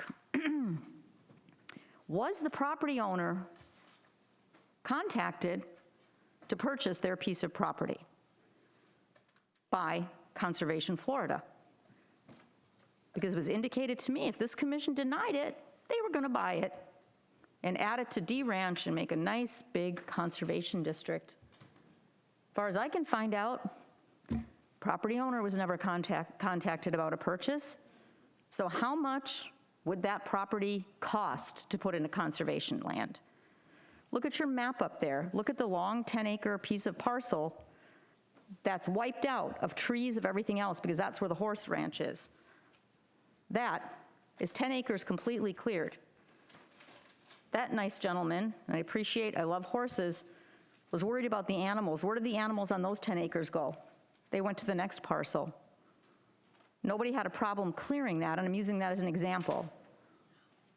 We can talk about this all night long, but this commission has a lot of looking at the big picture to do. Whether you agree with what happened tonight or not, it went through a process. And the commission held together, and all in all, you all did a good job. But remember, everyone has an agenda. Not only the developer, he has an agenda. The property owner has an agenda. The surrounding neighbors have an agenda. The people further out that want to preserve their area that don't live in the city of Deltona have an agenda. So to only blame the attorney that he has an agenda and we caved into him, everybody has an agenda when it comes to something like this, because it's either conservation or money or something else to be had. So thank you all for staying, and we are adjourned.